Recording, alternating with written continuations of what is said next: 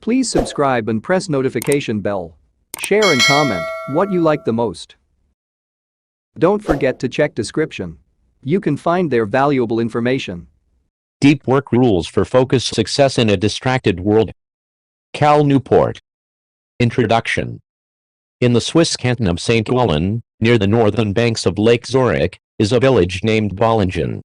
In 1922, the psychiatrist Carl Jung chose this spot to begin building a retreat. He began with a basic two-story stone house he called the Tower.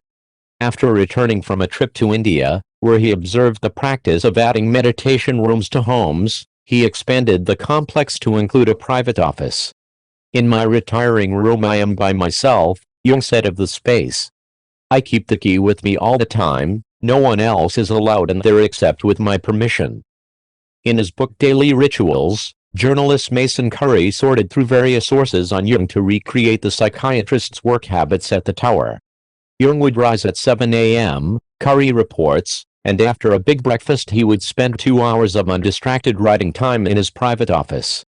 His afternoons would often consist of meditation or long walks in the surrounding countryside.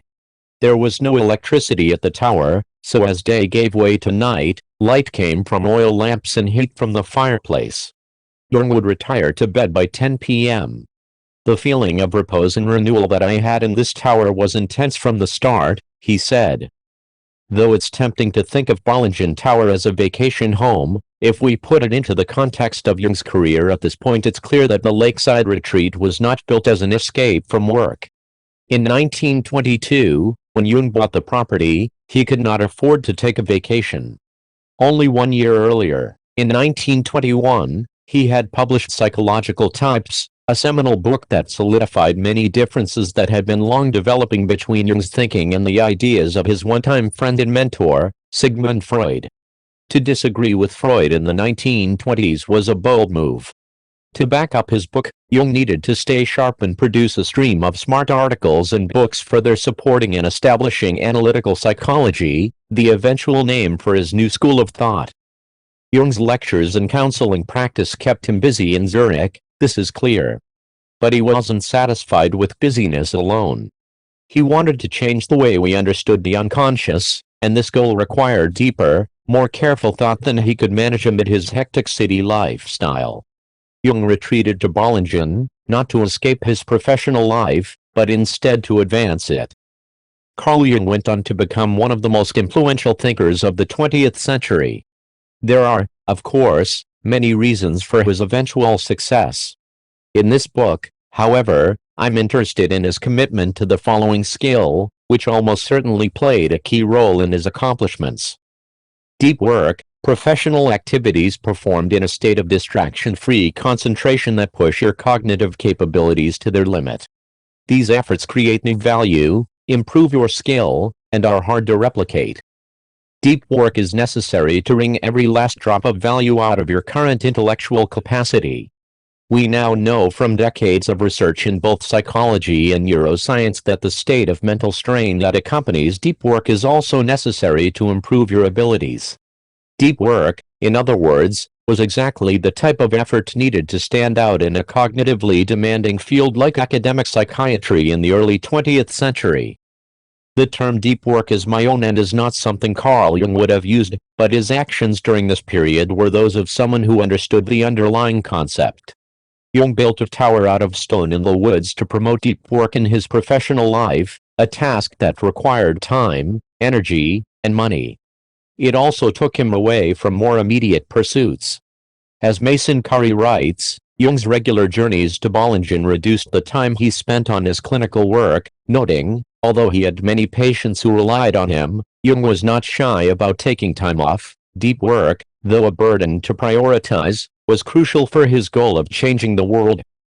Indeed, if you study the lives of other influential figures from both distant and recent history, you'll find that a commitment to deep work is a common theme. The 16th century essayist Michel de Montaigne, for example, prefigured Jung by working in a private library he built in the southern tower guarding the stone walls of his French chateau, while Mark Twain wrote much of the adventures of Tom Sawyer in a shed on the property of the Quarry Farm in New York, where he was spending the summer. Twain's study was so isolated from the main house that his family took to blowing a horn to attract his attention for meals. Moving forward in history, consider the screenwriter and director Woody Allen.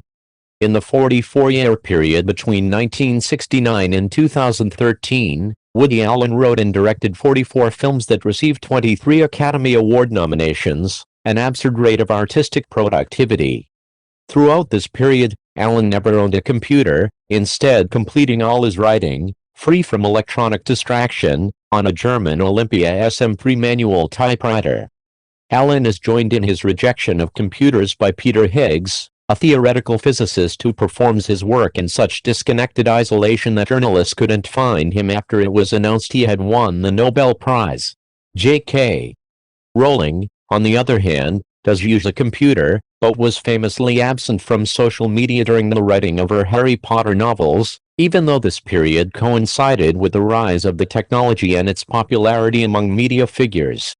Rowling's staff finally started a Twitter account in her name in the fall of 2009, as she was working on The Casual Vacancy, and for the first year and a half her only tweet read, "This is the real me, but you won't be hearing from me often, I am afraid, as pen and paper is my priority at the moment."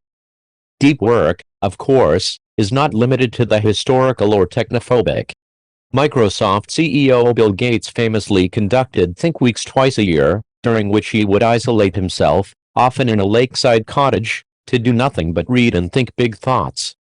It was during a 1995 Think Week that Gates wrote his famous Internet tidal wave memo that turned Microsoft's attention to an upstart company called Netscape Communications. And in an ironic twist, Neil Stephenson, the acclaimed cyberpunk author who helped form our popular conception of the Internet age, is near impossible to reach electronically. His website offers no email address and features an essay about why he is purposefully bad at using social media. Here's how he once explained the omission: "If I organize my life in such a way that I get lots of long, consecutive, uninterrupted time chunks, I can write novels. If I instead get interrupted a lot, what replaces it? Instead of a novel that will be around for a long time, there is a bunch of email messages that I have sent out to individual persons." The ubiquity of deep work among influential individuals is important to emphasize because it stands in sharp contrast to the behavior of most modern knowledge workers, a group that's rapidly forgetting the value of going deep. The reason knowledge workers are losing their familiarity with deep work is well established: network tools. This is a broad category that captures communication services like email and SMS, social media networks like Twitter and Facebook, and the shiny tangle of infotainment sites like BuzzFeed and Reddit. In aggregate, the rise of these tools, combined with ubiquitous access to them through smartphones and networked office computers, has fragmented most knowledge workers' attention into slivers. A 2012 McKinsey study found that the average knowledge worker now spends more than 60% of the work week engaged in electronic communication and internet searching, with close to 30% of the workers' time dedicated to reading and answering email alone. This state of fragmented attention cannot accommodate deep work, which requires long periods of uninterrupted thinking. At the same time, however, modern knowledge workers are not loafing. In fact, they report that they are as busy as ever. What explains the discrepancy? A lot can be explained by another type of effort, which provides a counterpart to the idea of deep work. Shallow work, non-cognitively demanding, logistical-style tasks, often performed while distracted. These efforts tend to not create much new value in the world and are easy to replicate. In an age of network tools, in other words, knowledge workers increasingly replace deep work with the shallow alternative, constantly sending and receiving email messages like human network routers, with frequent breaks for quick hits of distraction. Larger efforts that would be well served by deep thinking, such as forming a new business strategy or writing an important grant application, get fragmented into distracted dashes that produce muted quality. To make matters worse for depth, there is increasing evidence that this shift toward the shallow is not a choice that can be easily reversed. Spend enough time in a state of frenetic shallowness and you permanently reduce your capacity to perform deep work. What the net seems to be doing is chipping away my capacity for concentration and contemplation, admitted journalist Nicholas Carr in an oft-cited 2008 Atlantic article. And I'm not the only one. Carr expanded this argument into a book, The Shallows, which became a finalist for the Pulitzer Prize. To write The Shallows, appropriately enough, Carr had to move to a cabin and forcibly disconnect. The idea that network tools are pushing our work from the deep toward the shallow is not new. The Shallows was just the first in a series of recent books to examine the Internet's effect on our brains and work habits. These subsequent titles include William Powers's Hamlet's Blackberry, John Freeman's The Tyranny of Email, and Alex Suchinkinpeng's The Distraction Addiction, all of which agree, more or less, that network tools are distracting us from work that requires unbroken concentration, while simultaneously degrading our capacity to remain focused. Given this existing body of evidence, I will not spend more time in this book trying to establish this point. We can, I hope, stipulate that network tools negatively impact deep work. I'll also sidestep any grand arguments about the long-term societal consequence of this shift, as such arguments tend to open impassable rifts. On one side of the debate are techno-skeptics like Jaron Lanier and John Freeman, who suspect that many of these tools, at least in their current state, damage society, while on the other side techno-optimists like Clive Thompson argue that they're changing society, for sure, but in ways that'll make us better off. Google, for example, might reduce our memory, but we no longer need good memories, as in the moment we can now search for anything we need to know. I have no stance in this philosophical debate. My interest in this matter instead veers toward a thesis of much more pragmatic and individualized interest. Our work culture's shift toward the shallow, whether you think it's philosophically good or bad, is exposing a massive economic and personal opportunity for the few who recognize the potential of resisting this trend in prioritizing depth, an opportunity that, not too long ago, was leveraged by a bored young consultant from Virginia named Jason Ben. There are many ways to discover that you're not valuable in our economy.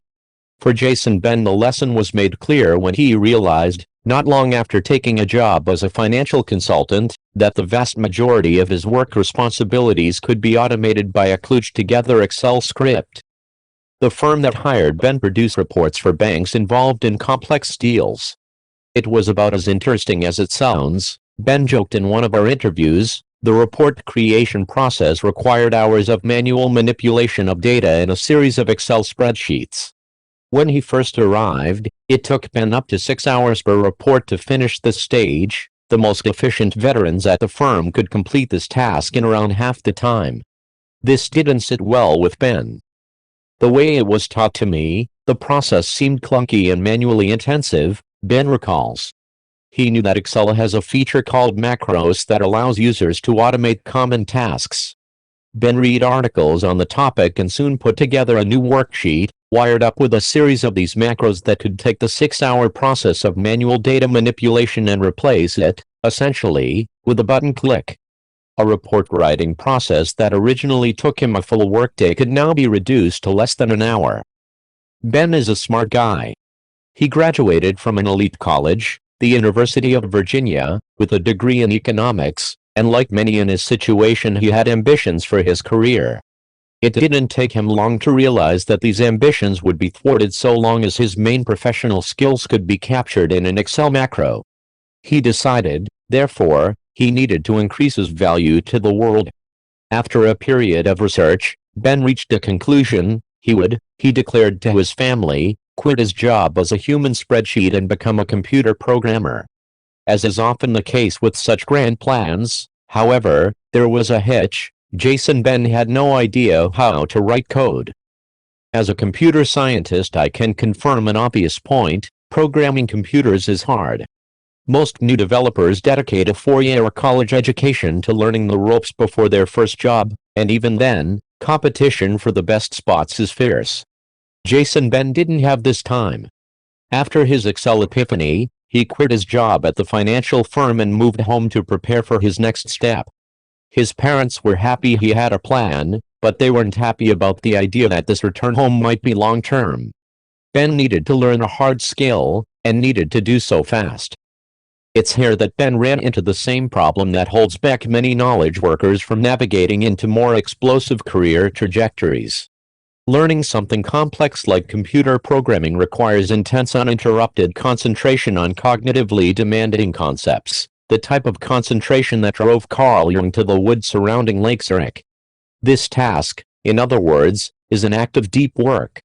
Most knowledge workers, however, as I argued earlier in this introduction, have lost their ability to perform deep work. Ben was no exception to this trend.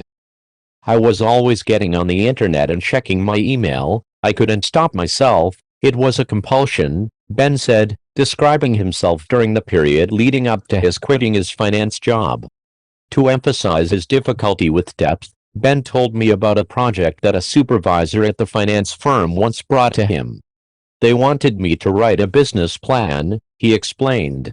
Ben didn't know how to write a business plan, so he decided he would find and read 5 different existing plans, comparing and contrasting them to understand what was needed.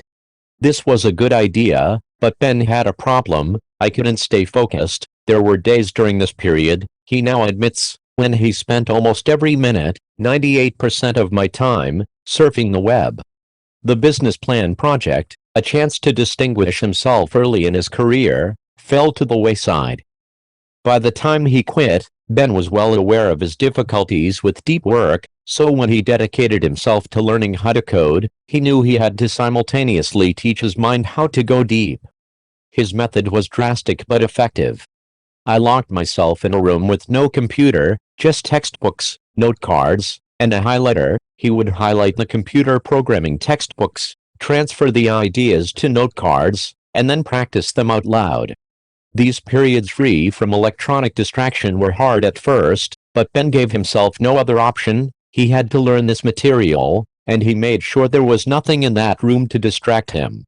Over time, however, he got better at concentrating, eventually getting to a point where he was regularly clocking 5 or more disconnected hours per day in the room, focused without distraction on learning this hard new skill. I probably read something like 18 books on the topic by the time I was done, he recalls. After 2 months locked away studying, Ben attended the notoriously difficult boot camp, a 100-hour-a-week crash course in web application programming. While researching the program, Ben found a student with a PhD from Princeton who had described it as the hardest thing I've ever done in my life. Given both his preparation and his newly honed ability for deep work, Ben excelled. Some people show up not prepared, he said. They can't focus.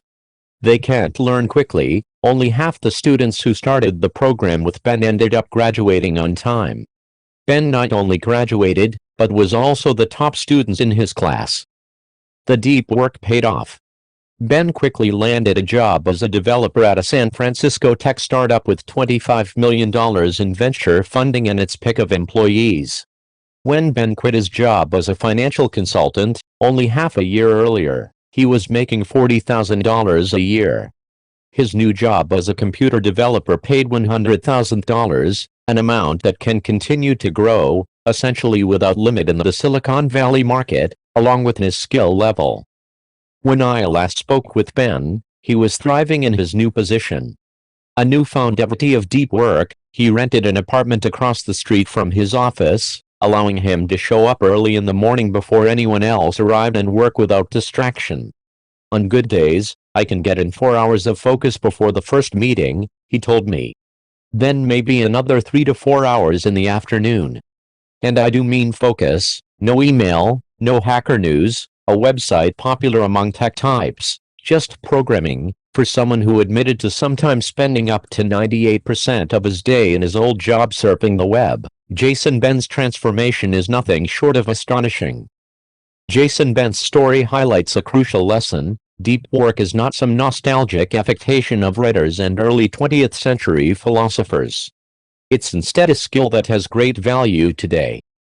There are 2 reasons for this value. The first has to do with learning. We have an information economy that's dependent on complex systems that change rapidly. Some of the computer languages Ben learned, for example, didn't exist 10 years ago and will likely be outdated 10 years from now. Similarly, Someone coming up in the field of marketing in the 1990s probably had no idea that today they need to master digital analytics. To remain valuable in our economy, therefore, you must master the art of quickly learning complicated things. This task requires deep work. If you don't cultivate this ability, you're likely to fall behind as technology advances. The second reason that deep work is valuable is because the impacts of the digital network revolution cut both ways. If you can create something useful, its reachable audience, for example, employers or customers, is essentially limitless, which greatly magnifies your reward. On the other hand, if what you're producing is mediocre, then you're in trouble, as it's too easy for your audience to find a better alternative online. Whether you're a computer programmer, writer, marketer, consultant, or entrepreneur, your situation has become similar to Jung trying to outwit Freud, or Jason Ben trying to hold his own in a hot startup. To succeed, you have to produce the absolute best stuff you're capable of producing, a task that requires depth. The growing necessity of deep work is new. In an industrial economy, there was a small skilled labor and professional class for which deep work was crucial, but most workers could do just fine without ever cultivating an ability to concentrate without distraction. They were paid to crank widgets, and not much about their job would change in the decades they kept it. But as we shift to an information economy, more and more of our population are knowledge workers, and deep work is becoming a key currency, even if most haven't yet recognized this reality. Deep work is not, in other words, an old-fashioned skill falling into irrelevance. It's instead a crucial ability for anyone looking to move ahead in a globally competitive information economy that tends to chew up and spit out those who aren't earning their keep. The real rewards are reserved not for those who are comfortable using Facebook, a shallow task, easily replicated, but instead for those who are comfortable building the innovative distributed systems that run the service, a decidedly deep task, hard to replicate. Deep work is so important that we might consider it, to use the phrasing of business writer Eric Barker, the superpower of the 21st century. We have now seen two strands of thought, one about the increasing scarcity of deep work and the other about its increasing value, which we can combine into the idea that provides the foundation for everything that follows in this book.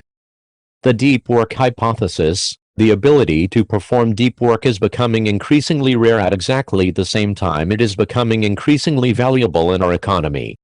As a consequence, the few who cultivate the skill, and then make it the core of their working life, will thrive.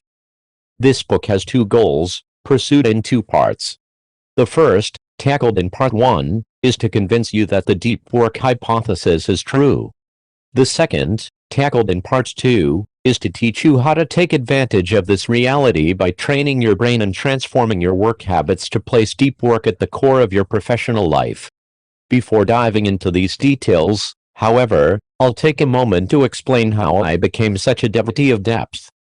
I've spent the past decade cultivating my own ability to concentrate on hard things.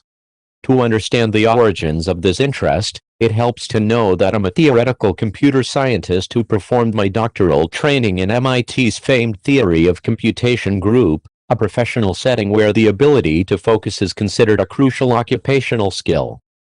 During these years, I shared a graduate student's office down the hall from a MacArthur Genius Grant winner, a professor who was hired at MIT before he was old enough to legally drink.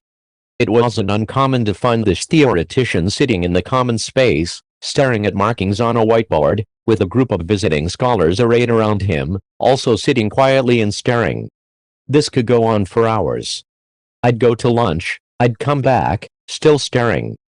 This particular professor is hard to reach. He's not on Twitter, and if he doesn't know you, he's unlikely to respond to your email. Last year he published 16 papers.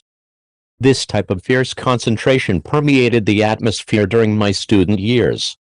Not surprisingly, I soon developed a similar commitment to depth. To the chagrin of both my friends and the various publicists I've worked with on my books, I've never had a Facebook or Twitter account, or any other social media presence outside of a blog. I don't web surf and get most of my news from my home-delivered Washington Post and NPR. I'm also generally hard to reach, My author website doesn't provide a personal email address, and I didn't own my first smartphone until 2012, when my pregnant wife gave me an ultimatum: you have to have a phone that works before our son is born. On the other hand, my commitment to depth has rewarded me. In the 10-year period following my college graduation, I published 4 books, earned a PhD, wrote peer-reviewed academic papers at a high rate, and was hired as a tenure-track professor at Georgetown University. I maintained this voluminous production while rarely working past 5 or 6 p.m. during the work week.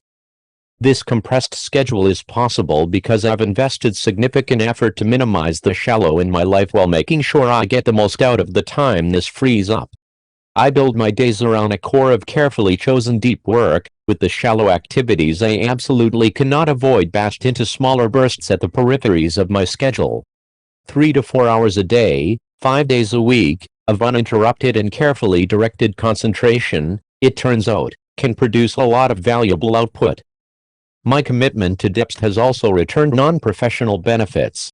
For the most part, I don't touch a computer between the time when I get home from work and the next morning when the new workday begins, the main exception being blog posts, which I like to write after my kids go to bed.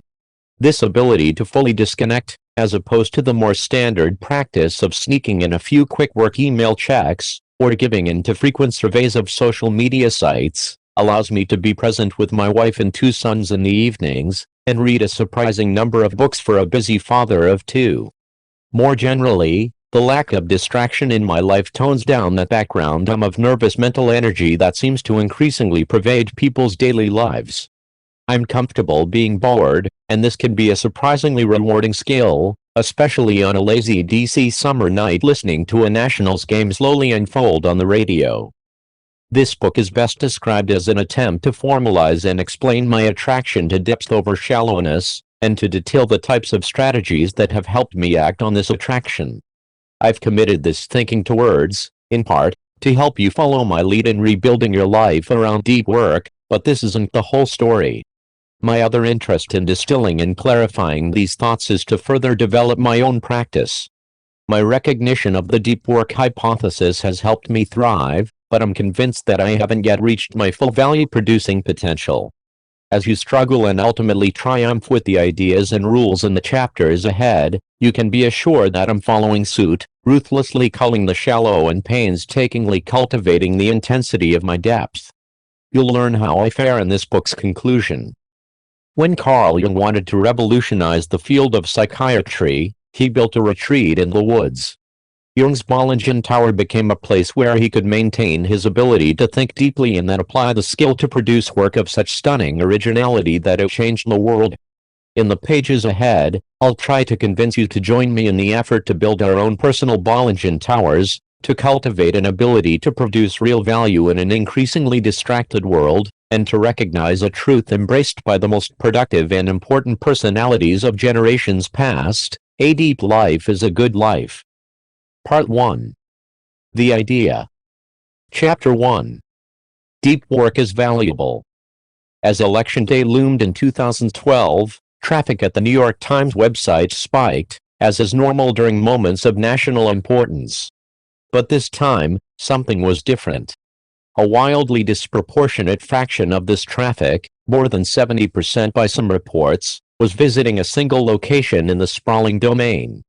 It wasn't a front-page breaking news story, and it wasn't commentary from one of the paper's Pulitzer Prize-winning columnists. It was instead a blog run by a baseball stats geek turned election forecaster named Nate Silver.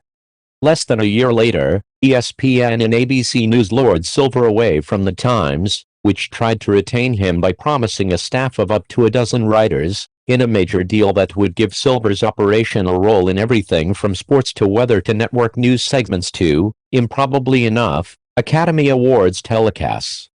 Though there is debate about the methodological rigor of Silver's hand-tuned models, there are few who deny that in 2012 this 35-year-old data whiz was a winner in our economy. Another winner is David E. Nemir Hansen, a computer programming star who created the Ruby on Rails website development framework, which currently provides the foundation for some of the web's most popular destinations, including Twitter and Hulu.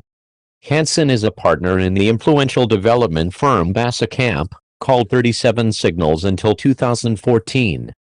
Hansen doesn't talk publicly about the magnitude of his profit share from Basecamp or his other revenue sources, but we can assume they're lucrative given that Hansen splits his time between Chicago, Malibu, and Marbella, Spain, where he dabbles in high-performance race car driving.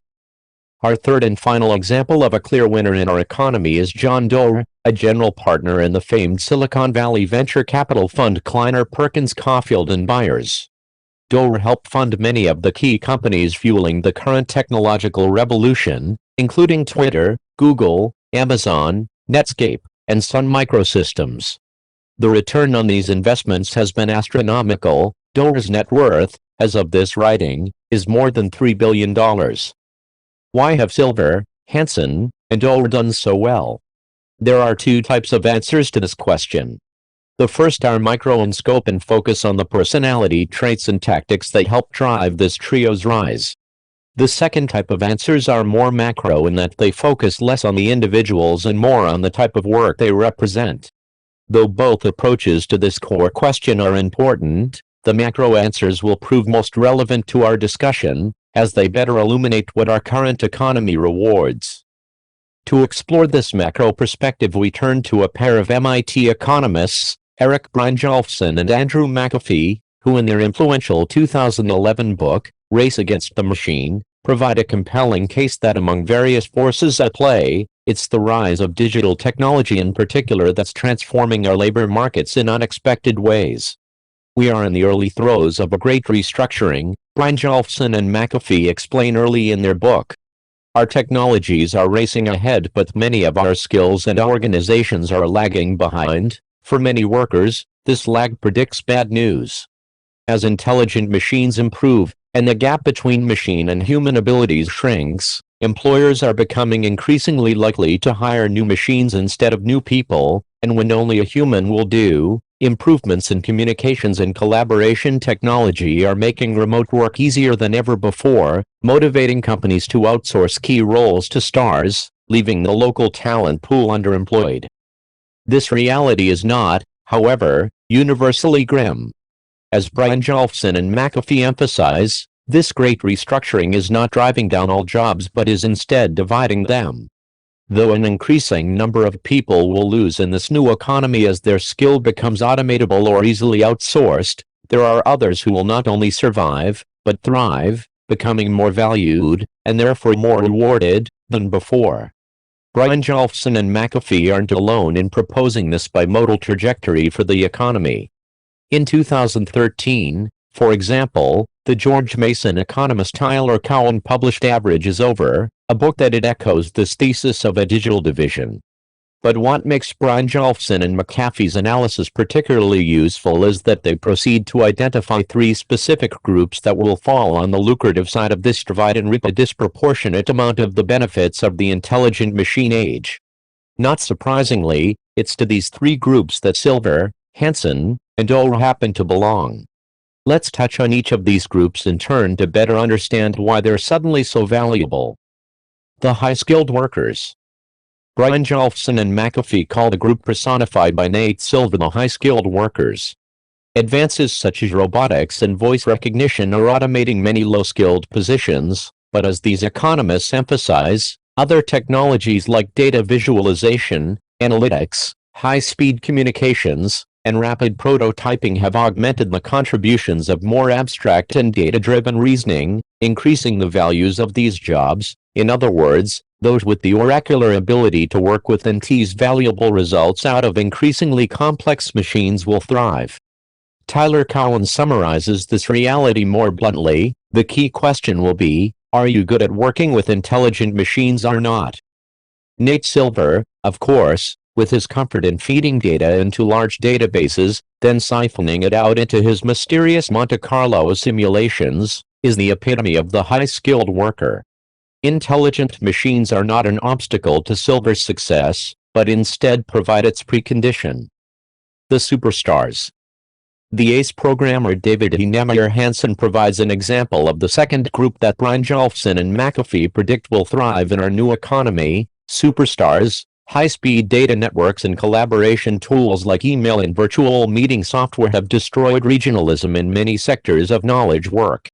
It no longer makes sense, for example, to hire a full-time programmer, put aside office space, and pay benefits, when you can instead pay one of the world's best programmers, like Hansen, for just enough time to complete the project at hand.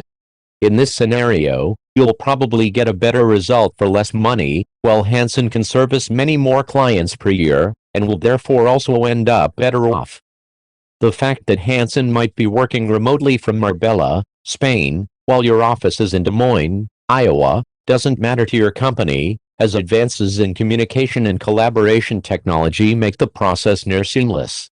This reality does matter, however, to the less skilled local programmers living in Des Moines and in need of a steady paycheck. This same trend holds for the growing number of fields where technology makes productive remote work possible: consulting, marketing, writing, design, and so on.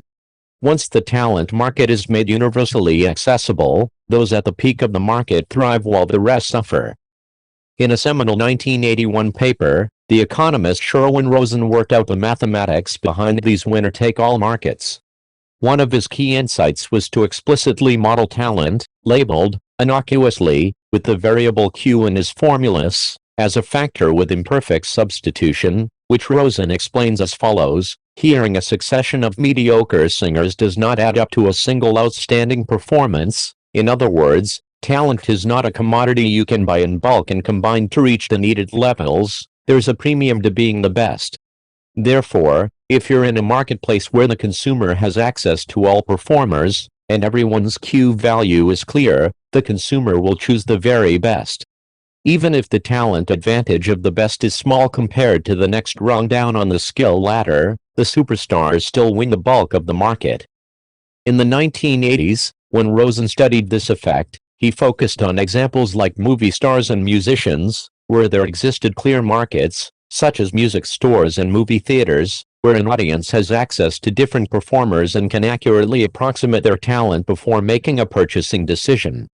The rapid rise of communication and collaboration technologies has transformed many other formerly local markets into a similarly universal bazaar.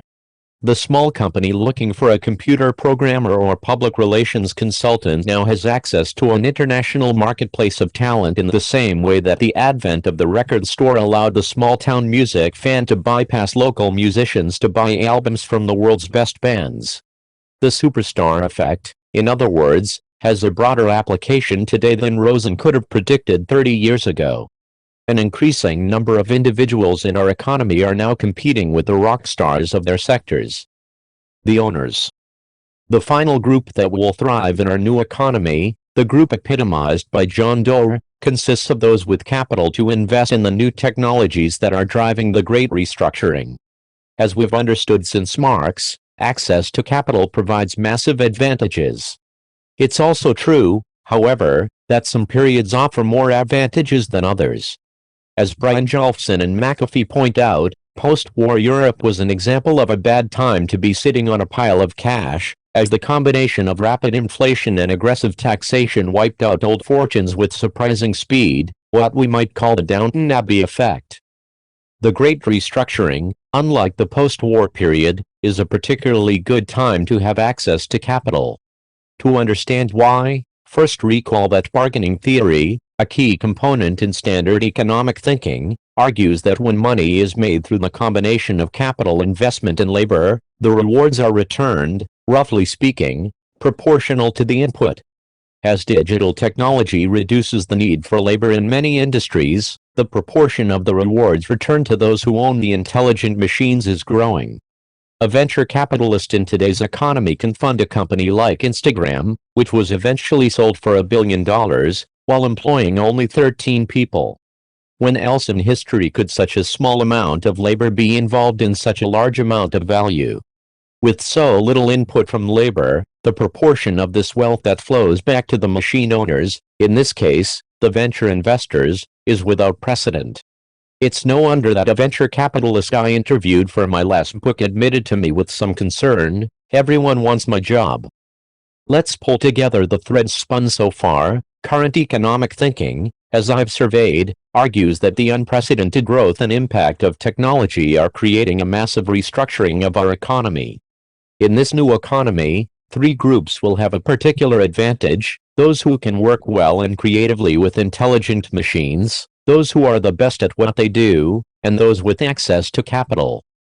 To be clear, this great restructuring identified by economists like Brian Jolfson, McAfee, and Cowan is not the only economic trend of importance at the moment, and the three groups mentioned previously are not the only groups who will do well, but what's important for this book's argument is that these trends, even if not alone, are important, and these groups, even if they are not the only such groups, will thrive.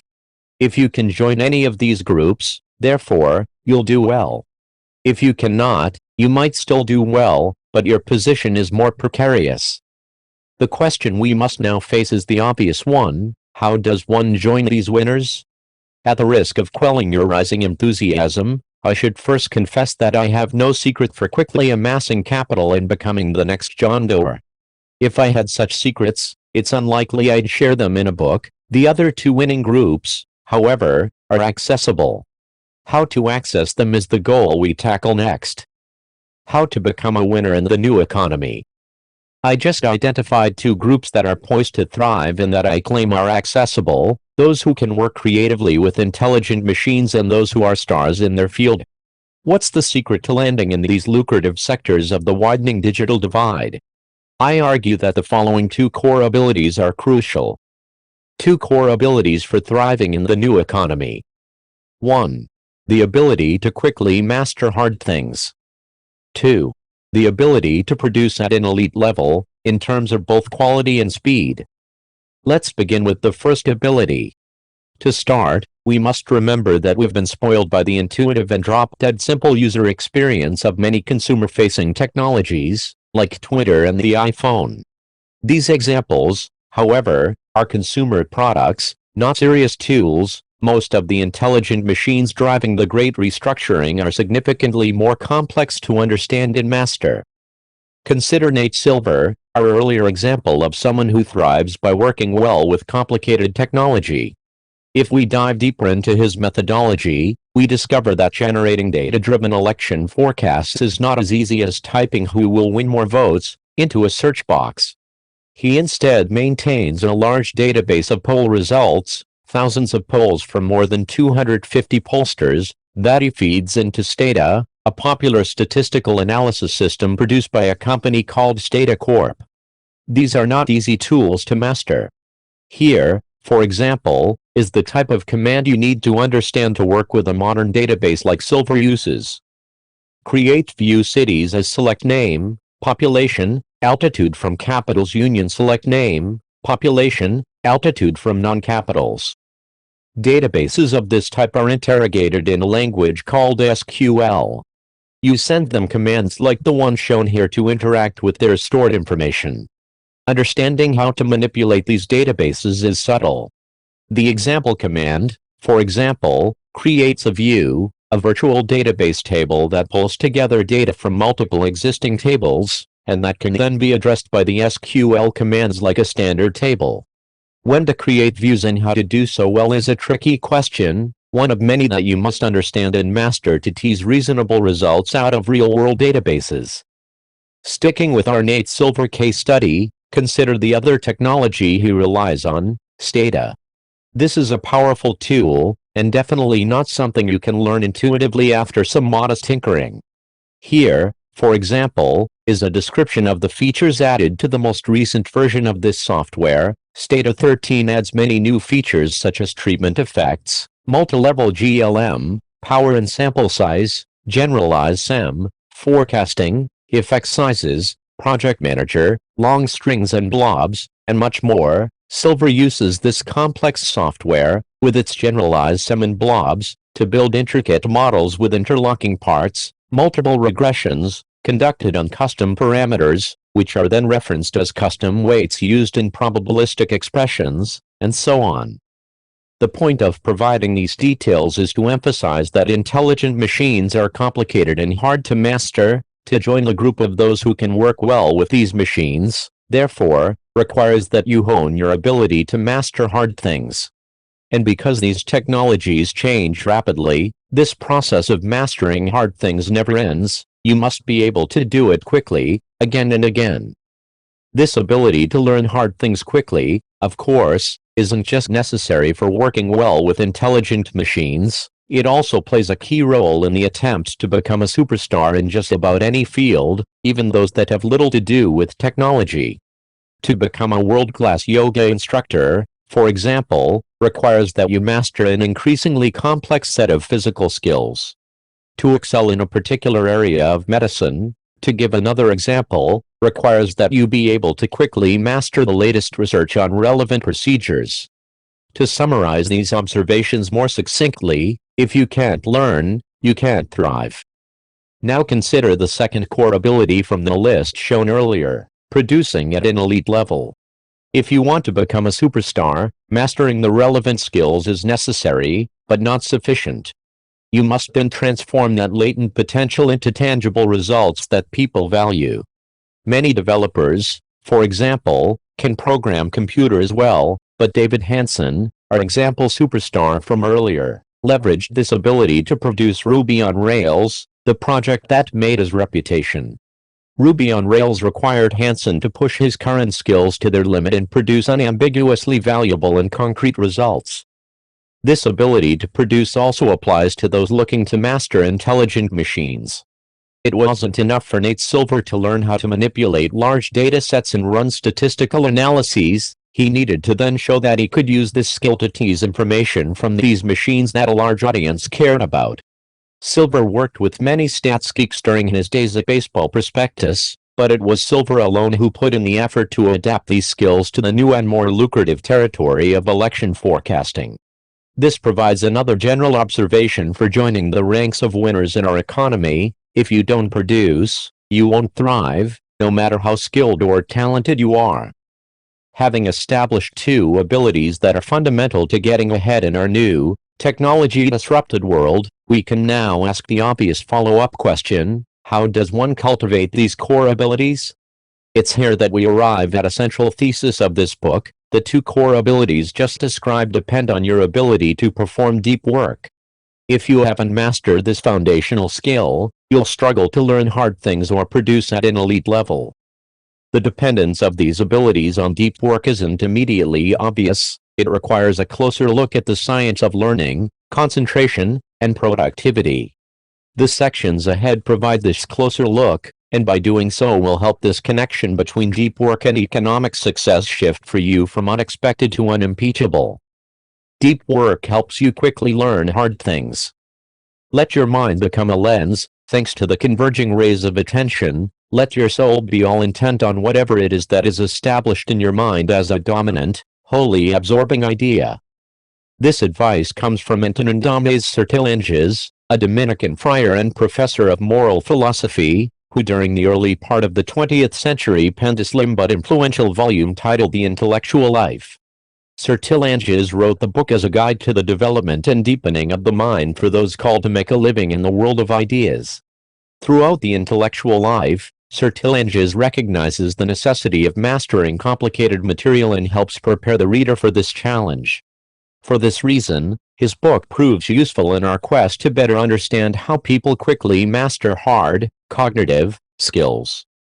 To understand Sertilanges' advice, let's return to the quote from earlier. In these words, which are echoed in many forms in The Intellectual Life, Sertilanges argues that to advance your understanding of your field you must tackle the relevant topics systematically, allowing your converging rays of attention to uncover the truth latent in each. In other words, he teaches, to learn requires intense concentration. This idea turns out to be ahead of its time. In reflecting on the life of the mind in the 1920s, Sertilanges uncovered a fact about mastering cognitively demanding tasks that would take academia another 7 decades to formalize.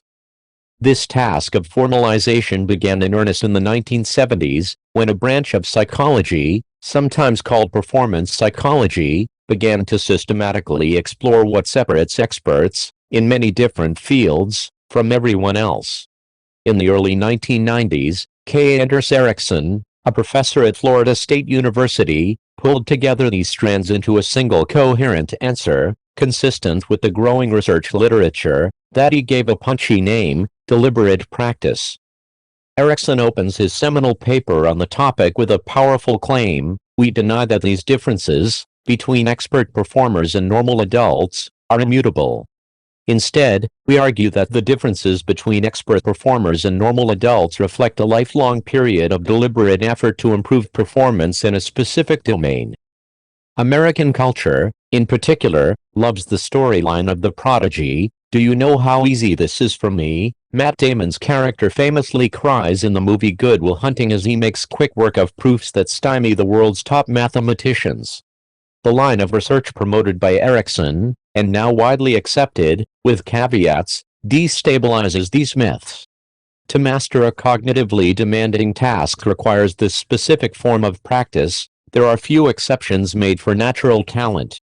On this point too, Sir Tillinges seems to have been ahead of his time, arguing in The Intellectual Life, men of genius themselves were great only by bringing all their power to bear on the point on which they had decided to show their full measure. Erikson couldn't have said it better. This brings us to the question of what deliberate practice actually requires. Its core components are usually identified as follows. 1. Your attention is focused tightly on a specific skill you're trying to improve or an idea you're trying to master. 2. You receive feedback so you can correct your approach to keep your attention exactly where it's most productive.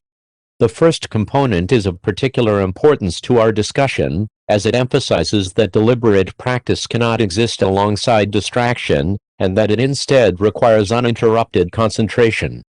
As Erikson emphasizes, diffused attention is almost antithetical to the focused attention required by deliberate practice, emphasis mine.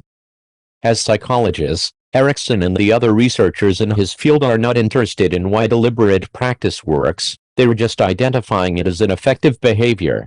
In the intervening decades since Erikson's first major papers on the topic, however, neuroscientists have been exploring the physical mechanisms that drive people's improvements on hard tasks.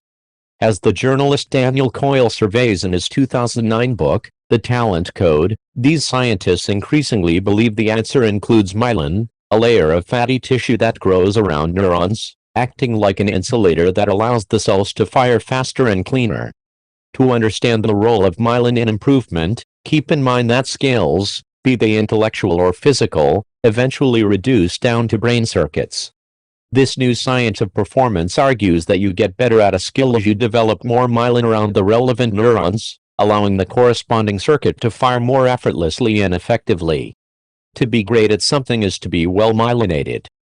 This understanding is important because it provides a neurological foundation for why deliberate practice works. By focusing intensely on a specific skill, you're forcing the specific relevant circuit to fire, again and again, in isolation. This repetitive use of a specific circuit triggers cells called oligodendrocytes to begin wrapping layers of myelin around the neurons in the circuits, effectively cementing the skill. The reason, therefore, why it's important to focus intensely on the task at hand while avoiding distraction is because this is the only way to isolate the relevant neural circuit enough to trigger useful myelination. By contrast, if you're trying to learn a complex new skill, say, SQL database management, in a state of low concentration, perhaps you also have your Facebook feed open, you're firing too many circuits simultaneously and haphazardly to isolate the group of neurons you actually want to strengthen. In the century that has passed since Antonin Dames Sir Tillinges first wrote about using the mind like a lens to focus rays of attention, we have advanced from this elevated metaphor to a decidedly less poetic explanation expressed in terms of oligodendrocyte cells. But this sequence of thinking about thinking points to an inescapable conclusion: to learn hard things quickly, you must focus intensely without distraction. To learn, in other words, is an act of deep work. If you're comfortable going deep, you'll be comfortable mastering the increasingly complex systems and skills needed to thrive in our economy. If you instead remain one of the many for whom depth is uncomfortable and distraction ubiquitous, you shouldn't expect these systems and skills to come easily to you. Deep work helps you produce at an elite level. Adam Grant produces at an elite level. When I met Grant in 2013, He was the youngest professor to be awarded tenure at the Wharton School of Business at Penn. A year later, when I started writing this chapter, and was just beginning to think about my own tenure process, the claim was updated: he's now the youngest full professor at Wharton. The reason Grant advanced so quickly in his corner of academia is simple: he produces. In 2012, Grant published 7 articles, all of them in major journals. This is an absurdly high rate for his field, in which professors tend to work alone or in small professional collaborations and do not have large teams of students and postdocs to support their research. In 2013, this count fell to 5. This is still absurdly high, but below his recent standards. He can be excused for this dip, however, because this same year he published a book titled Give and Take, which popularized some of his research on relationships in business. To say that this book was successful is an understatement. It ended up featured on the cover of the New York Times Magazine and went on to become a massive bestseller. When Grant was awarded full professorship in 2014, he had already written more than 60 peer-reviewed publications in addition to his best-selling book. Soon after meeting Grant, my own academic career on my mind, I couldn't help but ask him about his productivity. Fortunately for me, he was happy to share his thoughts on the subject. It turns out that Grant thinks a lot about the mechanics of producing at an elite level. He sent me, for example, a collection of PowerPoint slides from a workshop he attended with several other professors in his field. The event was focused on data-driven observations about how to produce academic work at an optimum rate. These slides included detailed pie charts of time allocation per season, a flowchart capturing relationship development with co-authors, and a suggested reading list with more than 20 titles. These business professors do not live the cliché of the absent-minded academic lost in books and occasionally stumbling on a big idea. They see productivity as a scientific problem to systematically solve, a goal Adam Grant seems to have achieved. Though Grant's productivity depends on many factors, there's one idea in particular that seems central to his method: the batching of hard but important intellectual work into long, uninterrupted stretches. Grant performs this batching at multiple levels. Within the year, he stacks his teaching into the fall semester, during which he can turn all of his attention to teaching well and being available to his students. This method seems to work, as Grant is currently the highest-rated teacher at Wharton and the winner of multiple teaching awards. By batching his teaching in the fall, Grant can then turn his attention fully to research in the spring and summer, and tackle this work with less distraction. Grant also batches his attention on a smaller time scale. Within a semester dedicated to research, he alternates between periods where his door is open to students and colleagues, and periods where he isolates himself to focus completely and without distraction on a single research task. He typically divides the writing of a scholarly paper into 3 discrete tasks: analyzing the data, writing a full draft, and editing the draft into something publishable. During these periods, which can last up to 3 or 4 days, he'll often put an out-of-office autoresponder on his email so correspondents will know not to expect a response. "It sometimes confuses my colleagues," he told me. "They say, 'You're not out of office, I see you in your office right now,' but to Grant, it's important to enforce strict isolation until he completes the task at hand." My guess is that Adam Grant doesn't work substantially more hours than the average professor at an elite research institution. Generally speaking, this is a group prone to workaholism, but he still manages to produce more than just about anyone else in his field. I argue that his approach to batching helps explain this paradox. In particular, by consolidating his work into intense and uninterrupted pulses, he's leveraging the following law of productivity. High-quality work produce equals time spent, x, intensity of focus. If you believe this formula, then Grant's habits make sense. By maximizing his intensity when he works, he maximizes the results he produces per unit of time spent working. This is not the first time I've encountered this formulaic conception of productivity. It first came to my attention when I was researching my second book, How to Become a Straight-A Student, many years earlier. During that research process, I interviewed around 50 ultra-high-scoring college undergraduates from some of the country's most competitive schools. Something I noticed in these interviews is that the very best students often studied less than the group of students right below them on the GPA rankings. One of the explanations for this phenomenon turned out to be the formula detailed earlier. The best students understood the role intensity plays in productivity and therefore went out of their way to maximize their concentration, radically reducing the time required to prepare for tests or write papers, without diminishing the quality of their results. The example of Adam Grant implies that this intensity formula applies beyond just undergraduate GPA and is also relevant to other cognitively demanding tasks. But why would this be? An interesting explanation comes from Sophie Leroy, a business professor at the University of Minnesota. In a 2009 paper, titled, intriguingly, "Why is it so hard to do my work?" Leroy introduced an effect she called attention residue.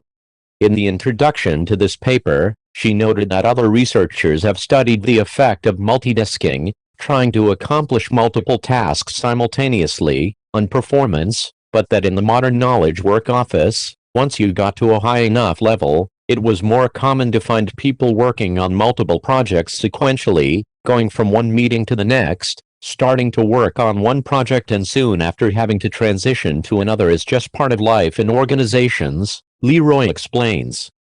The problem this research identifies with this work strategy is that when you switch from some task A to another task B, your attention doesn't immediately follow, a residue of your attention remains stuck thinking about the original task. This residue gets especially thick if your work on task A was unbounded and of low intensity before you switched, but even if you finish task A before moving on, your attention remains divided for a while. Leroy studied the effect of this attention residue on performance by forcing task switches in the laboratory. In one such experiment, for example, she started her subjects working on a set of word puzzles. In one of the trials, she would interrupt them and tell them that they needed to move on to a new and challenging task, in this case, reading resumes and making hypothetical hiring decisions. In other trials, she let the subjects finish the puzzles before giving them the next task. In between puzzling and hiring, she would deploy a quick lexical decision game to quantify the amount of residue left from the first task. The results from this and her similar experiments were clear. People experiencing attention residue after switching tasks are likely to demonstrate poor performance on that next task, and the more intense the residue, the worse the performance. The concept of attention residue helps explain why the intensity formula is true and therefore helps explain Grant's productivity. By working on a single hard task for a long time without switching, Grant minimizes the negative impact of attention residue from his other obligations, allowing him to maximize performance on this one task. When Grant is working for days in isolation on a paper, in other words, he's doing so at a higher level of effectiveness than the standard professor following a more distracted strategy in which the work is repeatedly interrupted by residue-slathering interruptions.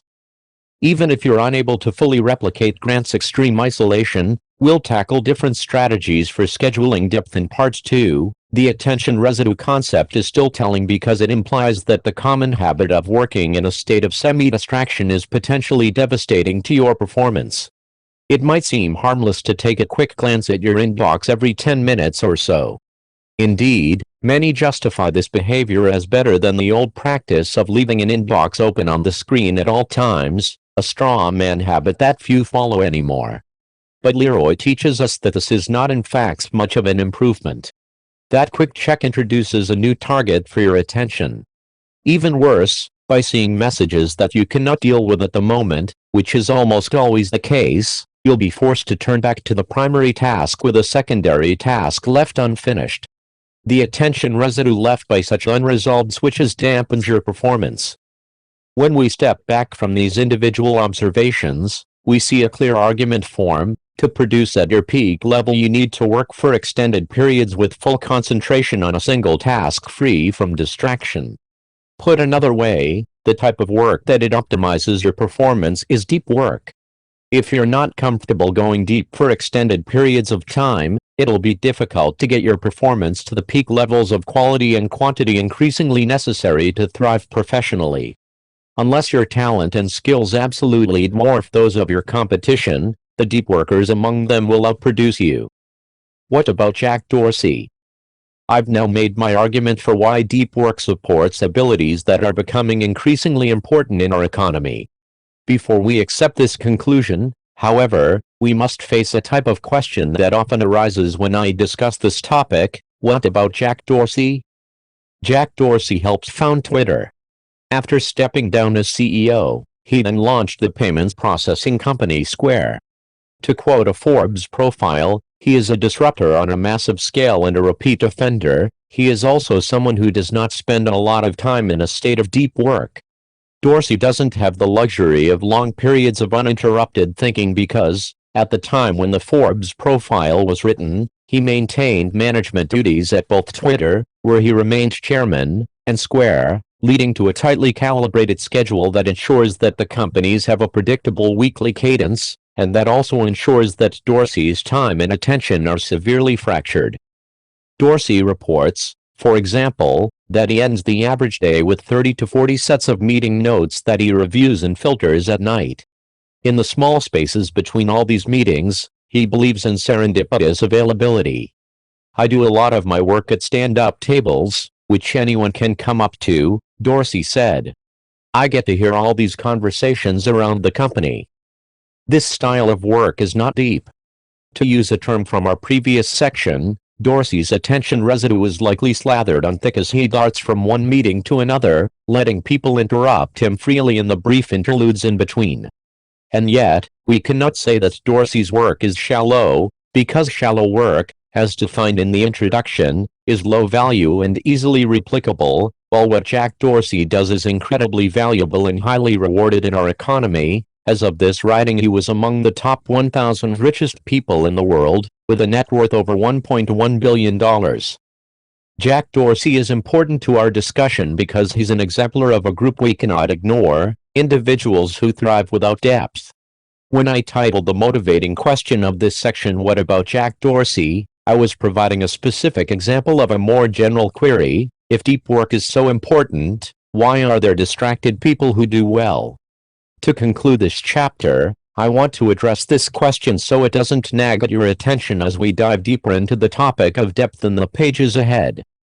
To start, we must first note that Jack Dorsey is a high-level executive of a large company, two companies, in fact.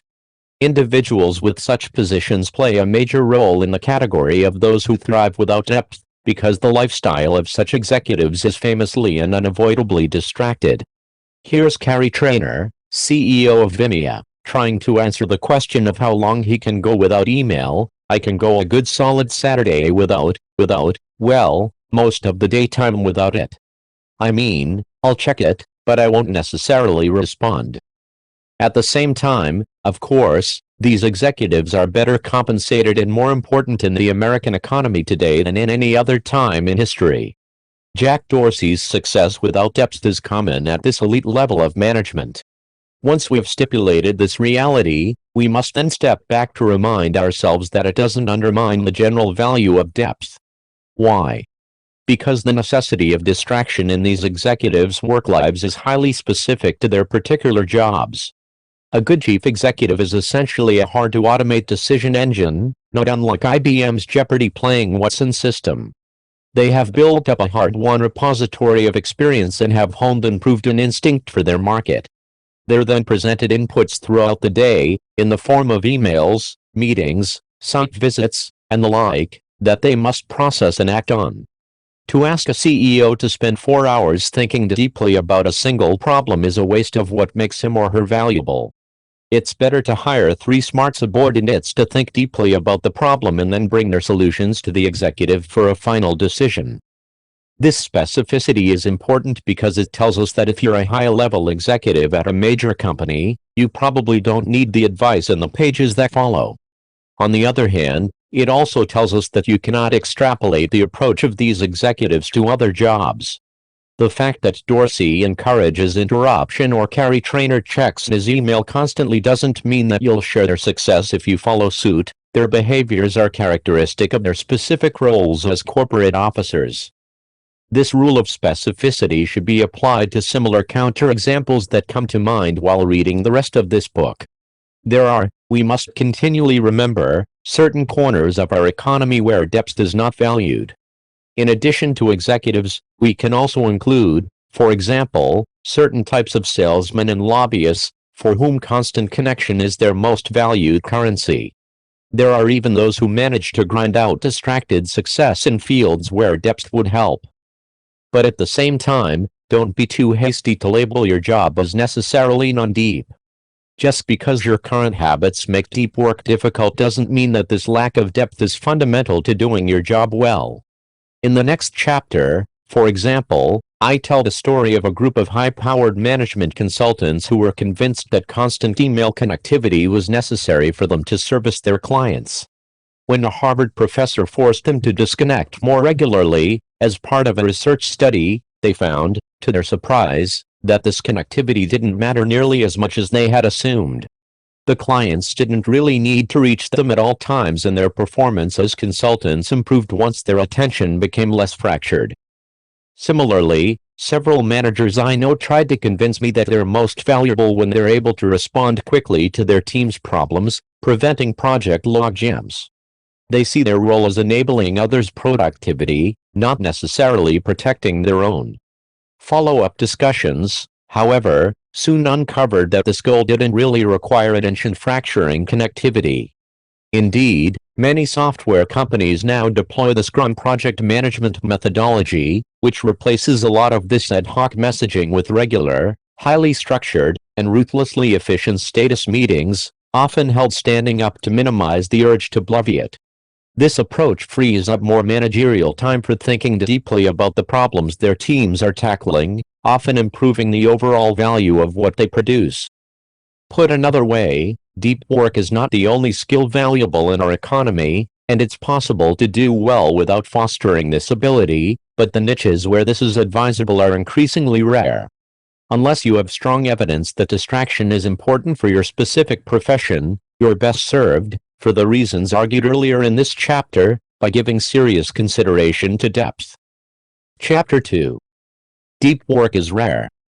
In 2012, Facebook unveiled the plans for a new headquarters designed by Frank Gehry.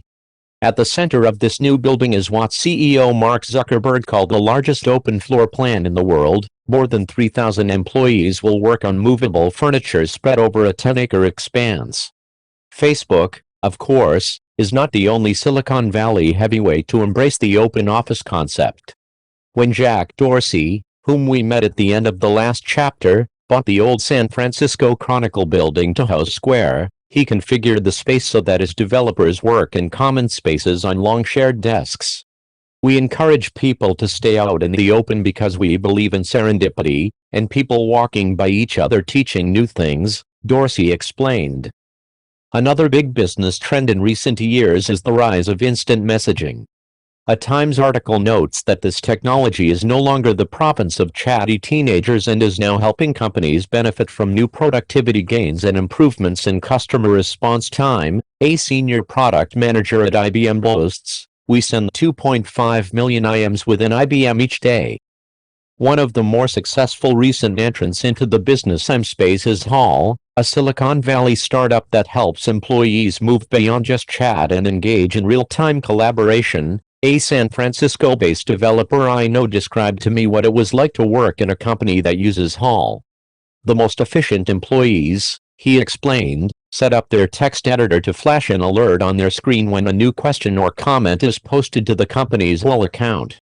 They can then, with a sequence of practice keystrokes, jump over to Hall, type in their thoughts, and then jump back to their coding with barely a pause. My friend seemed impressed when describing their speed. A third trend is the push for content producers of all types to maintain a social media presence. The New York Times, a bastion of old-world media values, now encourages its employees to tweet, a hint taken by the more than 800 writers, editors, and photographers for the paper who now maintain a Twitter account. This is not outlier behavior, it's instead the new normal. When the novelist Jonathan Franzen wrote a piece for The Guardian calling Twitter a coercive development in the literary world, he was widely ridiculed as out of touch.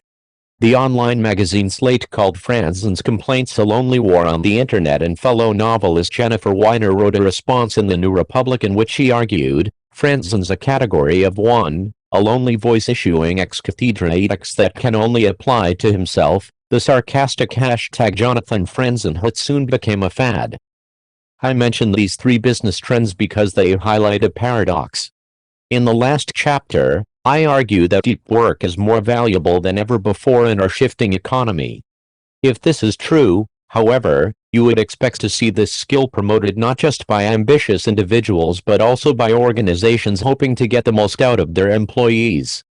As the examples provided emphasize, this is not happening. Many other ideas are being prioritized as more important than deep work in the business world, including, as we just encountered, serendipitous collaboration, rapid communication, and an active presence on social media. It's bad enough that so many trends are prioritized ahead of deep work, but to add insult to injury, many of these trends actively decrease one's ability to go deep. Open offices, for example, might create more opportunities for collaboration, but they do so at the cost of massive distraction, to quote the results of experiments conducted for a British TV special titled The Secret Life of Office Buildings. If you are just getting into some work and a phone goes off in the background, it ruins what you are concentrating on, said the neuroscientist who ran the experiments for the show. Even though you are not aware at the time, the brain responds to distractions. Similar issues apply to the rise of real-time messaging. Email inboxes, in theory, can distract you only when you choose to open them, whereas instant messenger systems are meant to be always active, magnifying the impact of interruption. Gloria Mark, a professor of informatics at the University of California, Irvine, is an expert on the science of attention fragmentation. In a well-cited study, Mark and her co-authors observed knowledge workers in real offices and found that an interruption, even if short, delays the total time required to complete a task by a significant fraction. This was reported by subjects as being very detrimental, she summarized with typical academic understatement. Forcing content producers onto social media also has negative effects on the ability to go deep. Serious journalists, for example, need to focus on doing serious journalism, diving into complicated sources, pulling out connective threads, crafting persuasive prose, so to ask them to interrupt this deep thinking throughout the day to participate in the frothy back and forth of online tittering seems irrelevant, and somewhat demeaning, at best, and devastatingly distracting at worst. The respected New Yorker staff writer George Packer captured this fear well in an essay about why he does not tweet. Twitter is crack for media addicts. It scares me, not because I'm morally superior to it, but because I don't think I could handle it. I'm afraid I'd end up letting my son go hungry. Tellingly, when he wrote that essay, Packer was busy writing his book The Unwinding, which came out soon after and promptly won the National Book Award, despite, or, perhaps, aided by, his lack of social media use. To summarize, big trends in business today actively decrease people's ability to perform deep work, even though the benefits promised by these trends, for example, increased serendipity, faster responses to requests, and more exposure, are arguably dwarfed by the benefits that flow from a commitment to deep work, for example, the ability to learn hard things fast and produce at an elite level. The goal of this chapter is to explain this paradox. The rareness of deep work, I'll argue, is not due to some fundamental weakness of the habit. When we look closer at why we embrace distraction in the workplace, we'll find the reasons are more arbitrary than we might expect, based on flawed thinking combined with the ambiguity and confusion that often define knowledge work. My objective is to convince you that although our current embrace of distraction is a real phenomenon, it's built on an unstable foundation and can be easily dismissed once you decide to cultivate a deep work ethic. The metric black hole. In the fall of 2012, Tom Cochran, the chief technology officer of Atlantic Media, became alarmed at how much time he seemed to spend on email. So like any good techie, he decided to quantify this unease.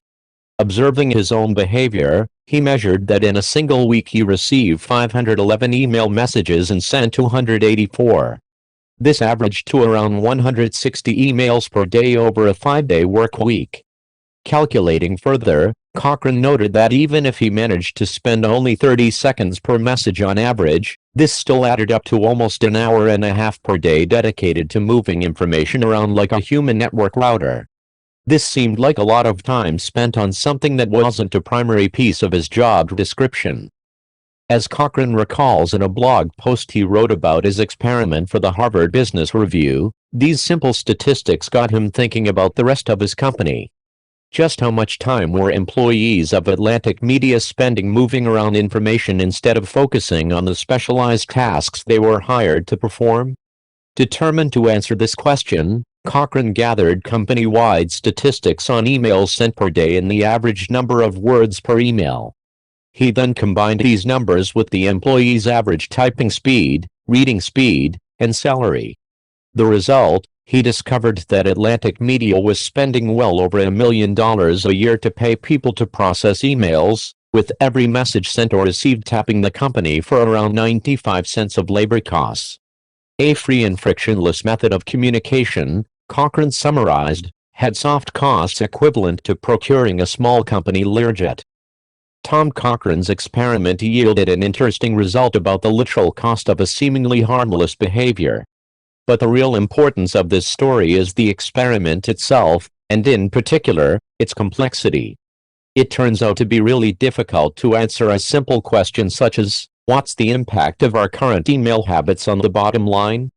Cochrane had to conduct a company-wide survey and gather statistics from the IT infrastructure. He also had to pull together salary data and information on typing and reading speed, and run the whole thing through a statistical model to spit out his final result. And even then, the outcome is fungible, as it's not able to separate out, for example, how much value was produced by this frequent, expensive email used to offset some of its cost. This example generalizes to most behaviors that potentially impede or improve deep work. Even though we abstractly accept that distraction has costs and depth has value, these impacts, as Tom Cochrane discovered, are difficult to measure.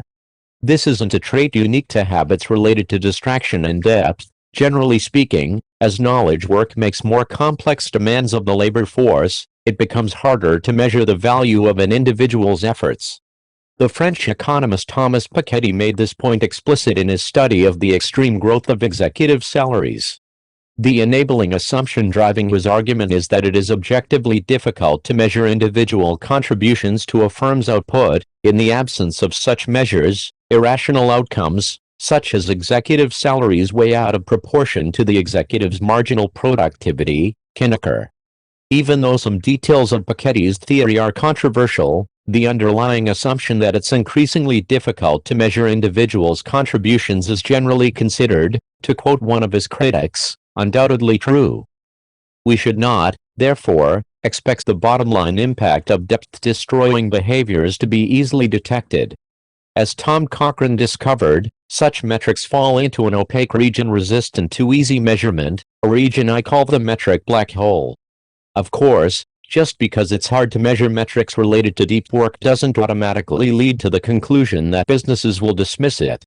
We have many examples of behaviors for which it's hard to measure their bottom-line impact but that nevertheless flourish in our business culture. Think, for example, of the 3 trends that opened this chapter, or the outsized executive salaries that puzzled Thomas Piketty. But without clear metrics to support it, any business behavior is vulnerable to unstable women-shifting forces, and in this volatile scrum deep work has fared particularly poorly. The reality of this metric black hole is the backdrop for the arguments that follow in this chapter. In these upcoming sections, I'll describe various mindsets and biases that have pushed business away from deep work and toward more distracting alternatives. None of these behaviors would survive long if it was clear that they were hurting the bottom line, but the metric black hole prevents this clarity and allows the shift toward distraction we increasingly encounter in the professional world. The principle of least resistance.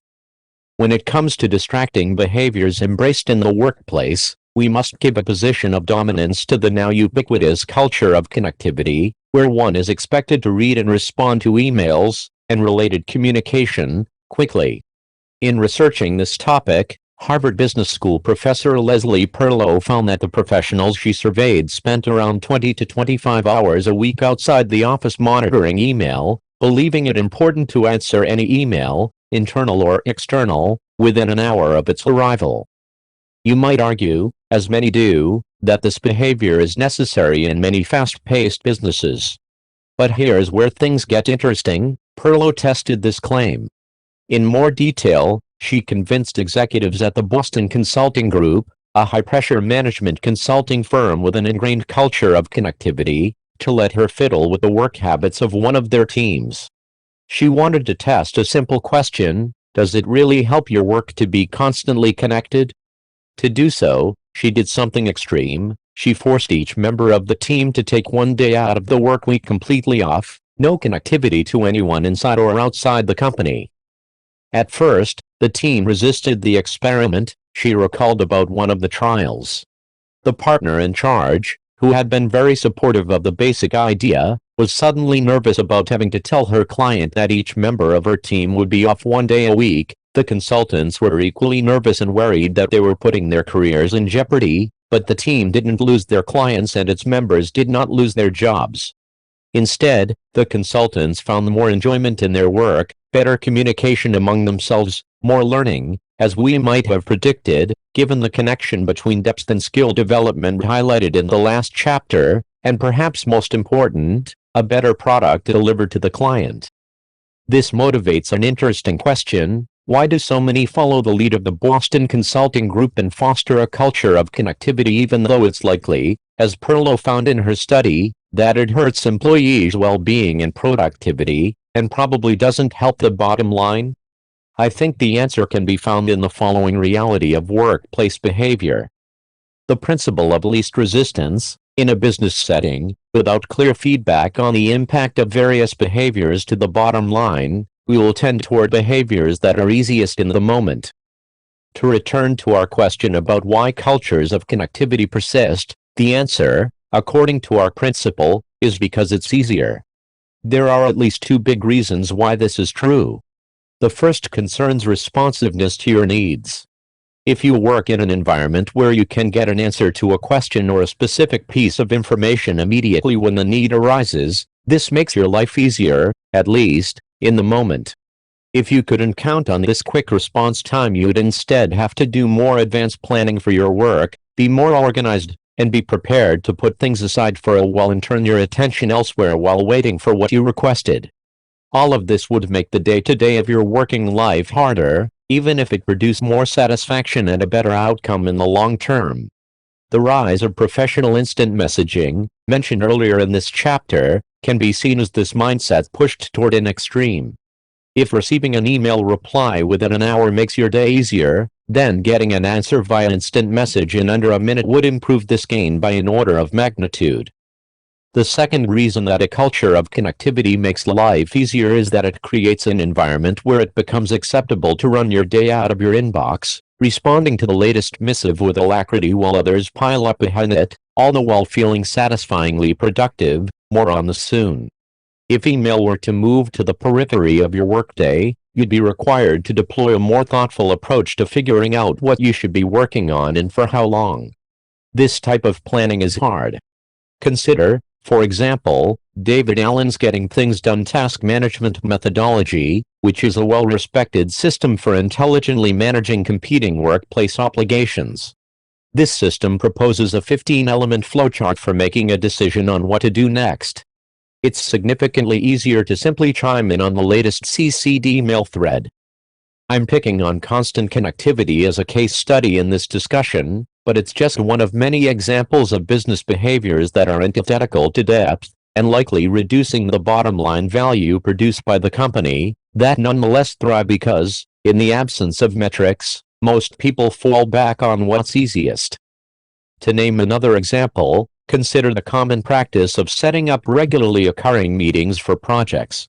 These meetings tend to pile up and fracture schedules to the point where sustained focus during the day becomes impossible. Why do they persist? They're easier.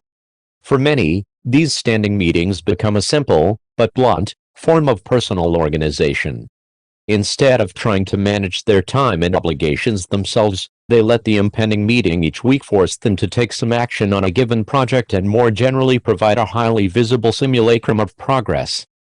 Also consider the frustratingly common practice of forwarding an email to one or more colleagues, labeled with a short open-ended interrogative, such as, "Thoughts?" These emails take the sender only a handful of seconds to write but can command many minutes, if not hours, in some cases, of time and attention from the recipients to work toward a coherent response. A little more care in crafting the message by the sender could reduce the overall time spent by all parties by a significant fraction.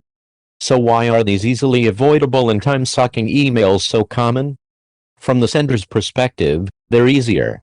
It's a way to clear something out of their inbox, at least, temporarily, with a minimum amount of energy invested.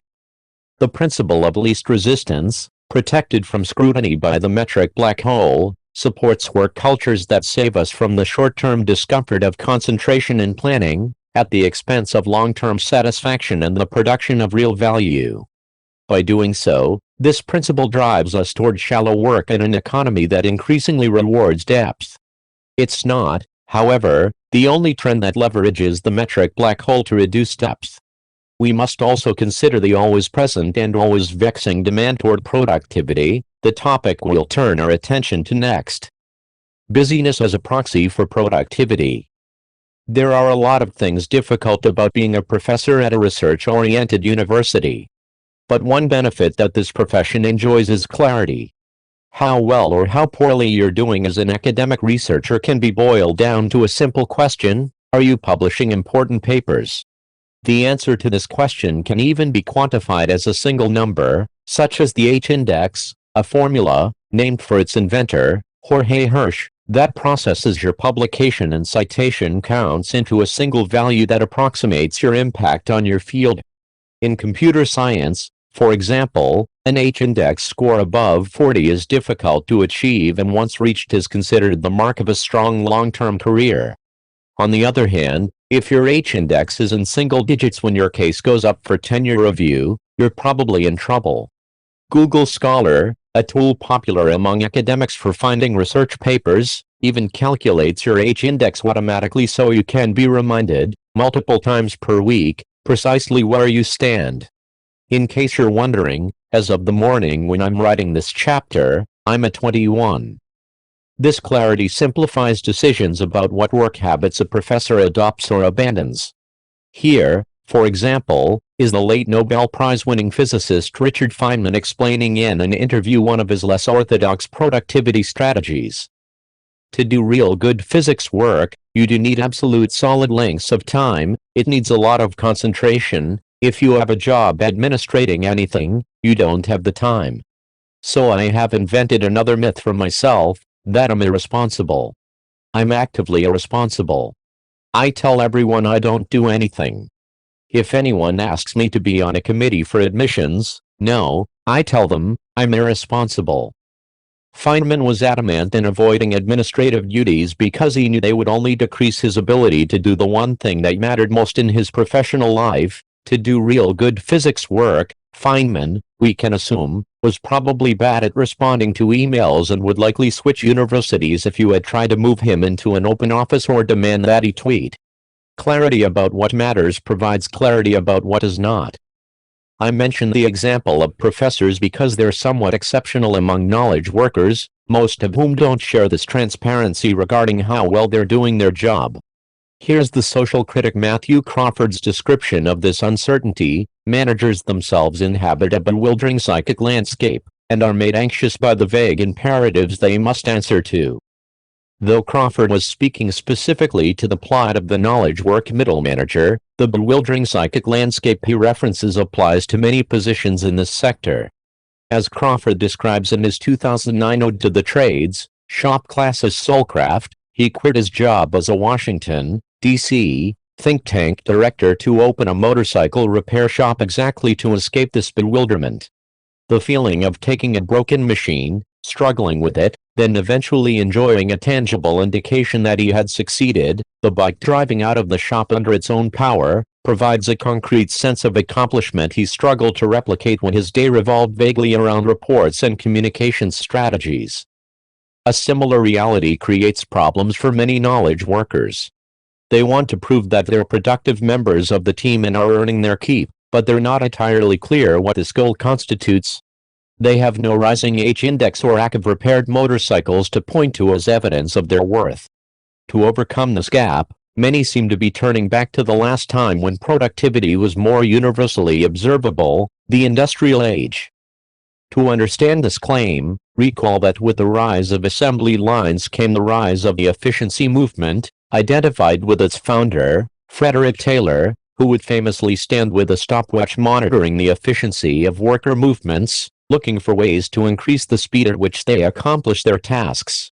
In Taylor's era, productivity was unambiguous, which it's created per unit of time. It seems that in today's business landscape, many knowledge workers, bereft of other ideas, are turning toward this old definition of productivity and trying to solidify their value in the otherwise bewildering landscape of their professional lives. David Allen, for example, even uses the specific phrase cranking widgets to describe the productive workflow. Knowledge workers, I'm arguing, are tending toward increasingly visible busyness because they lack a better way to demonstrate their value. Let's give this tendency a name. Busyness as proxy for productivity. In the absence of clear indicators of what it means to be productive and valuable in their jobs, many knowledge workers turn back toward an industrial indicator of productivity, doing lots of stuff in a visible manner. This mindset provides another explanation for the popularity of many depth-destroying behaviors. If you send and answer emails at all hours, if you schedule and attend meetings constantly, if you weigh in on instant message systems like Hall within seconds when someone poses a new question, or if you roam your open office bouncing ideas off all whom you encounter, all of these behaviors make you seem busy in a public manner. If you're using busyness as a proxy for productivity, then these behaviors can seem crucial for convincing yourself and others that you're doing your job well. This mindset is not necessarily irrational. For some, their jobs really do depend on such behavior.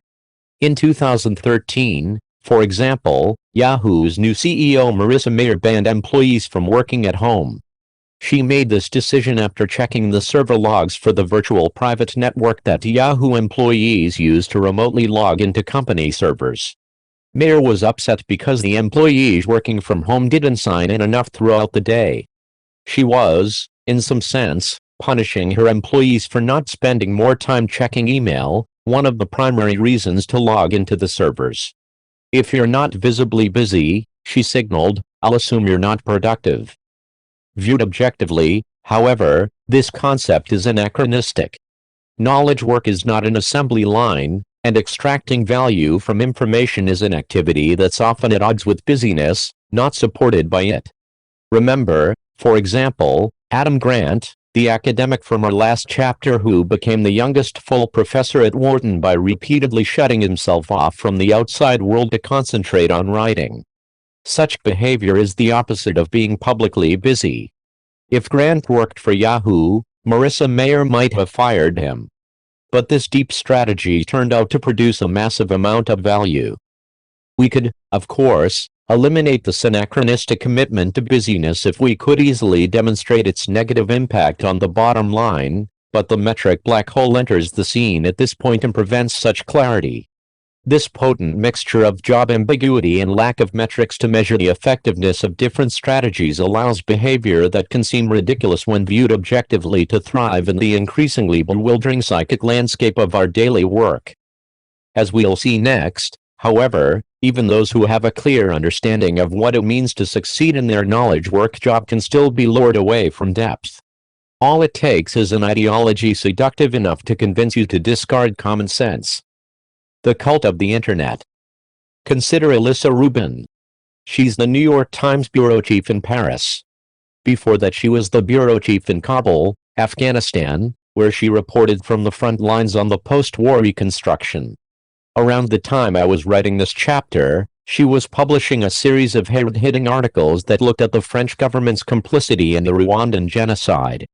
Rubin, in other words, is a serious journalist who is good at her craft.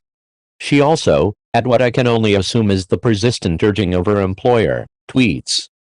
Rubin's Twitter profile reveals a steady and somewhat desultory string of missives, one every 2 to 4 days, as if Rubin receives a regular notice from the Times social media desk, a real thing, reminding her to appease her followers. With few exceptions, the tweets simply mention an article she recently read and liked. Rubin is a reporter, not a media personality. Her value to her paper is her ability to cultivate important sources, pull together facts, and write articles that make a splash. It's the Alyssa Rubins of the world who provide the Times with its reputation, and it's this reputation that provides the foundation for the paper's commercial success in an age of ubiquitous and addictive clickbait. So why is Alyssa Rubin urged to regularly interrupt this necessarily deep work to provide, for free, shallow content to a service run by an unrelated media company based out of Silicon Valley? And perhaps even more important, why does this behavior seem so normal to most people? If we can answer these questions, we'll better understand the final trend I want to discuss relevant to the question of why deep work has become so paradoxically rare. A foundation for our answer can be found in a warning provided by the late communication theorist and New York University professor Neil Postman. Writing in the early 1990s, as the personal computer revolution first accelerated, Postman argued that our society was sliding into a troubling relationship with technology. We were, he noted, no longer discussing the trade-offs surrounding new technologies, balancing the new efficiencies against the new problems introduced. If it's high-tech, we began to instead assume, then it's good. Case closed. He called such a culture a technopoly, and he didn't mince words in warning against it. Technopoly eliminates alternatives to itself in precisely the way Aldous Huxley outlined in Brave New World, he argued in his 1993 book on the topic. It does not make them illegal. It does not make them immoral. It does not even make them unpopular. It makes them invisible and therefore irrelevant. Postman died in 2003, but if he were alive today he would likely express amazement about how quickly his fears from the 1990s came to fruition, a slide driven by the unforeseen and sudden rise of the Internet. Fortunately, Postman has an intellectual heir to continue this argument in the Internet age, the hyper-citational social critic Evgeny Morozov. In his 2013 book, To Save Everything, Click Here, Morozov attempts to pull back the curtains on our technopolic obsession with the Internet, a term he purposefully places in scare quotes to emphasize its role as an ideology, saying, it's this propensity to view the Internet as a source of wisdom and policy advice that transforms it from a fairly uninteresting set of cables and network routers into a seductive and exciting ideology, perhaps today's Uber ideology. In Morozov's critique, we've made the Internet synonymous with the revolutionary future of business and government. To make your company more like the Internet is to be with the times, and to ignore these trends is to be the proverbial buggy whipmaker in an automotive age. We no longer see Internet tools as products released by for-profit companies, funded by investors hoping to make a return, and run by 20-somethings who are often making things up as they go along. We're instead quick to idolize these digital doodads as a signifier of progress and a harbinger of a, dare I say, brave, new world. This Internet centrism, to steal another Morozov term, is what technopoly looks like today. It's important that we recognize this reality because it explains the question that opened this section. The New York Times maintains a social media desk and pressures its writers, like Alyssa Rubin, toward distracting behavior, because in an Internet-centric technopoly such behavior is not up for discussion. The alternative, to not embrace all things Internet, is, as Postman would say, invisible and therefore irrelevant. This invisibility explains the uproar, mentioned earlier, that arose when Jonathan Franzen dared suggest that novelists shouldn't tweet. It riled people not because they're well-versed in book marketing and disagreed with Franzen's conclusion, but because it surprised them that anyone serious would suggest the irrelevance of social media. In an Internet-centric technopoly such a statement is the equivalent of a flag-burning, desecration, not debate. Perhaps the near-universal reach of this mindset is best captured in an experience I had recently on my commute to the Georgetown campus where I work. Waiting for the light to change so I could cross Connecticut Avenue, I idled behind a truck from a refrigerated supply chain logistics company. Refrigerated shipping is a complex, competitive business that requires equal skill managing trade unions and route scheduling. It's the ultimate old-school industry and in many ways is the opposite of the lean consumer-facing tech startups that currently receive so much attention. What struck me as I waited in traffic behind this truck, however, was not the complexity or scale of this company, but instead a graphic that had been commissioned and then affixed, probably at significant expense, on the back of this entire fleet of trucks, a graphic that read, like us on Facebook, "Deep work is at a severe disadvantage in a technopoly because it builds on values like quality, craftsmanship, and mastery that are decidedly old-fashioned and non-technological. Even worse, to support deep work often requires the rejection of much of what is new and high-tech. Deep work is exiled in favor of more distracting high-tech behaviors, like the professional use of social media, not because the former is empirically inferior to the latter. Indeed, if we had hard metrics relating the impact of these behaviors on the bottom line, our current technopoly would likely crumble. But the metric black hole prevents such clarity and allows us instead to elevate all things internet into Morozov's feared Uber ideology. In such a culture, we should not be surprised that deep work struggles to compete against the shiny thrum of tweets, likes, tagged photos, walls, posts, and all the other behaviors that we are now taught are necessary for no other reason than that they exist. Bad for business. Good for you. Deep work should be a priority in today's business climate. But it's not. I've just summarized various explanations for this paradox.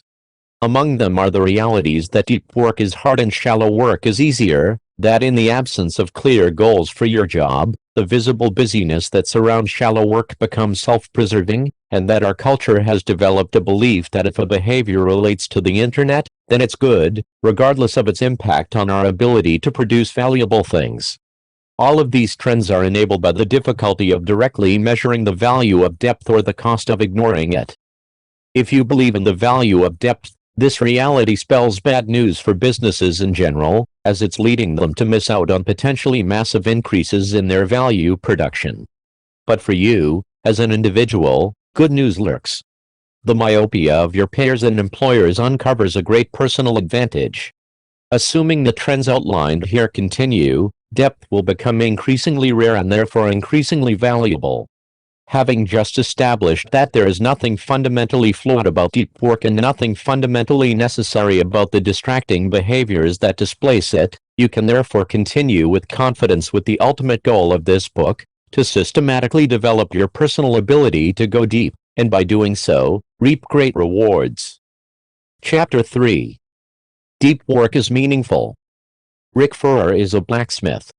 He specializes in ancient and medieval metalworking practices, which he painstakingly recreates in his shop, Door County Forge Works.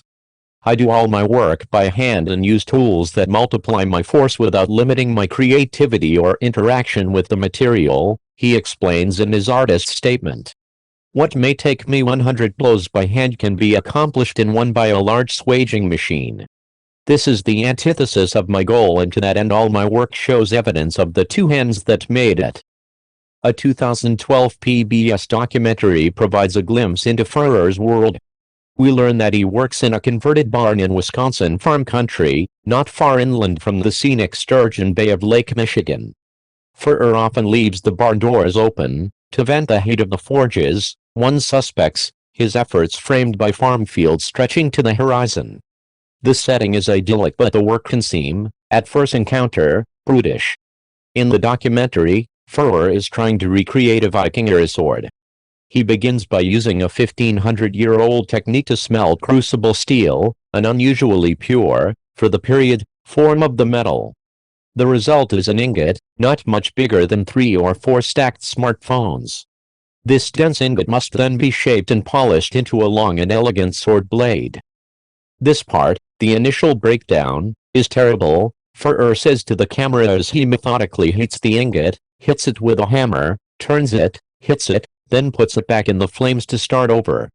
The narrator reveals that it will take 8 hours of this hammering to complete the shaping. As you watch Furrer work, however, the sense of the labor shifts. It becomes clear that he's not merely whacking at the metal like a miner with a pickaxe. Every hit, though forceful, is carefully controlled. He peers intently at the metal, through thin-framed intellectual glasses, which seem out of place perched above his heavy beard and broad shoulders, turning it just so for each impact. You have to be very gentle with it or you will crack it, he explains. After a few more hammer strikes, he adds, you have to nudge it, slowly it breaks down, then you start to enjoy it. At one point about halfway through the smithing, after Furrer has finished hammering out the desired shape, he begins rotating the metal carefully in a narrow trough of burning charcoal. As he stares at the blade, something clicks. It's ready. He lifts the sword, red with heat, holding it away from his body as he strides swiftly toward a pipe filled with oil and plunges in the blade to cool it. After a moment of relief that the blade did not crack into pieces, a common occurrence at this step, Furrer pulls it from the oil.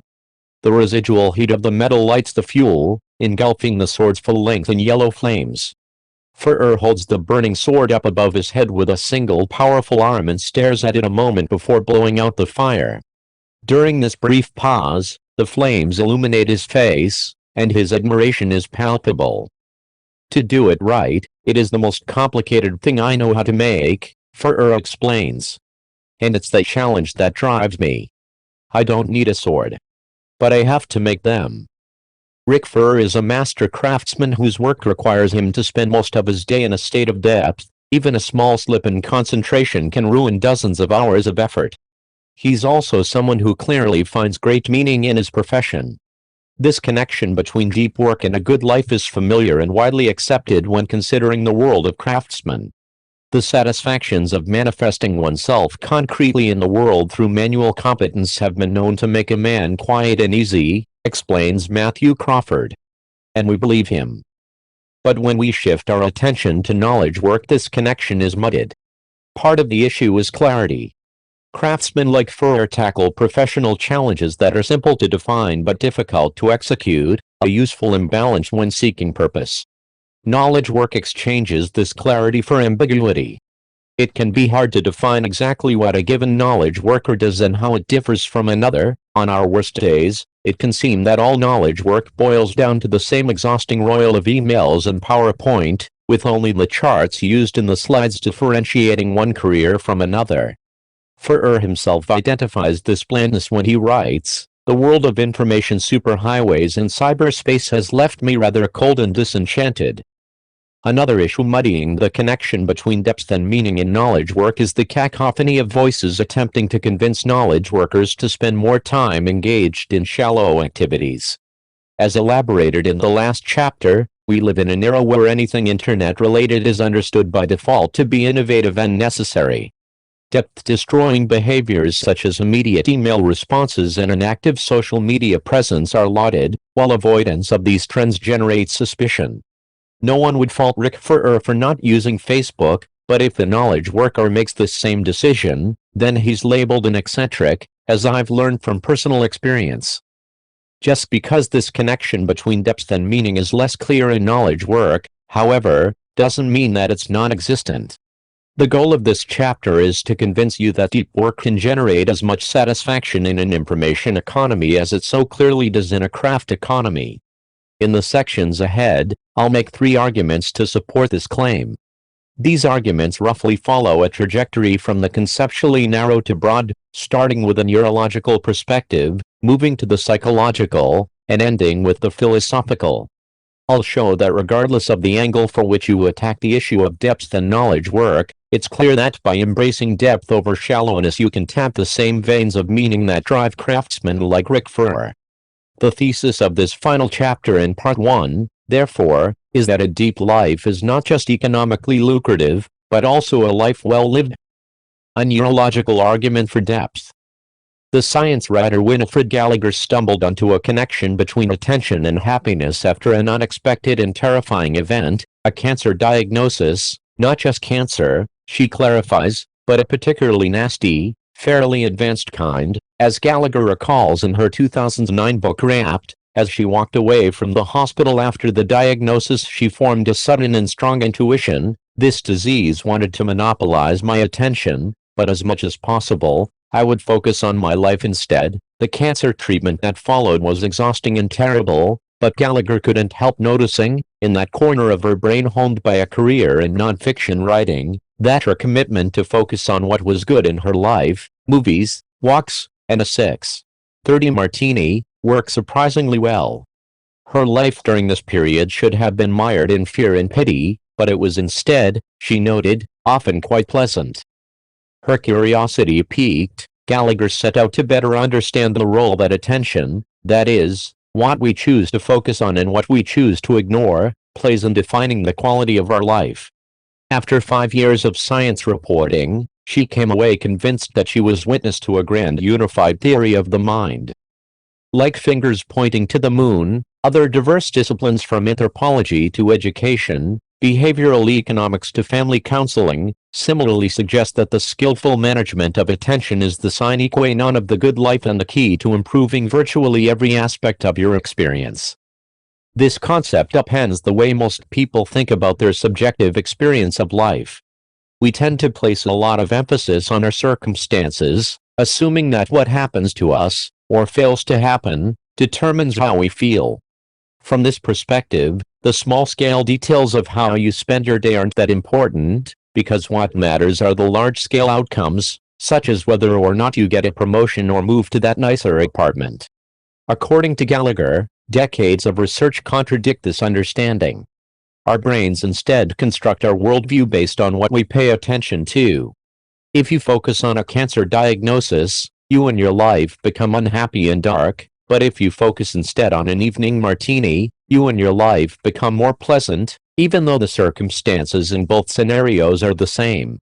As Gallagher summarizes, who you are, what you think, feel, and do, what you love, is the sum of what you focus on. In Wrapped, Gallagher surveys the research supporting this understanding of the mind. She cites, for example, the University of North Carolina psychologist Barbara Fredrickson, a researcher who specializes in the cognitive appraisal of emotions. After a bad or disrupting occurrence in your life, Fredrickson's research shows, what you choose to focus on exerts significant leverage on your attitude going forward. These simple choices can provide a reset button to your emotions. She provides the example of a couple fighting over an equitable splitting of household chores. Rather than continuing to focus on your partner's selfishness and sloth, she suggests, you might focus on the fact that at least a festering conflict has been aired, which is the first step toward a solution to the problem, and to your improved mood. This seems like a simple exhortation to look on the bright side, but Fredrickson found that skillful use of these emotional leverage points can generate a significantly more positive outcome after negative events. Scientists can watch this effects in action all the way down to the neurological level. Stanford psychologist Laura Carstensen, to name one such example, used an fMRI scanner to study the brain behavior of subjects presented with both positive and negative imagery. She found that for young people, their amygdala, a center of emotion, fired with activity at both types of imagery. When she instead scanned the elderly, the amygdala fired only for the positive images. Carstensen hypothesizes that the elderly subjects had trained the prefrontal cortex to inhibit the amygdala in the presence of negative stimuli. These elderly subjects were not happier because their life circumstances were better than those of the young subjects. They were instead happier because they had rewired their brains to ignore the negative and savor the positive. By skillfully managing their attention, they improved their world without changing anything concrete about it. We can now step back and use Gallagher's grand theory to better understand the role of deep work in cultivating a good life. This theory tells us that your world is the outcome of what you pay attention to, so consider for a moment the type of mental world constructed when you dedicate significant time to deep endeavors. There's a gravity and sense of importance inherent in deep work, whether you're Rick Furr smithing a sword or a computer programmer optimizing an algorithm. Gallagher's theory, therefore, predicts that if you spend enough time in this state, your mind will understand your world as rich in meaning and importance. There is, however, a hidden but equally important benefit to cultivating rapt attention in your workday. Such concentration hijacks your attention apparatus, preventing you from noticing the many smaller and less pleasant things that unavoidably and persistently populate our lives. The psychologist Mihaly Csikszentmihalyi, whom we'll learn more about in the next section, explicitly identifies this advantage when he emphasizes the advantage of cultivating concentration so intense that there is no attention left over to think about anything irrelevant, or to worry about problems. This danger is especially pronounced in knowledge work, which due to its dependence on ubiquitous connectivity generates a devastatingly appealing buffet of distraction, most of which will, if given enough attention, leach meaning and importance from the world constructed by your mind. To help make this claim more concrete, I'll use myself as a test case. Consider, for example, the last 5 emails I sent before I began writing the first draft of this chapter. Following are the subject lines of these messages along with summaries of their contents. Summary: Urgent Cal Newport brand registration confirmation. This message was in response to a standard scam in which a company tries to trick website owners into registering their domain in China. I was annoyed that they kept spamming me, so I lost my cool and responded, futilely, of course, by telling them their scam would be more convincing if they spelled website correctly in their emails. Summary: This message was a conversation with a family member about an article he saw in the Wall Street Journal. Summary: Important advice. This email was part of a conversation about optimal retirement investment strategies. Summary: FWD, study hacks. This email was part of a conversation in which I was attempting to find a time to meet with someone I know who was visiting my city, a task complicated by his fractured schedule during his visit. Summary: Just curious. This message was part of a conversation in which a colleague and I were reacting to some thorny office politics issues, of the type that are frequent and cliched in academic departments. These emails provide a nice case study of the type of shallow concerns that vie for your attention in a knowledge work setting. Some of the issues presented in these sample messages are benign, such as discussing an interesting article. Some are vaguely stressful, such as the conversation on retirement savings strategies, a type of conversation which almost always concludes with you not doing the right things. Some are frustrating, such as trying to arrange a meeting around busy schedules, and some are explicitly negative, such as angry responses to scammers or worried discussions about office politics. Many knowledge workers spend most of their working day interacting with these types of shallow concerns. Even when they're required to complete something more involved, the habit of frequently checking inboxes ensures that these issues remain at the forefront of their attention. Gallagher teaches us that this is a foolhardy way to go about your day, as it ensures that your mind will construct an understanding of your working life that's dominated by stress, irritation, frustration, and triviality. The world represented by your inbox, in other words, isn't a pleasant world to inhabit. Even if your colleagues are all genial and your interactions are always upbeat and positive, by allowing your attention to drift over the seductive landscape of the shallow, you run the risk of falling into another neurological trap identified by Gallagher. 5 years of reporting on attention have confirmed some home truths, Gallagher reports. Among them is the notion that the idle mind is the devil's workshop. When you lose focus, your mind tends to fix on what could be wrong with your life instead of what's right. A workday driven by the shallow, from a neurological perspective, is likely to be a draining and upsetting day, even if most of the shallow things that capture your attention seem harmless or fun. The implication of these findings is clear. In work, and especially knowledge work, to increase the time you spend in a state of depth is to leverage the complex machinery of the human brain in a way that for several different neurological reasons maximizes the meaning and satisfaction you'll associate with your working life. After running my tough experiment with cancer, I have a plan for living the rest of my life, Gallagher concludes in her book. I'll choose my targets with care, then give them my rapt attention. In short, I'll live the focused life, because it's the best kind there is. We'd be wise to follow her lead. A psychological argument for depth.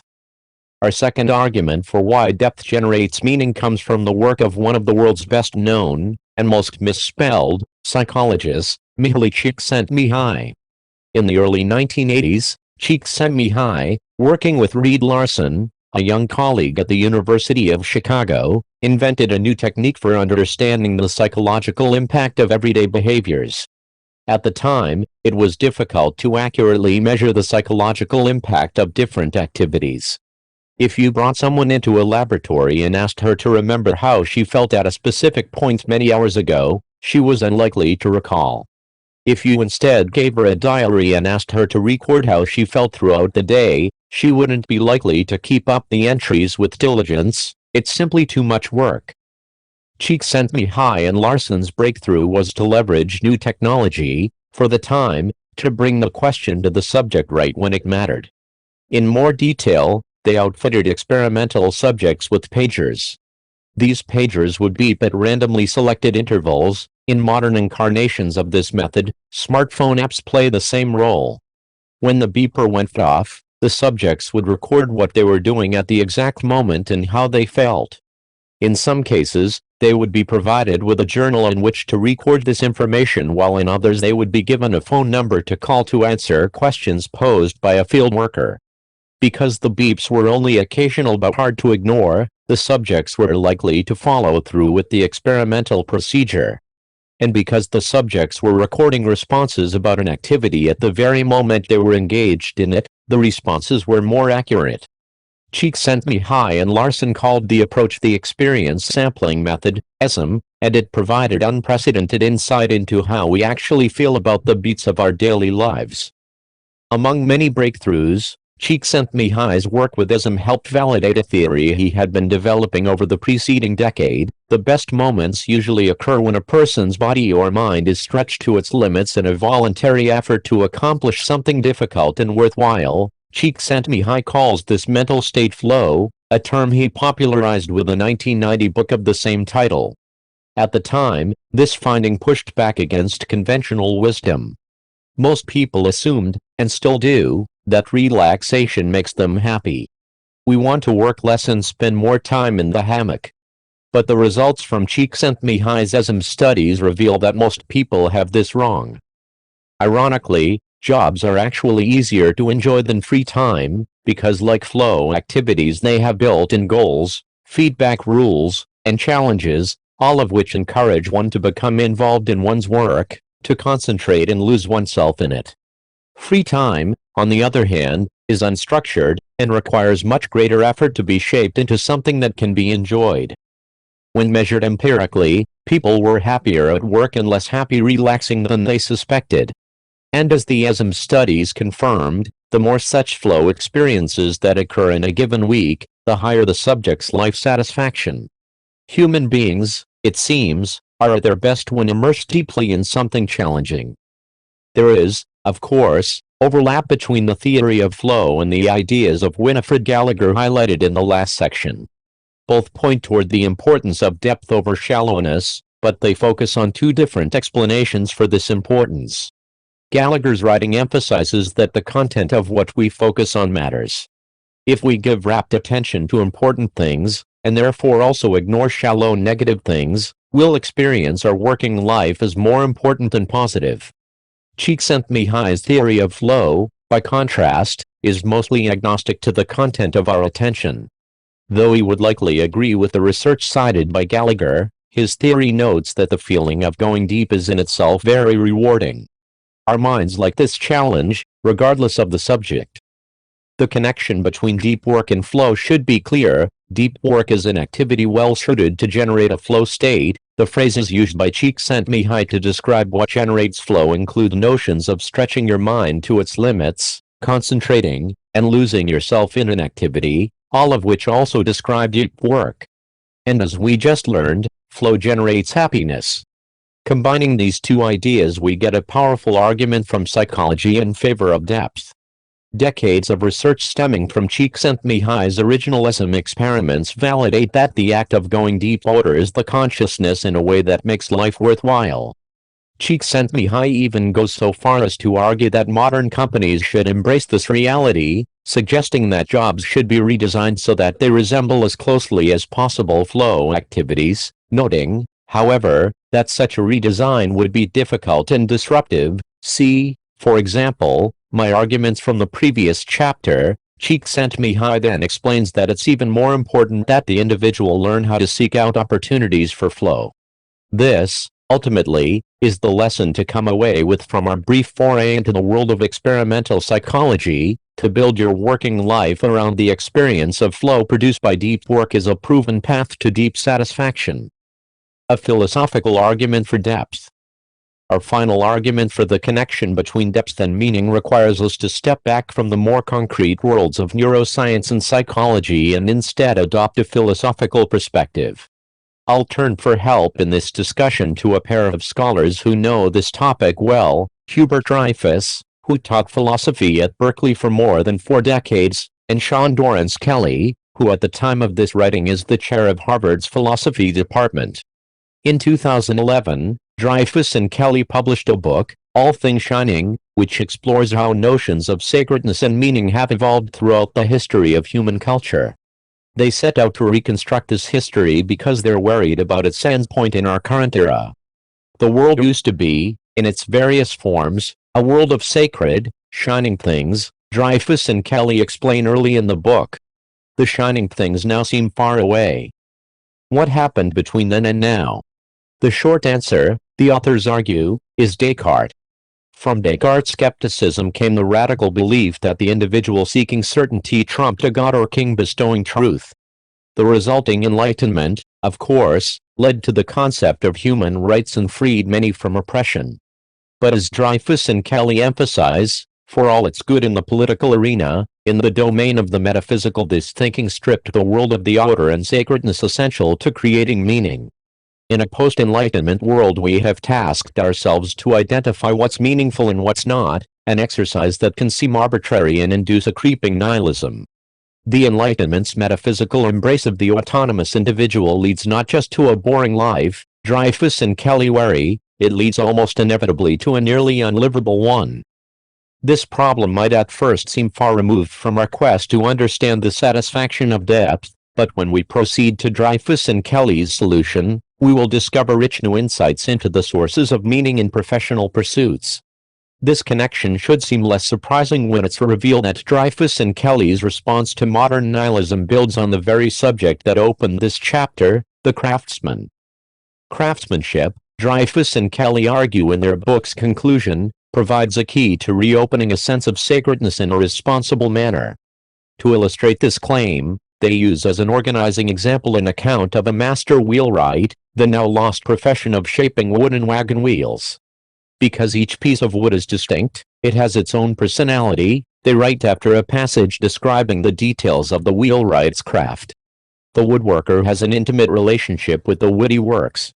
Its subtle virtues call out to be cultivated and cared for. In this appreciation for the subtle virtues of his medium, they note, the craftsman has stumbled onto something crucial in a post-enlightenment world, a source of meaning sited outside the individual.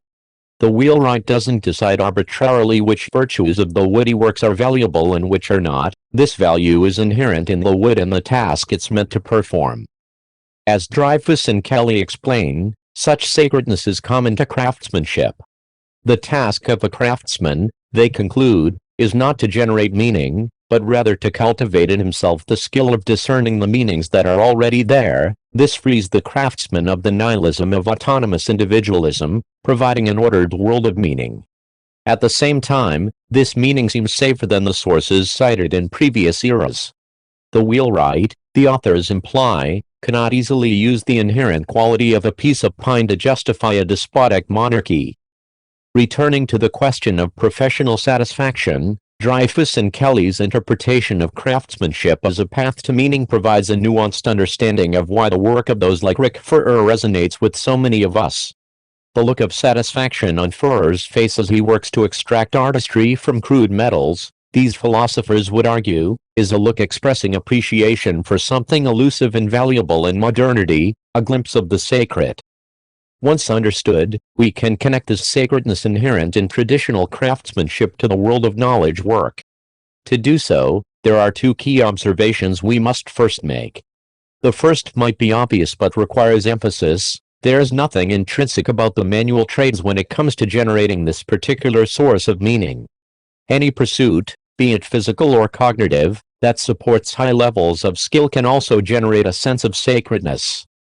To elaborate this point, let's jump from the old-fashioned examples of carving wood or smithing metal to the modern example of computer programming. Consider this quote from the coding prodigy Santiago Gonzalez describing his work to an interviewer. "Beautiful code is short and concise, so if you were to give that code to another programmer they would say, 'Oh, that's well-written code, it's much like as if you were writing a poem.'"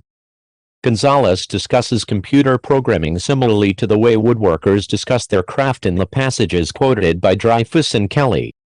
The Pragmatic Programmer, a well-regarded book in the computer programming field, makes this connection between code and old-style craftsmanship more directly by quoting the medieval quarry worker's creed in its preface, "We who cut mere stones must always be envisioning cathedrals." The book then elaborates that computer programmers must see their work in the same way. Within the overall structure of a project there is always room for individuality and craftsmanship. 100 years from now, our engineering may seem as archaic as the techniques used by medieval cathedral builders seem to today's civil engineers, while our craftsmanship will still be honored. You don't, in other words, need to be toiling in an open-air barn for your efforts to be considered the type of craftsmanship that can generate Dreyfus and Kelly's meaning. A similar potential for craftsmanship can be found in most skilled jobs in the information economy. Whether you're a writer, marketer, consultant, or lawyer, your work is craft, and if you hone your ability and apply it with respect and care, then like the skilled wheelwright you can generate meaning in the daily efforts of your professional life. It's here that some might respond that their knowledge work job cannot possibly become such a source of meaning because their job's subject is much too mundane. But this is flawed thinking that our consideration of traditional craftsmanship can help correct. In our current culture, we place a lot of emphasis on job description. Our obsession with the advice to follow your passion, the subject of my last book, for example, is motivated by the flawed idea that what matters most for your career satisfaction is the specifics of the job you choose. In this way of thinking, there are some rarefied jobs that can be a source of satisfaction, perhaps working in a non-profit or starting a software company, while all others are soulless and bland. The philosophy of Dreyfus and Kelly frees us from such traps. The craftsmen they cite don't have rarefied jobs. Throughout most of human history, to be a blacksmith or a wheelwright wasn't glamorous. But this doesn't matter, as the specifics of the work are irrelevant. The meaning uncovered by such efforts is due to the skill and appreciation inherent in craftsmanship, not the outcomes of their work. Put another way, a wooden wheel is not noble, but its shaping can be. The same applies to knowledge work. You don't need a rarefied job, you need instead a rarefied approach to your work. The second key observation about this line of argument is that cultivating craftsmanship is necessarily a deep task and therefore requires a commitment to deep work. Recall that I argued in Chapter 1 that deep work is necessary to hone skills and to then apply them at an elite level. The core activities in craft, deep work, therefore, is key to extracting meaning from your profession in the manner described by Dreyfus and Kelly.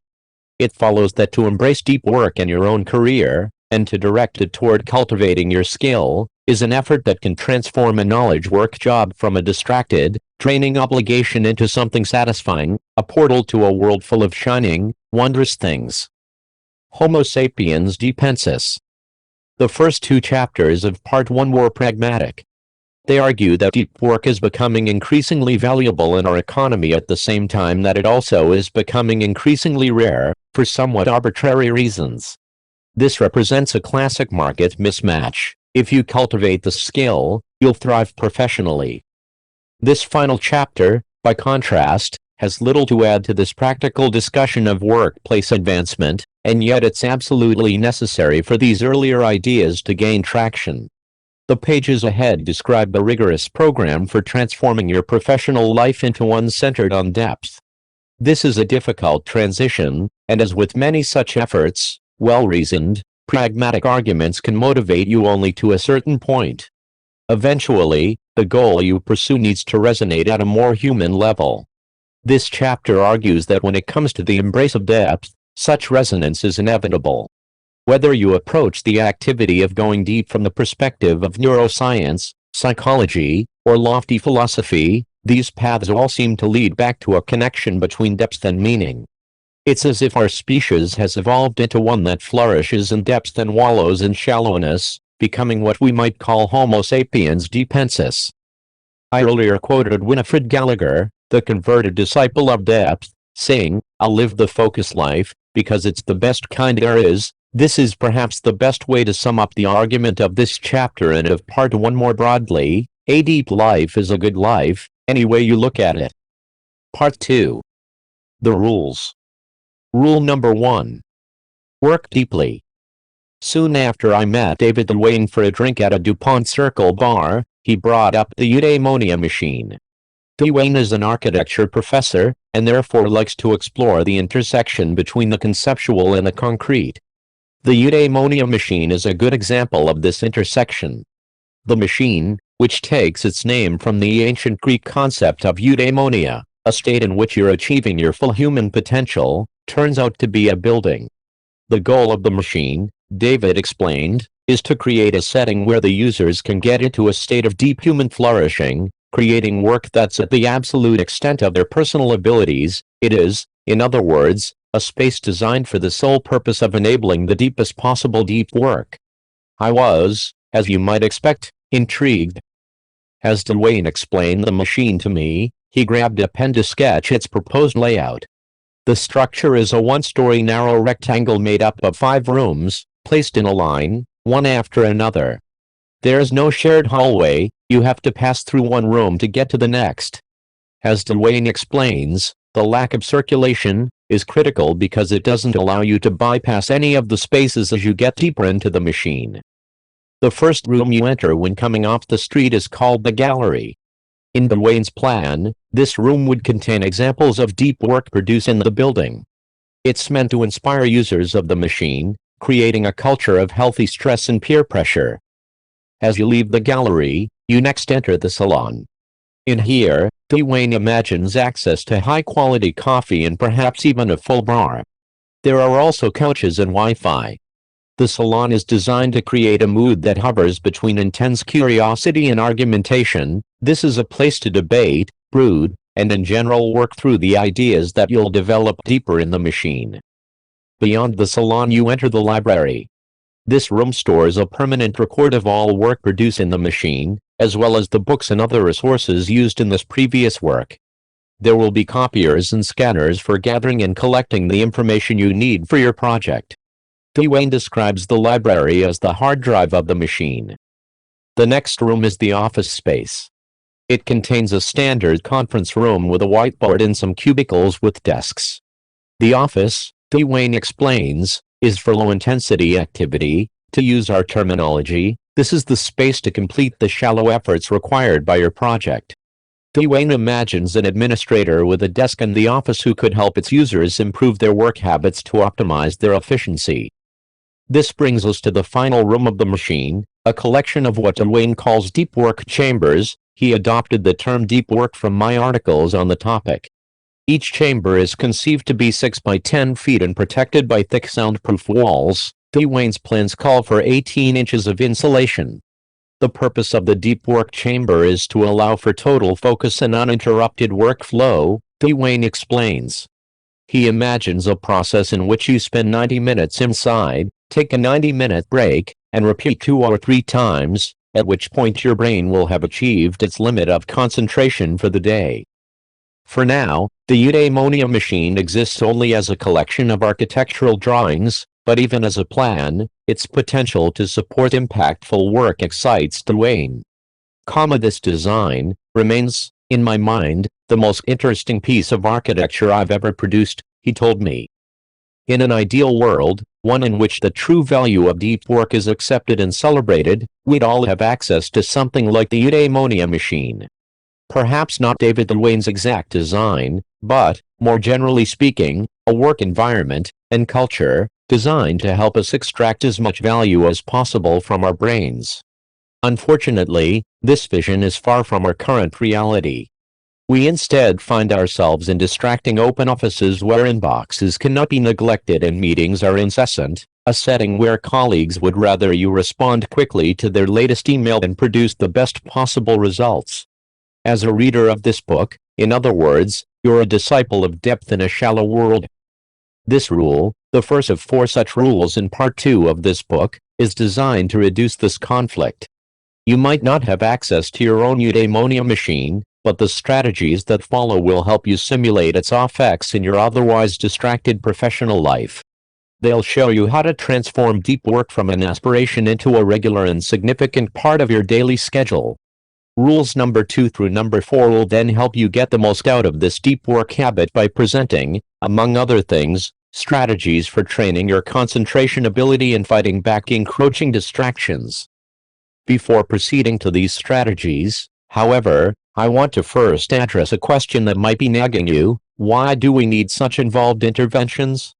Put another way, once you accept that deep work is valuable, isn't it enough to just start doing more of it? Do we really need something as complicated as the eudaimonia machine, or its equivalent, for something as simple as remembering to concentrate more often? Unfortunately, when it comes to replacing distraction with focus, matters are not so simple. To understand why this is true, let's take a closer look at one of the main obstacles to going deep: the urge to turn your attention towards something more superficial. Most people recognize that this urge can complicate efforts to concentrate on hard things, but most underestimate its regularity and strength. Consider a 2012 study, led by psychologists Wilhelm Hoffman and Roy Baumeister, that outfitted 205 adults with beepers that activated at randomly selected times. This is the experience sampling method discussed in part 1. When the beeper sounded, the subject was asked to pause for a moment to reflect on desires that he or she was currently feeling or had felt in the last 30 minutes, and then answer a set of questions about these desires. After a week, the researchers had gathered more than 7,500 samples. Here's the short version of what they found: people fight desires all day long. As Baumeister summarized in his subsequent book, Willpower, co-authored with the science writer John Tierney, desire turned out to be the norm, not the exception. The 5 most common desires these subjects fought include, not surprisingly, eating, sleeping, and sex. But the top 5 list also included desires for taking a break from hard work, checking email and social networking sites, surfing the web, listening to music, or watching television. The lure of the internet and television proved especially strong. The subjects succeeded in resisting these particularly addictive distractions only around half the time. These results are bad news for this rule's goal of helping you cultivate a deep work habit. They tell us that you can expect to be bombarded with the desire to do anything but work deeply throughout the day, and if you're like the German subjects from the Hoffman and Baumeister study, these competing desires will often win out. You might respond at this point that you will succeed where these subjects fail because you understand the importance of depth and will therefore be more rigorous in your will to remain concentrated. This is a noble sentiment, but the decades of research that preceded this study underscore its futility.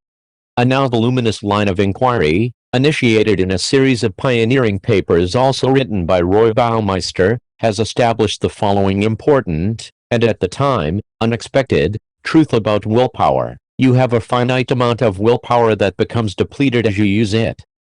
Your will, in other words, is not a manifestation of your character that you can deploy without limit. It's instead like a muscle that tires. This is why the subjects in the Hoffman and Baumeister study had such a hard time fighting the desires. Over time, these distractions drained their finite pool of willpower until they could no longer resist. The same will happen to you, regardless of your intentions, unless, that is, you're smart about your habits. This brings me to the motivating idea behind the strategies that follow. The key to developing a deep work habit is to move beyond good intentions and add routines and rituals to your working life designed to minimize the amount of your limited willpower necessary to transition into and maintain a state of unbroken concentration. If you suddenly decide, for example, in the middle of a distracted afternoon spent web browsing, to switch your attention to a cognitively demanding task, you'll draw heavily from your finite willpower to wrest your attention away from the online shininess. Such attempts will therefore frequently fail. On the other hand, If you deployed smart routines and rituals, perhaps a set time and quiet location used for your deep tasks each afternoon, you'd require much less willpower to start and keep going. In the long run, you'd therefore succeed with these deep efforts far more often. With this in mind, the 6 strategies that follow can be understood as an arsenal of routines and rituals designed with the science of limited willpower in mind to maximize the amount of deep work you consistently accomplish in your schedule. Among other things, they'll ask you to commit to a particular pattern for scheduling this work and develop rituals to sharpen your concentration before starting each session. Some of these strategies will deploy simple heuristics to hijack your brain's motivation center, while others are designed to recharge your willpower reserves at the fastest possible rate. You could just try to make deep work a priority. But supporting this decision with the strategies that follow, or strategies of your own devising that are motivated by the same principles, will significantly increase the probability that you succeed in making deep work a crucial part of your professional life. Decide on your depth philosophy. The famed computer scientist Donald Knuth cares about deep work. As he explains on his website, what I do takes long hours of studying and uninterruptible concentration. A doctoral candidate named Brian Chappell, who is a father with a full-time job, also values deep work, as it's the only way he can make progress on his dissertation given his limited time. Chappell told me that his first encounter with the idea of deep work was an emotional moment. I mention these examples because although Knuth and Chappell agree on the importance of depth, they disagree on their philosophies for integrating this depth into their work lives. As I'll detail in the next section, Knuth deploys a form of monasticism that prioritizes deep work by trying to eliminate or minimize all other types of work. Chappell, by contrast, deploys a rhythmic strategy in which he works for the same hours, 5 to 7:30 a.m., every weekday morning, without exception, before beginning a workday punctuated by standard distractions. Both approaches work, but not universally. Knuth's approach might make sense for someone whose primary professional obligation is to think big thoughts, but if Chappell adopted a similar rejection of all things shallow, he'd likely lose his job. You need your own philosophy for integrating deep work into your professional life. As argued in this rule's introduction, attempting to schedule deep work in an ad hoc fashion is not an effective way to manage your limited willpower. But this example highlights a general warning about this selection. You must be careful to choose a philosophy that fits your specific circumstances, as a mismatch here can derail your deep work habit before it has a chance to solidify. This strategy will help you avoid this fate by presenting 4 different depth philosophies that I've seen work exceptionally well in practice. The goal is to convince you that there are many different ways to integrate deep work into your schedule, and it's therefore worth taking the time to find an approach that makes sense for you. The monastic philosophy of deep work scheduling. Let's return to Donald Knuth. He's famous for many innovations in computer science, including, notably, the development of a rigorous approach to analyzing algorithm performance. Among his peers, however, Knuth also maintains an aura of infamy for his approach to electronic communication. If you visit Knuth's website at Stanford with the intention of finding his email address, you'll instead discover the following note. I have been a happy man ever since January 1st, 1990, when I no longer had an email address. I'd used email since about 1975, and it seems to me that 15 years of email is plenty for one lifetime. Email is a wonderful thing for people whose role in life is to be on top of things. But not for me. My role is to be on the bottom of things. What I do takes long hours of studying and uninterruptible concentration. Knuth goes on to acknowledge that he doesn't intend to cut himself off completely from the world. He notes that writing his books requires communication with thousands of people and that he wants to be responsive to questions and comments. His solution? He provides an address, a postal mailing address. He says that his administrative assistant will sort through any letters arriving at that address and put aside those that she thinks are relevant. Anything that's truly urgent she'll bring to Knuth promptly, and everything else he'll handle in a big batch, once every 3 months or so. Knuth deploys what I call the monastic philosophy of deep work scheduling.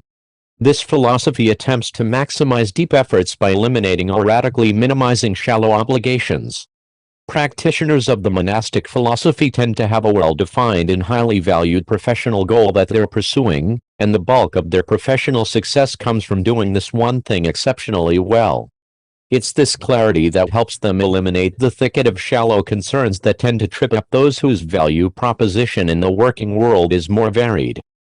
Nuff, for example, explains his professional goal as follows: I try to learn certain areas of computer science exhaustively, then I try to digest that knowledge into a form that is accessible to people who don't have time for such study, trying to pitch Nuff on the intangible returns of building an audience on Twitter, or the unexpected opportunities that might come through a more liberal use of email, will fail, as these behaviors don't directly aid his goal to exhaustively understand specific corners of computer science and then write about them in an accessible manner.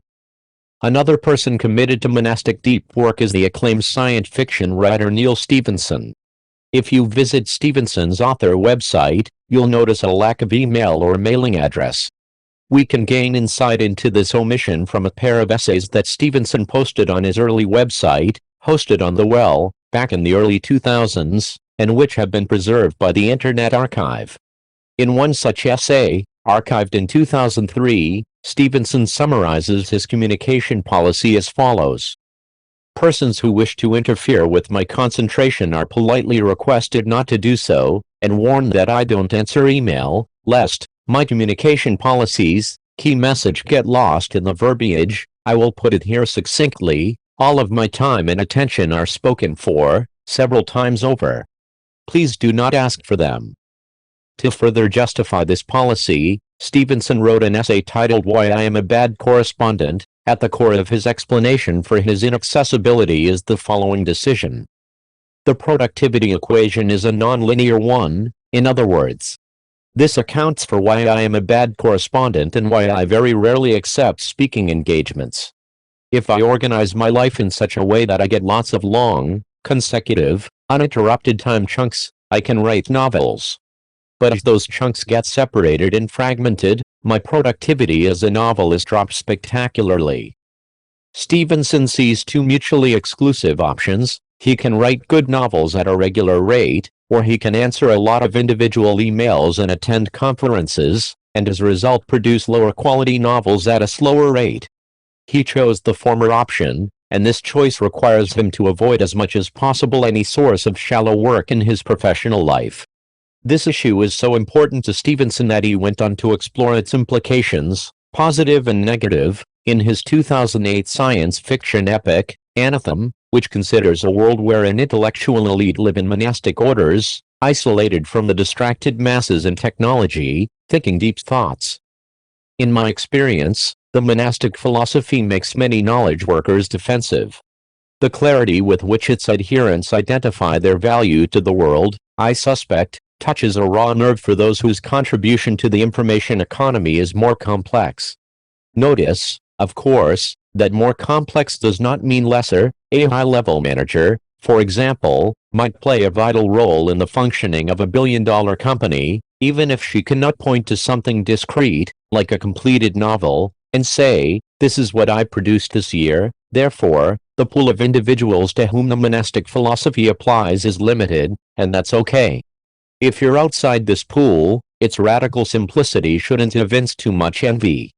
On the other hand, if you're inside this pool, someone whose contribution to the world is discrete, clear, and individualized, then you should give this philosophy serious consideration, as it might be the deciding factor between an average career and one that will be remembered. The bimodal philosophy of deep work scheduling. This book opened with a story about the revolutionary psychologist and thinker Carl Jung. In the 1920s, at the same time that Jung was attempting to break away from the strictures of his mentor, Sigmund Freud, he began regular retreats to a rustic stone house he built in the woods outside the small town of Bollingen. When there, Jung would lock himself every morning into a minimally appointed room to write without interruption. He would then meditate and walk in the woods to clarify his thinking in preparation for the next day's writing. These efforts, I argued, were aimed at increasing the intensity of Jung's deep work to a level that would allow him to succeed in intellectual combat with Freud and his many supporters.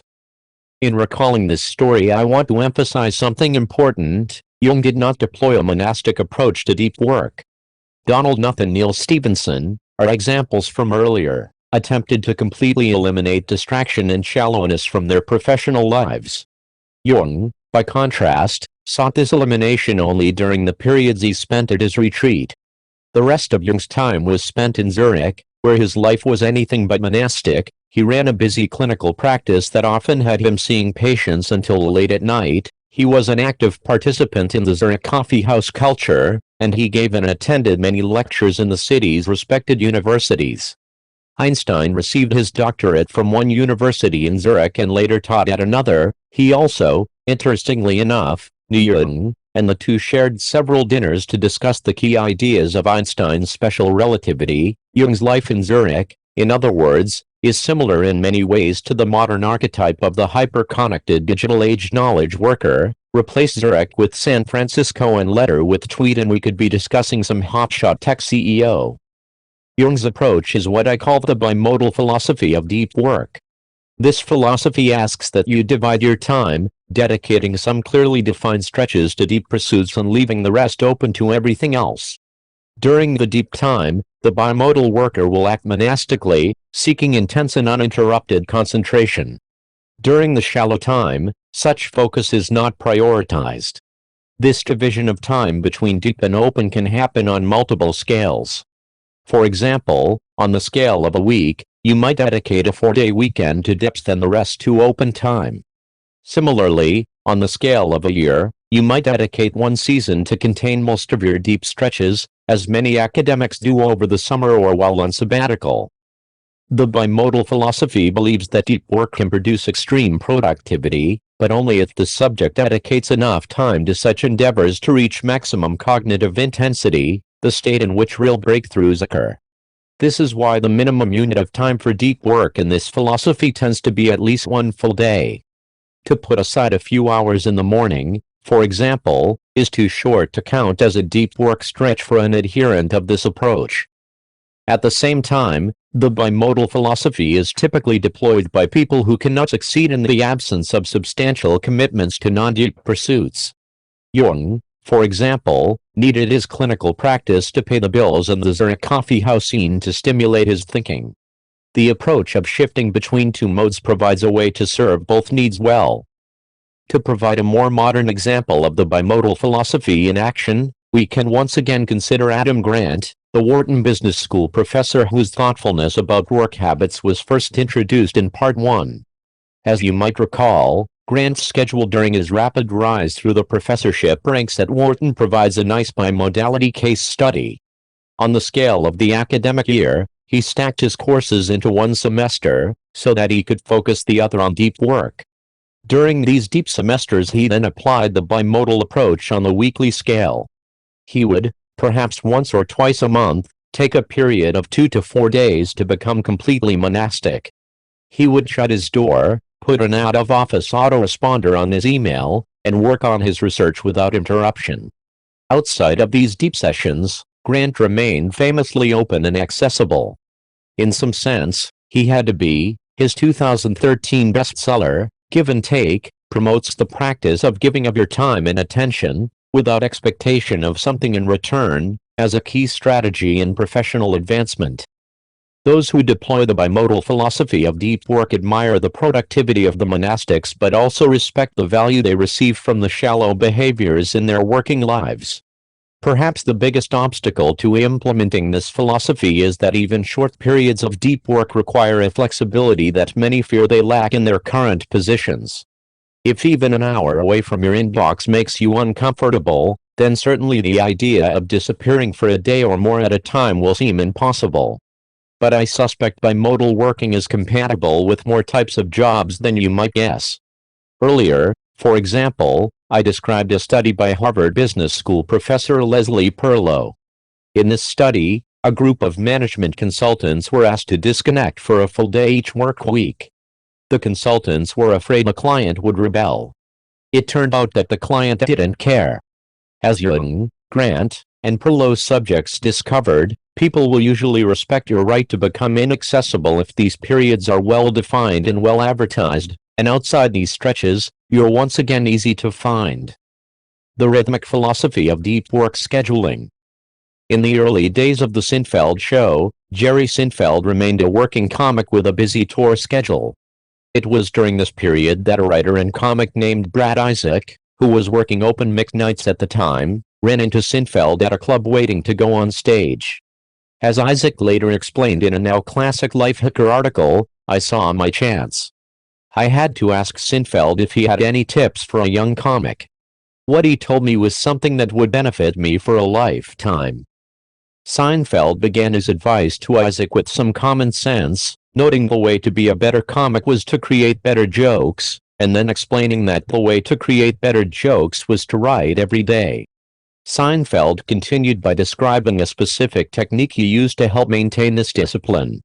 He keeps a calendar on his wall. Every day that he writes jokes, he crosses out the date on the calendar with a big red X. "After a few days you'll have a chain," Seinfeld said. "Just keep at it and the chain will grow longer every day. You'll like seeing that chain, especially when you get a few weeks under your belt. Your only job next is to not break the chain." This chain method, as some now call it, soon became a hit among writers and fitness enthusiasts, communities that thrive on the ability to do hard things consistently. For our purposes, it provides a specific example of a general approach to integrating depth into your life, the rhythmic philosophy. This philosophy argues that the easiest way to consistently start deep work sessions is to transform them into a simple regular habit. The goal, in other words, is to generate a rhythm for this work that removes the need for you to invest energy in deciding if and when you're going to go deep. The chain method is a good example of the rhythmic philosophy of deep work scheduling because it combines a simple scheduling heuristic, do the work every day, with an easy way to remind yourself to do the work, the big red X's on the calendar. Another common way to implement the rhythmic philosophy is to replace the visual aid of the chain method with a set starting time that you use every day for deep work. In much the same way that maintaining visual indicators of your work progress can reduce the barrier to entry for going deep, eliminating even the simplest scheduling decisions, such as when during the day to do the work, also reduces this barrier. Consider the example of Brian Chappell, the busy doctoral candidate I introduced in the opening to this strategy. Chappell adopted the rhythmic philosophy of deep work scheduling out of necessity. Around the time that he was ramping up his dissertation writing, he was offered a full-time job at a center on the campus where he was a student. Professionally, this was a good opportunity and Chappell was happy to accept it. But academically, a full-time job, especially when coupled with the recent arrival of Chappell's first child, made it difficult to find the depth needed to write thesis chapters. Chappell began by attempting a vague commitment to deep work. He made a rule that deep work needed to happen in 90-minute chunks, recognizing correctly that it takes time to ease into a state of concentration, and he decided he would try to schedule these chunks in an ad hoc manner whenever appropriate openings in his schedule arose. Not surprisingly, this strategy didn't yield much productivity. In a dissertation boot camp Chappell had attended the year before, he'd managed to produce a full thesis chapter in a single week of rigorous deep work. After he accepted his full-time job, he managed to produce only a single additional chapter in the entire first year he was working. It was the glacial writing progress during this year that drove Chappell to embrace the rhythmic method. He made a rule that he would wake up and start working by 5:30 every morning. He would then work until 7:30, make breakfast, and go to work already done with his dissertation obligations for the day. Pleased by early progress, he soon pushed his wake-up time to 4:45 to squeeze out even more morning depth. When I interviewed Chappell for this book, he described his rhythmic approach to deep work scheduling as both astronomically productive and guilt-free. His routine was producing 4 to 5 pages of academic prose per day and was capable of generating drafts of thesis chapters at a rate of 1 chapter every 2 or 3 weeks, a phenomenal output for someone who also worked a 9-to-5 job. "Who's to say that I can't be that prolific?" he concluded. "Why not me?" The rhythmic philosophy provides an interesting contrast to the bimodal philosophy. It perhaps fails to achieve the most intense levels of deep thinking sought in the day-long concentration sessions favored by the bimodalist. The trade-off, however, is that this approach works better with the reality of human nature.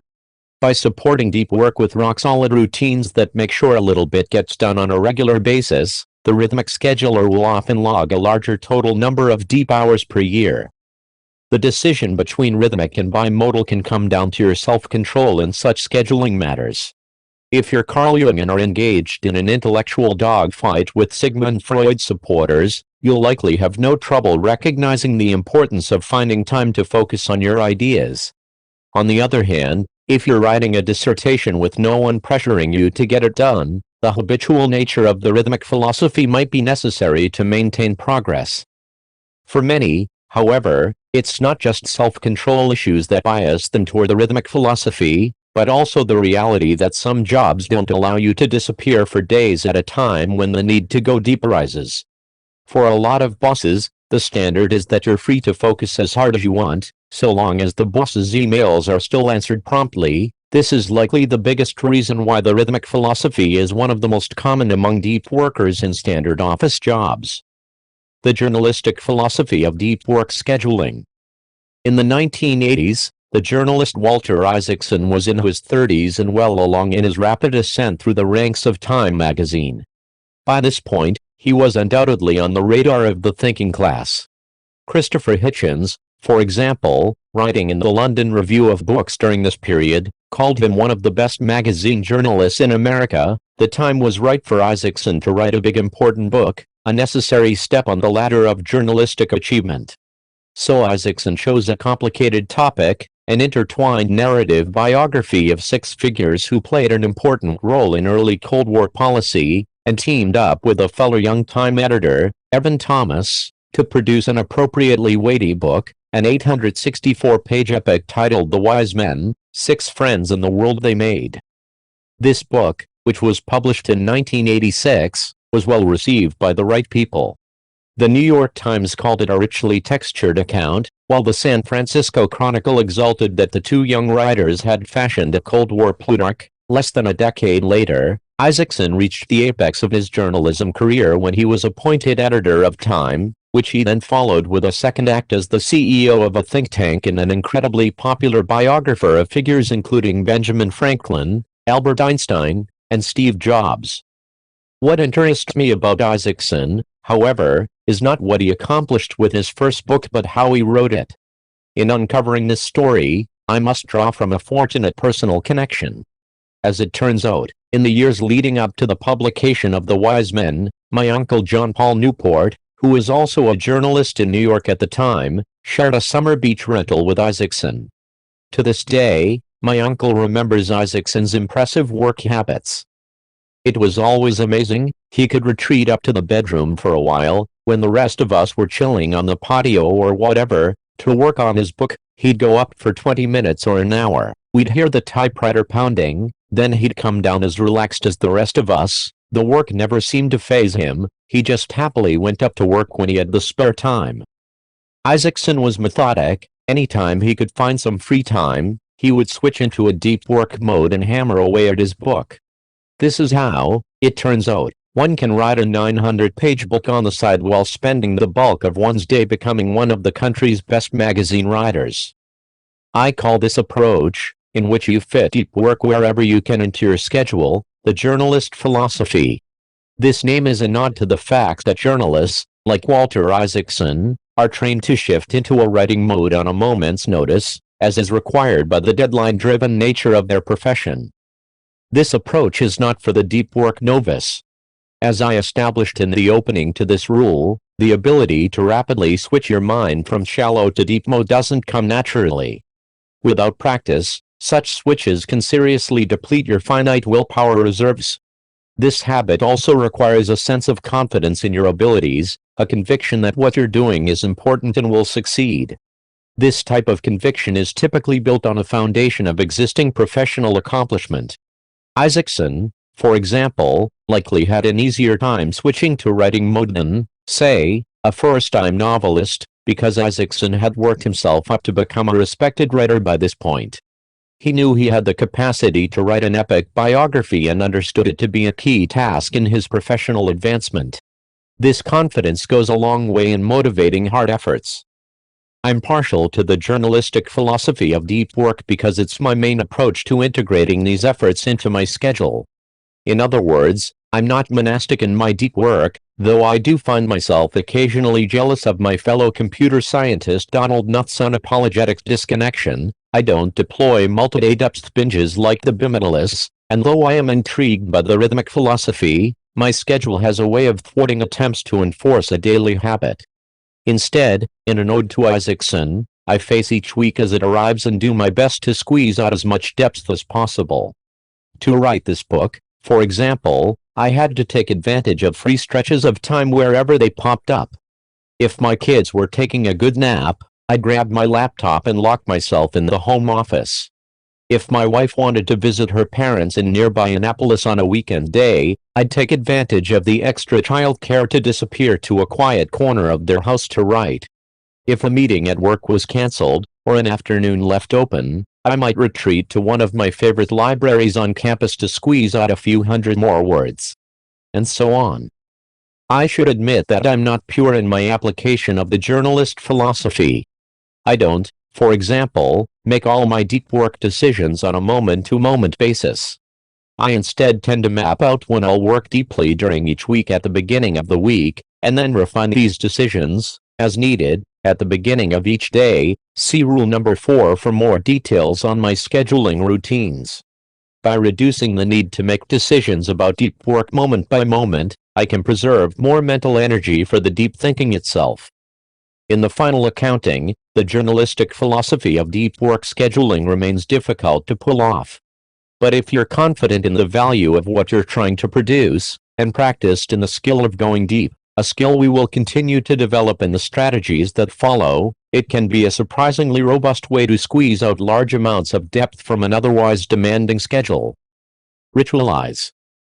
An often overlooked observation about those who use their minds to create valuable things is that they're rarely haphazard in their work habits. Consider the Pulitzer Prize-winning biographer Robert Caro. As revealed in a 2009 magazine profile, every inch of Caro's New York office is governed by rules: where he places his books, how he stacks his notebooks, what he puts on his wall, even what he wears to the office. Everything is specified by a routine that has varied little over Caro's long career. I trained myself to be organized, he explained.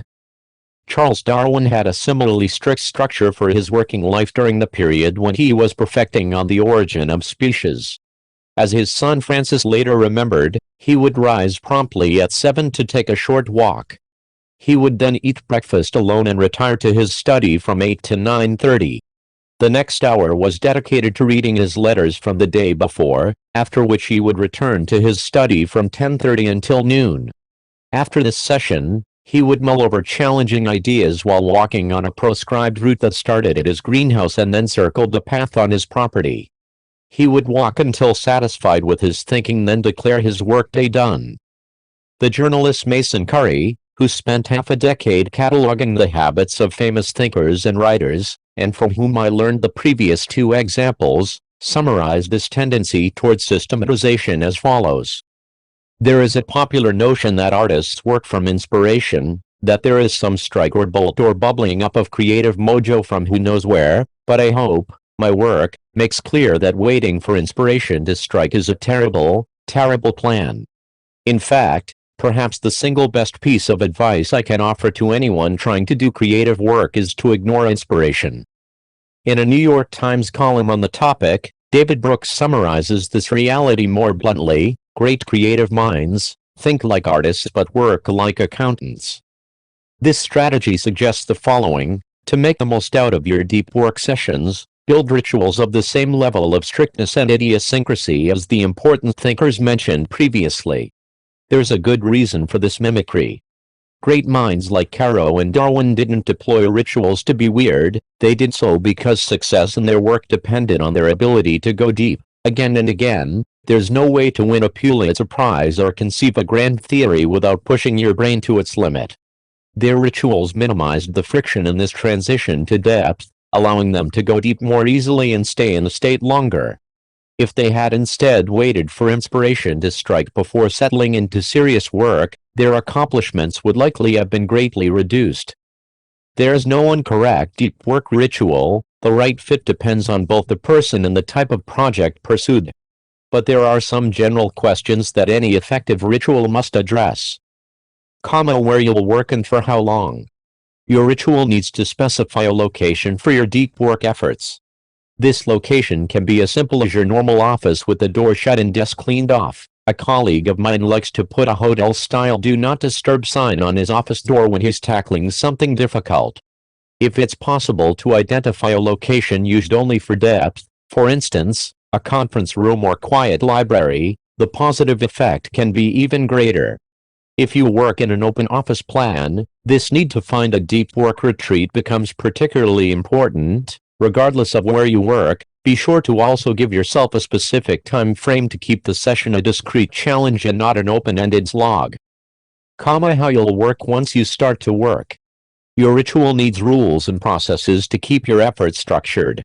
For example, you might institute a ban on any internet use, or maintain a metric such as words produced per 20-minute interval to keep your concentration honed.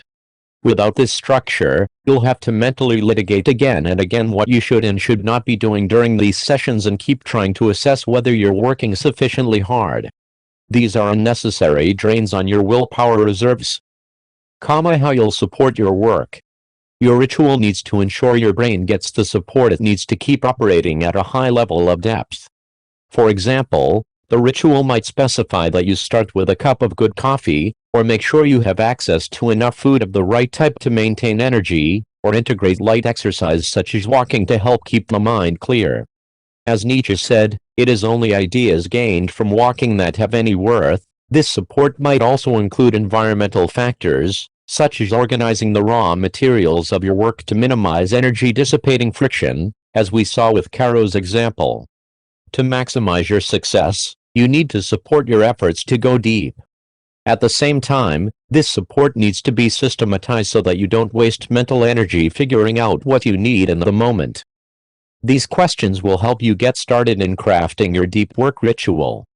But keep in mind that finding a ritual that sticks might require experimentation, so be willing to work at it.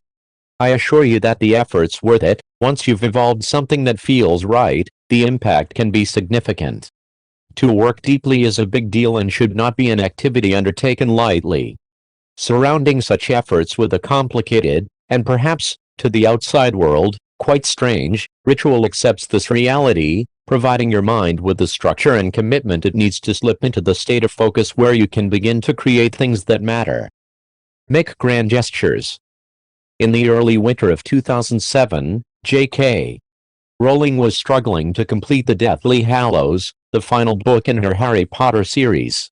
The pressure was intense, as this book bore the responsibility of tying together the six that preceded it in a way that would satisfy the series' hundreds of millions of fans. Rowling needed to work deeply to satisfy these demands, but she was finding unbroken concentration increasingly difficult to achieve at her home office in Edinburgh, Scotland. As I was finishing Deathly Hallows, there came a day where the window cleaner came, the kids were at home, the dogs were barking, Rowling recalled in an interview. It was too much, so J.K. Rowling decided to do something extreme to shift her mindset where it needed to be. She checked into a suite in the 5-star Balmoral Hotel, located in the heart of downtown Edinburgh. So I came to this hotel because it's a beautiful hotel, but I didn't intend to stay here, she explained. But the first day's writing went well, so I kept coming back, and I ended up finishing the last of the Harry Potter books here. In retrospect, it's not surprising that Rowling ended up staying. The setting was perfect for her project. The Balmoral, known as one of Scotland's most luxurious hotels, is a classic Victorian building complete with ornate stonework and a tall clock tower. It's also located only a couple of blocks away from Edinburgh Castle, one of Rowling's inspirations in dreaming up Hogwarts. Rowling's decision to check into a luxurious hotel suite near Edinburgh Castle is an example of a curious but effective strategy in the world of deep work, the grand gesture. The concept is simple: by leveraging a radical change to your normal environment, coupled perhaps with a significant investment of effort or money, all dedicated towards supporting a deep work task, you increase the perceived importance of the task. This boost in importance reduces your mind's instinct to procrastinate and delivers an injection of motivation and energy. Writing a chapter of a Harry Potter novel, for example, is hard work and will require a lot of mental energy, regardless of where you do it. But when paying more than $1,000 a day to write the chapter in a suite of an old hotel down the street from a Hogwarts-style castle, mustering the energy to begin and sustain this work is easier than if you were instead in a distracting home office. When you study the habits of other well-known deep workers, the grand gesture strategy comes up often. Bill Gates, for example, was famous during his time as Microsoft CEO for taking think weeks during which he would leave behind his normal work and family obligations to retreat to a cabin with a stack of papers and books. His goal was to think deeply, without distraction, about the big issues relevant to his company. It was during one of these weeks, for example, that he famously came to the conclusion that the internet was going to be a major force in the industry. There was nothing physically stopping Gates from thinking deeply in his office in Microsoft's Seattle headquarters, but the novelty of his week-long retreat helped him achieve the desired levels of concentration. The MIT physicist and award-winning novelist Alan Lightman also leverages grand gestures. In his case, he retreats each summer to a tiny island in Maine to think deeply and recharge. At least as of 2000, when he described this gesture in an interview, the island not only lacked internet, but didn't even have phone service. As he then justified, "It's really about 2.5 months that I'll feel like I can recover some silence in my life, which is so hard to find." Not everyone has the freedom to spend 2 months in Maine, but many writers, including Dan Pink and Michael Pollan, simulate the experience year-round by building, often at significant expense and effort, writing cabins on their properties. Pollan, for his part, even wrote a book about his experience building his cabin in the woods behind his former Connecticut home. These outbuildings aren't strictly necessary for these writers, who need only a laptop and a flat surface to put it on to ply their trade. But it's not the amenities of the cabins that generate their value, it's instead the grand gesture represented in the design and building of the cabin for the sole purpose of enabling better writing. Not every grand gesture need be so permanent. After the pathologically competitive Bell Labs physicist William Shockley was scooped in the invention of the transistor, as I detail in the next strategy, 2 members of his team made the breakthrough at a time when Shockley was away working on another project. He locked himself in a hotel room in Chicago, where he had traveled ostensibly to attend a conference. He didn't emerge from the room until he had ironed out the details for a better design that had been rattling around in his mind. When he finally did leave the room, he airmailed his notes back to Murray Hill, New Jersey, so that a colleague could paste them into his lab notebook and sign them to timestamp the innovation. The junction form of the transistor that Shockley worked out in this burst of depth ended up earning him a share of the Nobel Prize subsequently awarded for the invention. An even more extreme example of a one-time grand gesture yielding results is a story involving Peter Shankman, an entrepreneur and social media pioneer. As a popular speaker, Shankman spends much of his time flying. He eventually realized that 30,000 feet was an ideal environment for him to focus. As he explained in a blog post, "Locked in a seat with nothing in front of me, nothing to distract me, nothing to set off my shiny DNA, I have nothing to do but be at one with my thoughts." It was sometime after this realization that Shankman signed a book contract that gave him only 2 weeks to finish the entire manuscript. Meeting this deadline would require incredible concentration. To achieve this state, Shankman did something unconventional. He booked a round-trip business-class ticket to Tokyo. He wrote during the whole flight to Japan, drank an espresso in the business-class lounge once he arrived in Japan, then turned around and flew back, once again writing the whole way, arriving back in the States only 30 hours after he first left with a completed manuscript now in hand.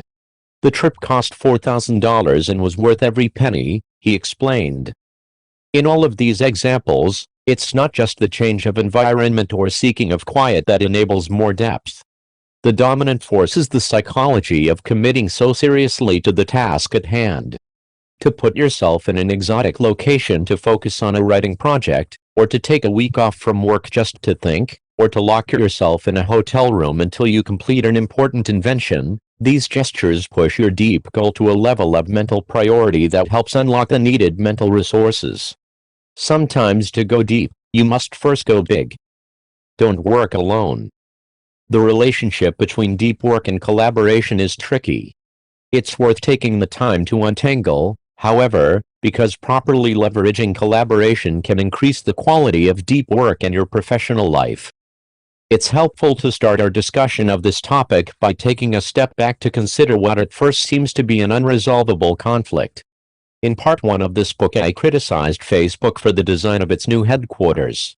In particular, I noted that the company's goal to create the world's largest open office space, a giant room that will reportedly hold 2,800 workers, represents an absurd attack on concentration. Both intuition and a growing body of research underscore the reality that sharing a workspace with a large number of coworkers is incredibly distracting, creating an environment that thwarts attempts to think seriously. In a 2013 article summarizing recent research on this topic, Bloomberg Business Week went so far as to call for an end to the tyranny of the open plan office. And yet, these open office designs are not embraced haphazardly. As Maria Konnikova reports in The New Yorker, when this concept first emerged, its goal was to facilitate communication and idea flow. This claim resonated with American businesses looking to embrace an aura of startup unconventionality. Josh Tirangiel, the editor of Bloomberg Business Week, for example, explained the lack of offices in Bloomberg's headquarters as follows: "Open plan is pretty spectacular. It ensures that everyone is attuned to the broad mission, and it encourages curiosity between people who work in different disciplines." Jack Dorsey justified the open layout of the Square headquarters by explaining, "We encourage people to stay out in the open because we believe in serendipity, and people walking by each other teaching new things." For the sake of discussion, let's call this principle that when you allow people to bump into each other, smart collaborations and new ideas emerge. The theory of serendipitous creativity. When Mark Zuckerberg decided to build the world's largest office, we can reasonably conjecture this theory helps drive his decision, just as it has driven many of the moves toward open workspaces elsewhere in Silicon Valley and beyond. Other less exalted factors, like saving money and increasing supervision, also play a role, but they're not as sexy and are therefore less emphasized. This decision between promoting concentration and promoting serendipity seems to indicate that deep work, an individual endeavor, is incompatible with generating creative insights, a collaborative endeavor. This conclusion, however, is flawed. It's based, I argue, on an incomplete understanding of the theory of serendipitous creativity. To support this claim, let's consider the origins of this particular understanding of what spurs breakthroughs. The theory in question has many sources, but I happen to have a personal connection to one of the more well-known. During my 7 years at MIT, I worked on the site of the Institute's famed Building 20.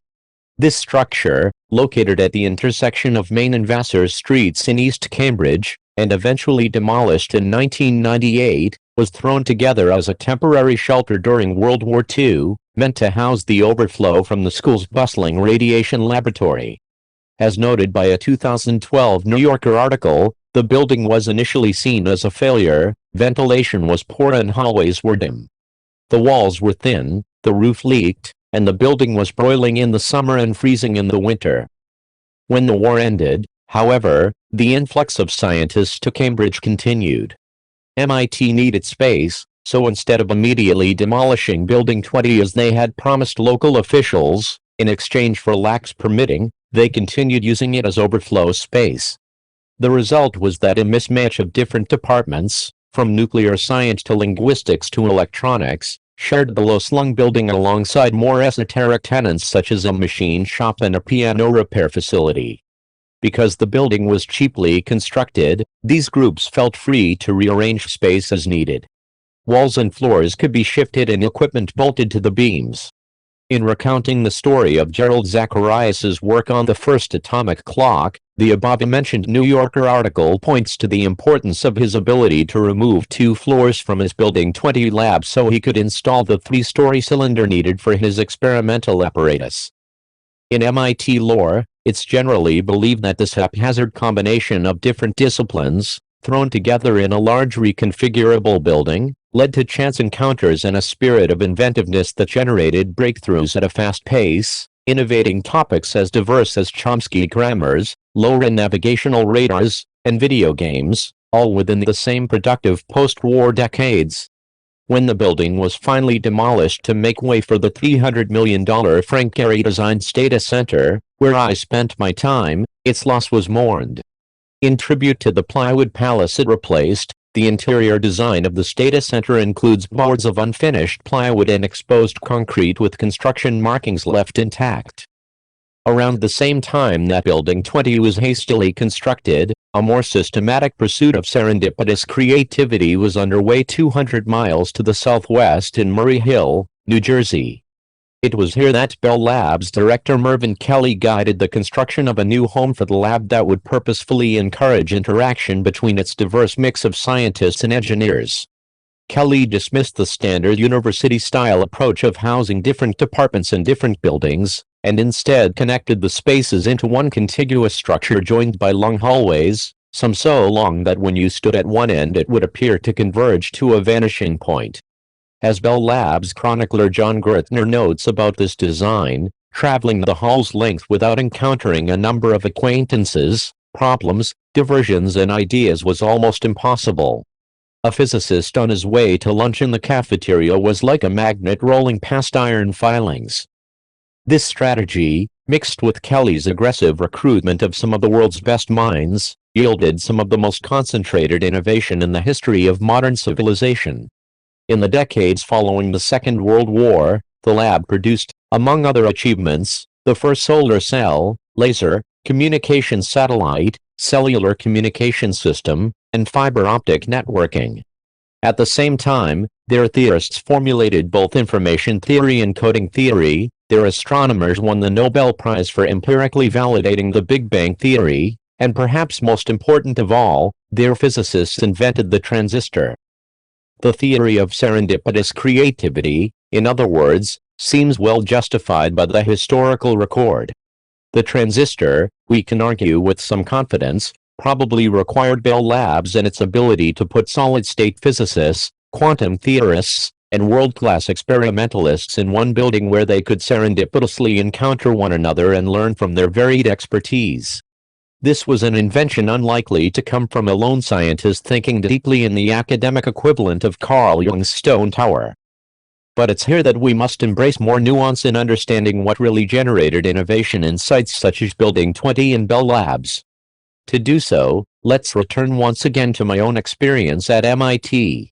When I arrived as a new PhD student in the fall of 2004, I was a member of the first incoming class to be housed in the new Stata Center, which, as mentioned, replaced Building 20. Because the center was new, incoming students were given tours that touted its features. Frank Gehry, we learned, arranged the offices around common spaces and introduced open stairwells between adjacent floors, all in an effort to support the type of serendipitous encounters that had defined its predecessor. But what struck me at the time was a feature that hadn't occurred to Gehry but had been recently added at the faculty's insistence: special gaskets installed into the office door jambs to improve soundproofing. The professors at MIT, some of the most innovative technologists in the world, wanted nothing to do with an open office-style workspace. They instead demanded the ability to close themselves off. This combination of soundproofed offices connected to large common areas yields a hub-and-spoke architecture of innovation in which both serendipitous encounter and isolated deep thinking are supported. It's a setup that straddles a spectrum where on one extreme we find the solo thinker, isolated from inspiration but free from distraction, and on the other extreme, we find the fully collaborative thinker in an open office, flush with inspiration but struggling to support the deep thinking needed to build on it. If we turn our attention back to Building 20 and Bell Labs, we see that this is the architecture they deployed as well. Neither building offered anything resembling a modern open office plan. They were instead constructed using the standard layout of private offices connected to shared hallways. Their creative mojo had more to do with the fact that these offices shared a small number of long connecting spaces, forcing researchers to interact whenever they needed to travel from one location to another. These mega hallways, in other words, provided highly effective hubs. We can, therefore, still dismiss the depth-destroying open office concept without dismissing the innovation-producing theory of serendipitous creativity. The key is to maintain both in a hub-and-spoke style arrangement, expose yourself to ideas in hubs on a regular basis, but maintain a spoke in which to work deeply on what you encounter. This division of efforts, however, is not the full story, as even when one returns to a spoke, solo work is still not necessarily the best strategy. Consider, for example, the previously mentioned invention of the point contact transistor at Bell Labs. This breakthrough was supported by a large group of researchers, all with separate specialties, who came together to form the Solid-State Physics Research Group, a team dedicated to inventing a smaller and more reliable alternative to the vacuum tube. This group's collaborative conversations were necessary preconditions to the transistor, a clear example of the usefulness of hub behavior. Once the research group laid the intellectual groundwork for the component, the innovation process shifted to a spoke. What makes this particular innovation process an interesting case, however, is that even when it shifted to a spoke it remained collaborative. It was two researchers in particular, the experimentalist Walter Brattain and the quantum theorist John Bardeen, who over a period of 1 month in 1947 made the series of breakthroughs that led to the first working solid-state transistor. Brattain and Bardeen worked together during this period in a small lab, often side by side, pushing each other toward better and more effective designs. These efforts consisted primarily of deep work, but a type of deep work we haven't yet encountered. Brattain would concentrate intensely to engineer an experimental design that could exploit Bardeen's latest theoretical insight, then Bardeen would concentrate intensely to make sense of what Brattain's latest experiments revealed, trying to expand his theoretical framework to match the observations. This back and forth represents a collaborative form of deep work, common in academic circles, that leverages what I call the whiteboard effect. For some types of problems, working with someone else at the proverbial shared whiteboard can push you deeper than if you were working alone. The presence of the other party waiting for your next insight, be it someone physically in the same room or collaborating with you virtually, can short-circuit the natural instinct to avoid depth. We can now step back and draw some practical conclusions about the role of collaboration in deep work. The success of Building 20 in Bell Labs indicates that isolation is not required for productive deep work. Indeed, their example indicates that for many types of work, especially when pursuing innovation, collaborative deep work can yield better results. This strategy, therefore, asks that you consider this option in contemplating how best to integrate depth into your professional life. In doing so, however, keep the following two guidelines in mind. First, distraction remains a destroyer of depth. Therefore, the hub-and-spoke model provides a crucial template. Separate your pursuit of serendipitous encounters from your efforts to think deeply and build on these inspirations. You should try to optimize each effort separately, as opposed to mixing them together into a sludge that impedes both goals. Second, even when you retreat to a spoke to think deeply, when it's reasonable to leverage the whiteboard effect, do so. By working side by side with someone on a problem, you can push each other toward deeper levels of depth, and therefore toward the generation of more and more valuable output as compared to working alone. When it comes to deep work, in other words, consider the use of collaboration when appropriate, as it can push your results to a new level.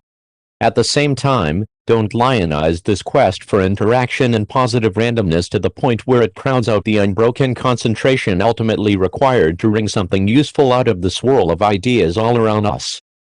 Execute like a business. The story has become lore in the world of business consulting.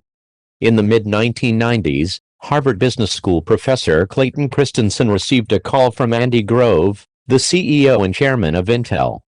Grove had encountered Christensen's research on disruptive innovation and asked him to fly out to California to discuss the theory's implications for Intel. On arrival, Christensen walked through the basics of disruption. Entrenched companies are often unexpectedly dethroned by startups that begin with cheap offerings at the low end of the market, but then, over time, improve their cheap products just enough to begin to steal high-end market share. Grove recognized that Intel faced this threat from low-end processors produced by upstart companies like AMD and Cyrix. Fueled by his newfound understanding of disruption, Grove devised the strategy that led to the Celeron family of processors, a lower performance offering that helped Intel successfully fight off the challenges from below. There is, however, a lesser-known piece to this story. As Christensen recalls, Grove asked him during a break in this meeting, "How do I do this?" Christensen responded with a discussion of business strategy, explaining how Grove could set up a new business unit and so on. Grove cut him off with a gruff reply, "You are such a naive academic. I asked you how to do it, and you told me what I should do. I know what I need to do. I just don't know how to do it." As Christensen later explained, this division between what and how is crucial but is overlooked in the professional world. It's often straightforward to identify a strategy needed to achieve a goal, but what trips up companies is figuring out how to execute the strategy once identified. I came across this story in a foreword Christensen wrote for a book titled The Four Disciplines of Execution, which built on extensive consulting case studies to describe four disciplines, abbreviated 4DX, for helping companies successfully implement high-level strategies. What struck me as I read was that this gap between what and how was relevant to my personal quest to spend more time working deeply. Just as Andy Grove had identified the importance of competing in the low-end processor market, I had identified the importance of prioritizing depth. What I needed was help figuring out how to execute the strategy. Intrigued by these parallels, I set out to adapt the 4DX framework to my personal work habits and ended up surprised by how helpful they proved in driving me toward effective action on my goal of working deeply. These ideas may have been forged for the world of big business, but the underlying concepts seem to apply anywhere that something important needs to get done against the backdrop of many competing obligations and distractions. With this in mind, I've summarized in the following sections the four disciplines of the 4DX framework, and for each I described how I adapted it to the specific concerns of developing a deep work habit. Discipline number 1, focus on the wildly important. As the authors of the Four Disciplines of Execution explain, the more you try to do, the less you actually accomplish. They elaborate that execution should be aimed at a small number of wildly important goals. This simplicity will help focus an organization's energy to a sufficient intensity to ignite real results. For an individual focused on deep work, the implication is that you should identify a small number of ambitious outcomes to pursue with your deep work hours. The general exhortation to spend more time working deeply doesn't spark a lot of enthusiasm. To instead have a specific goal that would return tangible and substantial professional benefits will generate a steadier stream of enthusiasm. In a 2014 column titled The Art of Focus, David Brooks endorsed this approach of letting ambitious goals drive focused behavior, explaining, "If you want to win the war for attention, don't try to say no to the trivial distractions you find on the information smorgasbord. Try to say yes to the subject that arouses a terrifying longing, and let the terrifying longing crowd out everything else." For example, when I first began experimenting with 4DX, I set the specific important goal of publishing 5 high-quality peer-reviewed papers in the upcoming academic year. This goal was ambitious, as it was more papers than I had been publishing, and there were tangible rewards attached to it. Tenure review was looming. Combined, these two properties helped the goal stoke my motivation. Discipline number 2, act on the lead measures. Once you've identified a wildly important goal, you need to measure your success. In 4DX, there are 2 types of metrics for this purpose: lag measures and lead measures. Lag measures describe the thing you're ultimately trying to improve. For example, if your goal is to increase customer satisfaction in your bakery, then the relevant lag measure is your customer satisfaction scores. As the 4DX authors explain, the problem with lag measures is that they come too late to change your behavior. When you receive them, the performance that drove them is already in the past. Lead measures, on the other hand, measure the new behaviors that will drive success on the lag measures. In the bakery example, A good lead measure might be the number of customers who receive free samples. This is a number you can directly increase by giving out more samples.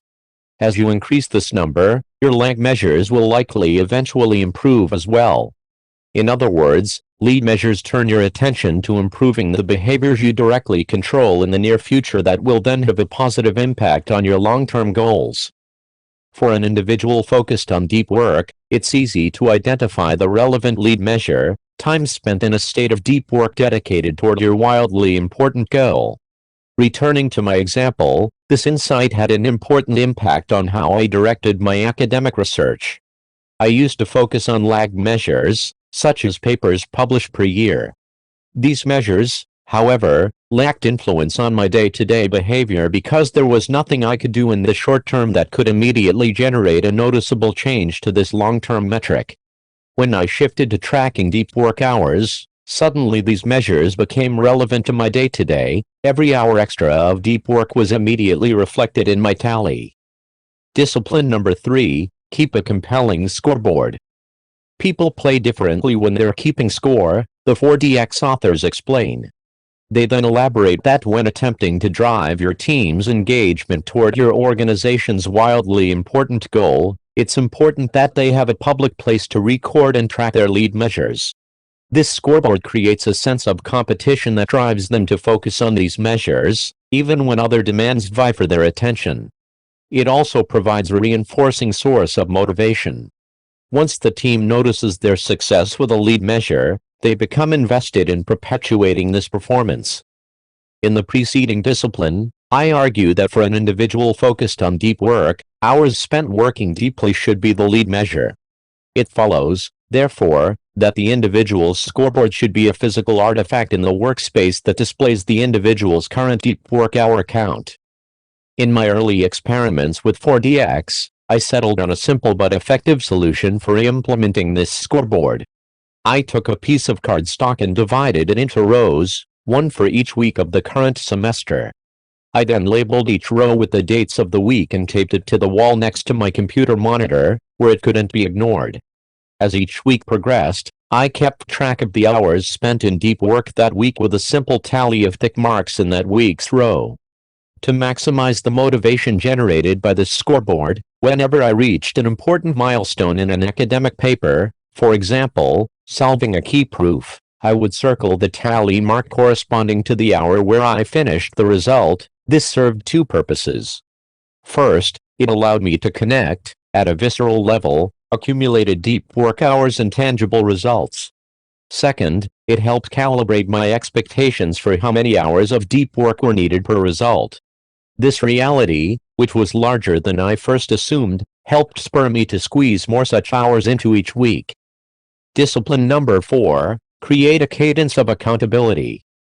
The 4DX authors elaborate that the final step to help maintain a focus on lead measures is to put in place a rhythm of regular and frequent meetings of any team that owns a wildly important goal. During these meetings, the team members must confront their scoreboard, commit to specific actions to help improve the score before the next meeting, and describe what happened with the commitments they made at the last meeting.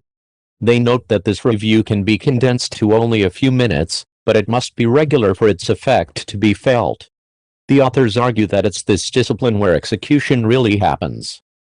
For an individual focused on his or her own deep work habit, there's likely no team to meet with, but this doesn't exempt you from the need for regular accountability. In multiple places throughout this book I discuss and recommend the habit of a weekly review in which you make a plan for the work week ahead. See rule number 4. During my experiments with 4DX, I used a weekly review to look over my scoreboard to celebrate good weeks, help understand what led to bad weeks, and most important, figure out how to ensure a good score for the days ahead. This led me to adjust my schedule to meet the needs of my lead measure, enabling significantly more deep work than if I had avoided such reviews altogether. The 4DX framework is based on the fundamental premise that execution is more difficult than strategizing. After hundreds and hundreds of case studies, its inventors managed to isolate a few basic disciplines that seem to work particularly well in conquering this difficulty. It's no surprise, therefore, that these same disciplines can have a similar effect on your personal goal of cultivating a deep work habit. To conclude, let's return one last time to my own example. As I noted earlier, when I first embraced 4DX, I adopted the goal of publishing 5 peer-reviewed papers in the 2013 to 2014 academic year. This was an ambitious goal given that I had published only 4 papers the previous year, a feat I was proud of. Throughout this 4DX experiment, the clarity of this goal, coupled with the simple but unavoidable feedback of my lead measure scoreboard, pushed me to a level of depth I hadn't before achieved. In retrospect, it was not so much the intensity of my deep work periods that increased, but instead their regularity. Whereas I used to cluster my deep thinking near paper submission deadlines, the 4DX habit kept my mind concentrated throughout the full year. It ended up, I must admit, an exhausting year, especially given that I was writing this book at the same time. But it also turned out to produce a convincing endorsement for the 4DX framework. By the summer of 2014, I had 9 full papers accepted for publication, more than doubling what I had managed to accomplish in any preceding year. Be lazy. In a 2012 article written for a New York Times blog, the essayist and cartoonist Tim Creeder provided a memorable self-description: "I am not busy. I am the laziest ambitious person I know." Creeder's distaste for frenetic work, however, was put to the test in the months leading up to the writing of his post. Here's his description of the period: "I've insidiously started, because of professional obligations, to become busy. Every morning my inbox was full of emails asking me to do things I did not want to do or presenting me with problems that I now had to solve." His solution? He fled to what he calls an undisclosed location, a place with no TV and no internet. Going online requires a bike ride to the local library, and where he could remain non-responsive to the pinprick onslaught of small obligations that seem harmless in isolation but aggregate to serious injury to his deep work habit. "I've remembered about buttercups, stink bugs and the stars," Creeder says about his retreat from activity. "I read. And I'm finally getting some real writing done for the first time in months." It's important for our purposes to recognize that Creeder is no Thoreau. He didn't retreat from the world of busyness to underscore a complicated social critique. His move to an undisclosed location was instead motivated by a surprising but practical insight: it made him better at his job. Here's Creeder's explanation. "Idleness is not just a vacation, an indulgence or a vice. It is as indispensable to the brain as vitamin D is to the body, and deprived of it we suffer a mental affliction as disfiguring as rickets. It is, paradoxically, necessary to getting any work done."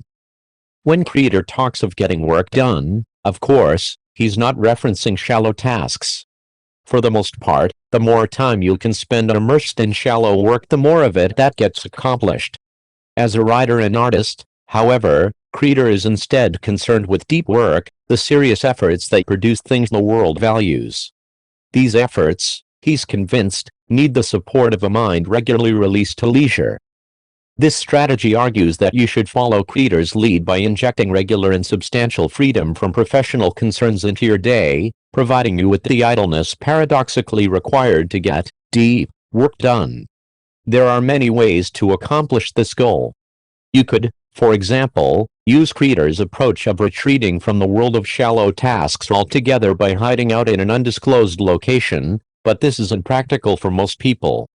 Instead, I want to suggest a more applicable but still quite powerful heuristic. At the end of the workday, shut down your consideration of work issues until the next morning. No after-dinner email check, no mental replays of conversations, and no scheming about how you'll handle an upcoming challenge. Shut down work thinking completely. If you need more time, then extend your workday, but once you shut down, your mind must be left free to encounter Creeder's buttercups, stink bugs, and stars. Before describing some tactics that support this strategy, I want to first explore why a shutdown will be profitable to your ability to produce valuable output. We have, of course, Tim Creeder's personal endorsement, but it's worth taking the time to also understand the science behind the value of downtime. A closer examination of this literature reveals the following 3 possible explanations for this value. Reason number 1, Downtime aids insights.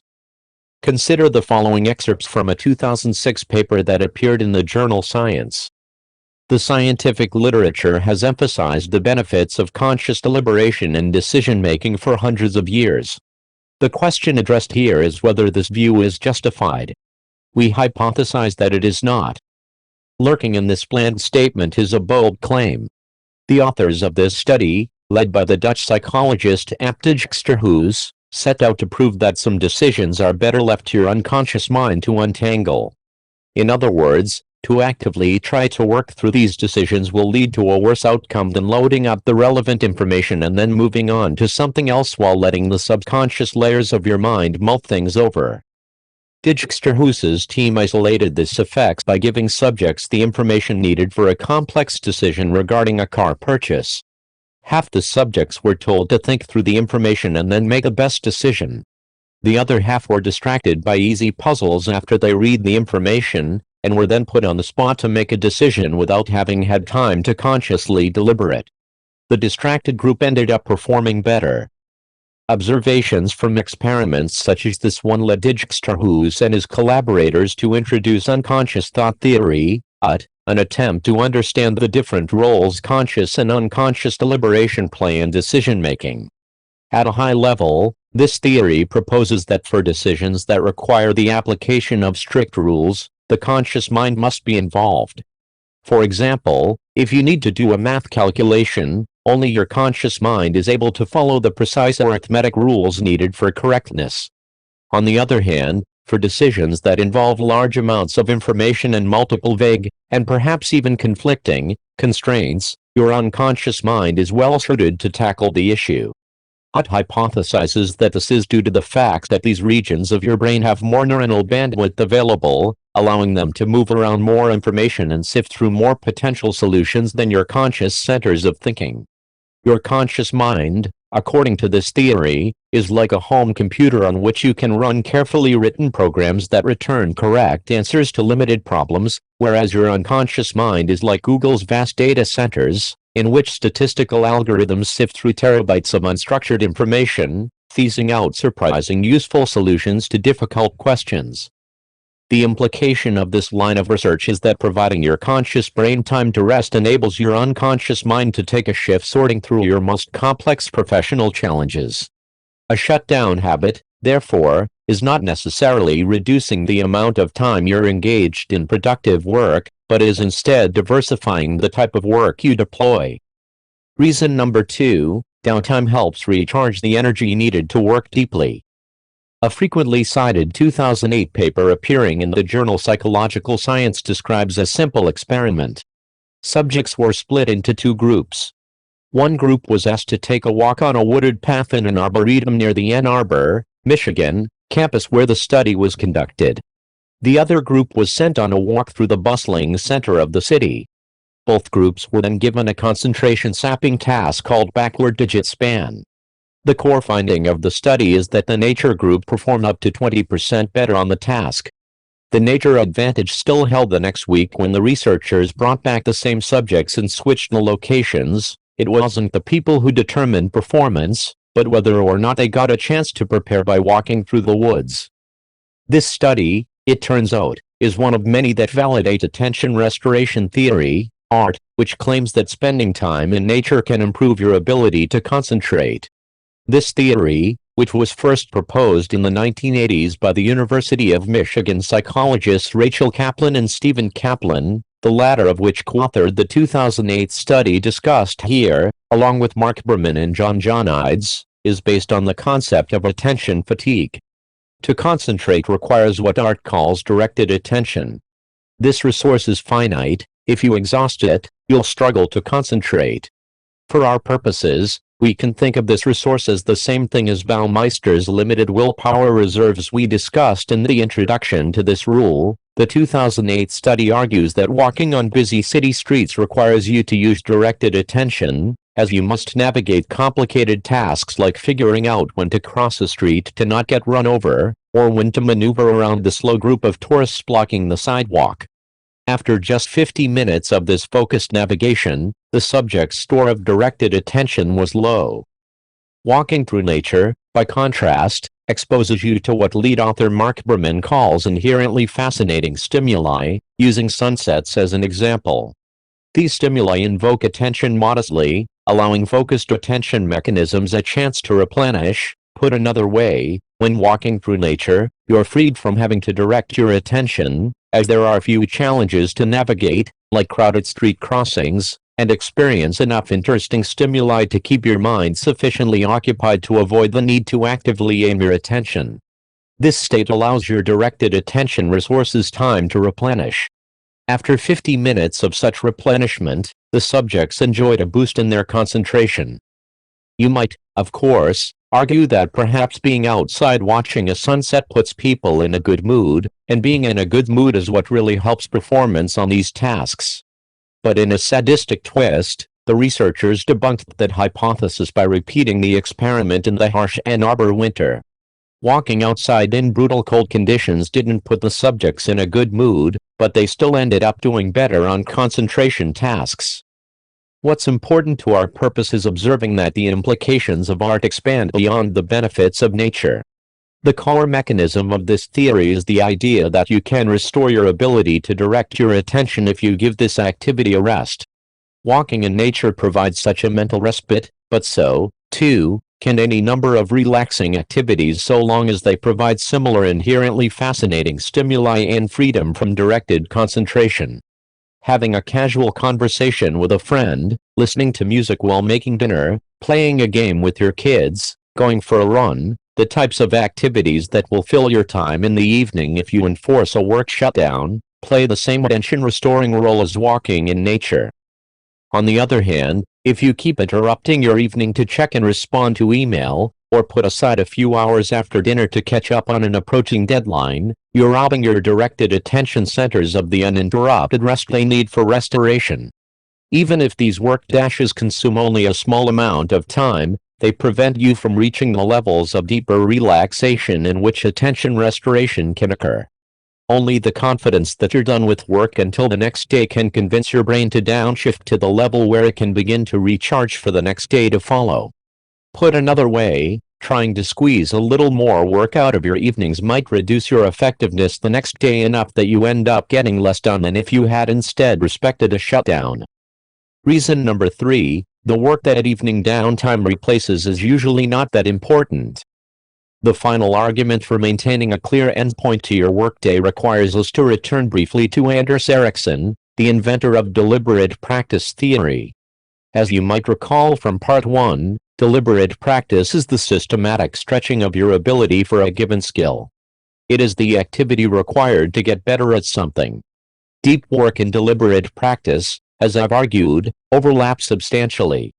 For our purposes here we can use deliberate practice as a general-purpose stand-in for cognitively demanding efforts.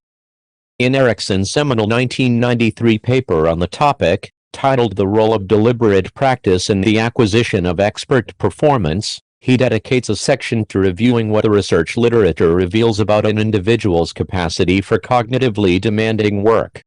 Ericsson notes that for a novice, somewhere around an hour a day of intense concentration seems to be a limit, while for experts this number can expand to as many as 4 hours, but rarely more. One of the studies cited, for example, catalogs the practice habits of a group of elite violin players training at Berlin's Universität der Kunst. This study found the elite players average around 3.5 hours per day in a state of deliberate practice, usually separated into 2 distinct periods. The less accomplished players spent less time in a state of depth. The implication of these results is that your capacity for deep work in a given day is limited. If you're careful about your schedule, using, for example, the type of productivity strategies described in rule number 4, you should hit your daily deep work capacity during your workday. It follows, therefore, that by evening, you're beyond the point where you can continue to effectively work deeply.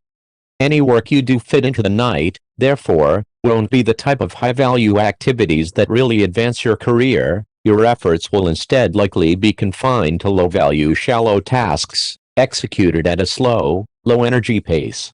By deferring evening work, in other words, you're not missing out on much of importance. The three reasons just described support the general strategy of maintaining a strict endpoint to your workday. Let's conclude by filling in some details concerning implementation. To succeed with this strategy, you must first accept the commitment that once your workday shuts down, you cannot allow even the smallest incursion of professional concerns into your field of attention. This includes, crucially, checking email, as well as browsing work-related websites. In both cases, even a brief intrusion of work can generate a self-reinforcing stream of distraction that impedes the shutdown advantages described earlier for a long time to follow. Most people are familiar, for example, with the experience of glancing at an alarming email on a Saturday morning and then having its implications haunt your thoughts for the rest of the weekend. Another key commitment for succeeding with this strategy is to support your commitment to shutting down with a strict shutdown ritual that you use at the end of the workday to maximize the probability that you succeed. In more detail, this ritual should ensure that every incomplete task, goal, or project has been reviewed and that for each you have confirmed that either 1. You have a plan you trust for its completion, or 2. It's captured in a place where it will be revisited when the time is right.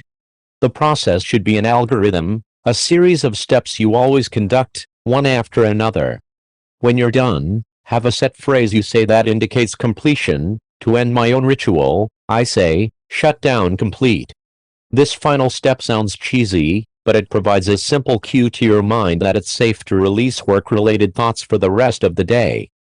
To make this suggestion more concrete, let me walk through the steps of my own shutdown ritual, which I first developed around the time I was writing my doctoral dissertation, and have deployed, in one form or another, ever since. The first thing I do is take a final look at my email inbox to ensure that there is nothing requiring an urgent response before the day ends. The next thing I do is transfer any new tasks that are on my mind or were scribbled down earlier in the day into my official task lists. I use Google Docs for storing my task lists, as I like the ability to access them from any computer, but the technology here isn't really relevant. Once I have these task lists open, I quickly scheme every task in every list, and then look at the next few days on my calendar. These two actions ensure that there is nothing urgent I'm forgetting or any important deadlines or appointments sneaking up on me. I have, at this point, reviewed everything that's on my professional plate.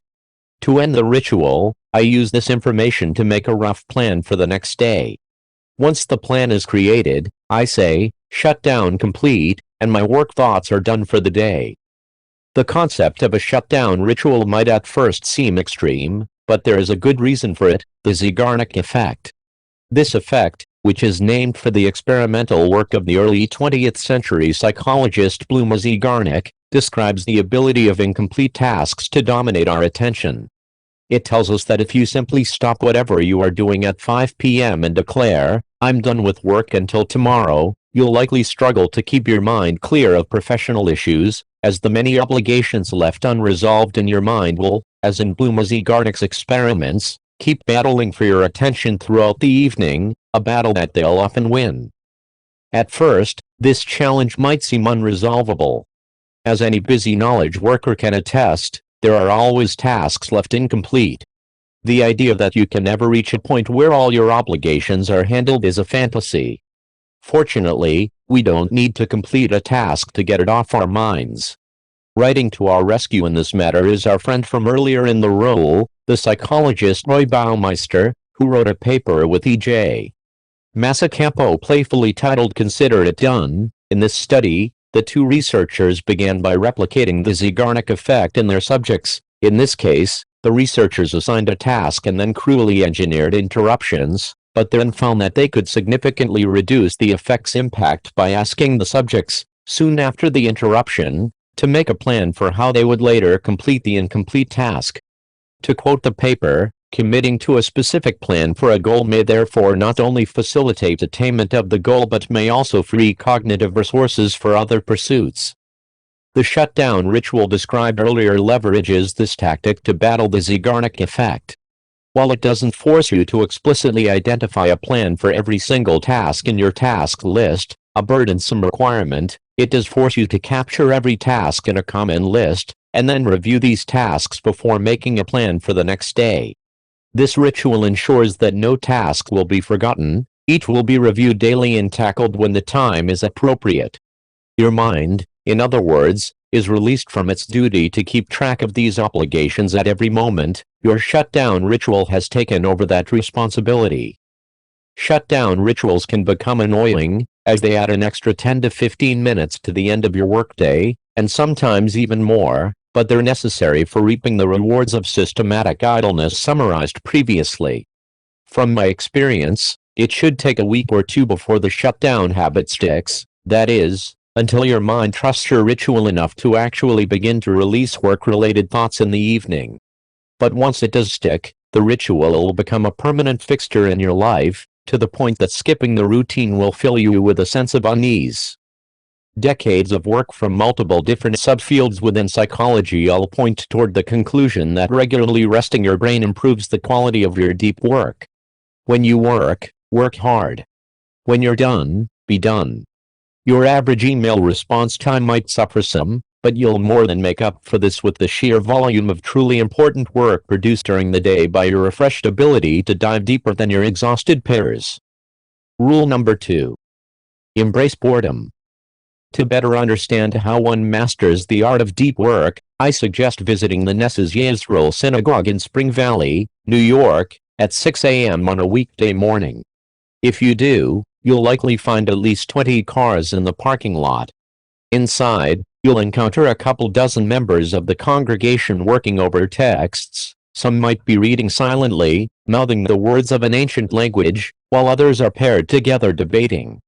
At one end of the room, a rabbi will be leading a larger group in a discussion. This early morning gathering in Spring Valley represents just a small fraction of the hundreds of thousands of Orthodox Jews who will wake up early that morning, as they do every weekday morning, to practice a central tenet of their faith, to spend time every day studying the complex written traditions of Rabbinic Judaism. I was introduced to this world by Adam Marlin, a member of the Nesses Yisrael congregation and one of the regulars at its morning study group. As Marlin explained to me, his goal with this practice is to decipher one Talmud page each day, though he sometimes fails to make it even this far, often working with a Chavruta, study partner, to push his understanding closer to his cognitive limit. What interests me about Marlin is not his knowledge of ancient texts, but instead the type of effort required to gain this knowledge. When I interviewed him, he emphasized the mental intensity of his morning ritual. It's an extreme and serious discipline, consisting mostly of the deep work stuff you write about, he explained. I run a growing business, but this is often the hardest brain strain I do. This strain is not unique to Marlin but is instead ingrained in the practice. As his rabbi once explained to him, you cannot consider yourself as fulfilling this daily obligation unless you have stretched to the reaches of your mental capacity. Unlike many Orthodox Jews, Marlin came late to his faith, not starting his rigorous Talmud training until his 20s. This bit of trivia proves useful to our purposes because it allows Marlin a clear before and after comparison concerning the impact of these mental calisthenics, and the results surprised him. Though Marlin was exceptionally well educated when he began the practice, he holds 3 different Ivy League degrees. He soon met fellow adherents who had only ever attended small religious schools but could still dance intellectual circles around him. A number of these people are highly successful, professionally, he explained to me, but it wasn't some fancy school that pushed their intellect higher. It became clear it was instead their daily study that started as early as the 5th grade. After a while, Marlin began to notice positive changes in his own ability to think deeply. I've recently been making more highly creative insights in my business life, he told me. I'm convinced it's related to this daily mental practice. This consistent strain has built my mental muscle over years and years. This was not the goal when I started, but it is the effect. Adam Marlin's experience underscores an important reality about deep work. The ability to concentrate intensely is a skill that must be trained. This idea might sound obvious once it's pointed out, but it represents a departure from how most people understand such matters. In my experience, it's common to treat undistracted concentration as a habit like flossing, something that you know how to do and know is good for you, but that you've been neglecting due to a lack of motivation. This mindset is appealing because it implies you can transform your working life from distracted to focused overnight if you can simply muster enough motivation. But this understanding ignores the difficulty of focus and the hours of practice necessary to strengthen your mental muscle, the creative insights that Adam Marlin now experiences in his professional life, in other words, have little to do with a one-time decision to think deeper, and much to do with a commitment to training this ability early every morning. There is, however, an important corollary to this idea. Efforts to deepen your focus will struggle if you don't simultaneously wean your mind from a dependence on distraction. Much in the same way that athletes must take care of their bodies outside of their training sessions, you'll struggle to achieve the deepest levels of concentration if you spend the rest of your time fleeing the slightest hint of boredom. We can find evidence for this claim in the research of Clifford Nass, the late Stanford communications professor who was well known for his study of behavior in the digital age. Among other insights, Nass's research revealed that constant attention switching online has a lasting negative effect on your brain. Here's Nass summarizing these findings in a 2010 interview with NPR's Ira Flatow. So we have scales that allow us to divide up people into people who multitask all the time and people who rarely do, and the differences are remarkable. People who multitask all the time can filter out irrelevancy. They can't manage a working memory. They're chronically distracted. They initiate much larger parts of their brain that are irrelevant to the task at hand. They're pretty much mental wrecks. At this point, Flatow asks Nass whether the chronically distracted recognize this rewiring of their brain. The people we talk with continually said, "Look, when I really have to concentrate, I turn off everything and I am laser focused," and unfortunately, they've developed habits of mind that make it impossible for them to be laser focused. They're suckers for irrelevancy. They just can't keep on task. Emphasis mine. Once your brain has become accustomed to on-demand distraction, Nass discovered, it's hard to shake the addiction even when you want to concentrate.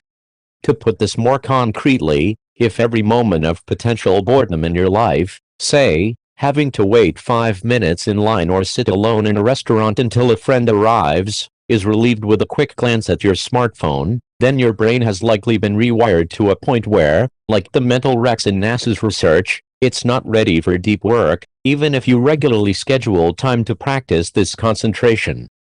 Rule number 1 taught you how to integrate deep work into your schedule and support it with routines and rituals designed to help you consistently reach the current limit of your concentration ability. Rule number 2 will help you significantly improve this limit.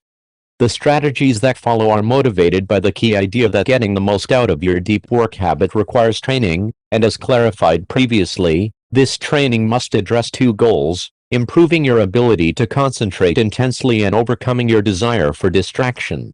These strategies cover a variety of approaches, from quarantining distraction to mastering a special form of meditation, that combine to provide a practical roadmap for your journey from a mind wrecked by constant distraction and unfamiliar with concentration, to an instrument that truly does deliver laser-like focus. Don't take breaks from distraction. Instead, take breaks from focus. Many assume that they can switch between a state of distraction and one of concentration as needed, but as I just argued, this assumption is optimistic. Once you're wired for distraction, you crave it. Motivated by this reality, this strategy is designed to help you rewire your brain to a configuration better suited to staying on task. Before diving into the details, let's start by considering a popular suggestion for distraction addiction that doesn't quite solve our problem: the Internet Sabbath, sometimes called a digital detox.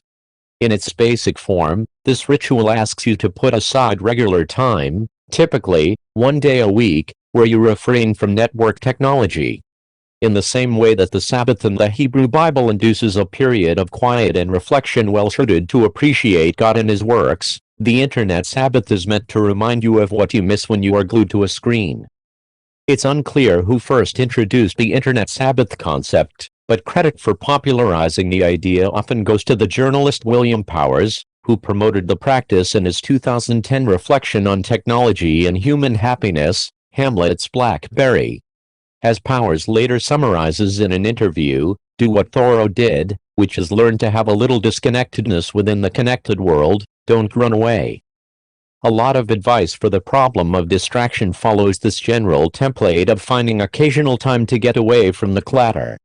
Some put aside 1 or 2 months a year to escape these tethers, others follow Powers' 1 day a week advice, while others put aside an hour or 2 every day for the same purpose. All forms of this advice provide some benefit, but once we see the distraction problem in terms of brain wiring, it becomes clear that an internet Sabbath cannot by itself cure a distracted brain. If you eat healthy just 1 day a week, you're unlikely to lose weight, as the majority of your time is still spent gorging. Similarly, if you spend just 1 day a week resisting distraction, you're unlikely to diminish your brain's craving for these stimuli, as most of your time is still spent giving into it. I propose an alternative to the internet Sabbath. Instead of scheduling the occasional break from distraction so you can focus, you should instead schedule the occasional break from focus to give into distraction. To make this suggestion more concrete, let's make the simplifying assumption that internet use is synonymous with seeking distracting stimuli. You can, of course, use the internet in a way that's focused and deep, but for a distraction addict, this is a difficult task. Similarly, let's consider working in the absence of the internet to be synonymous with more focused work. You can, of course, find ways to be distracted without a network connection, but these tend to be easier to resist.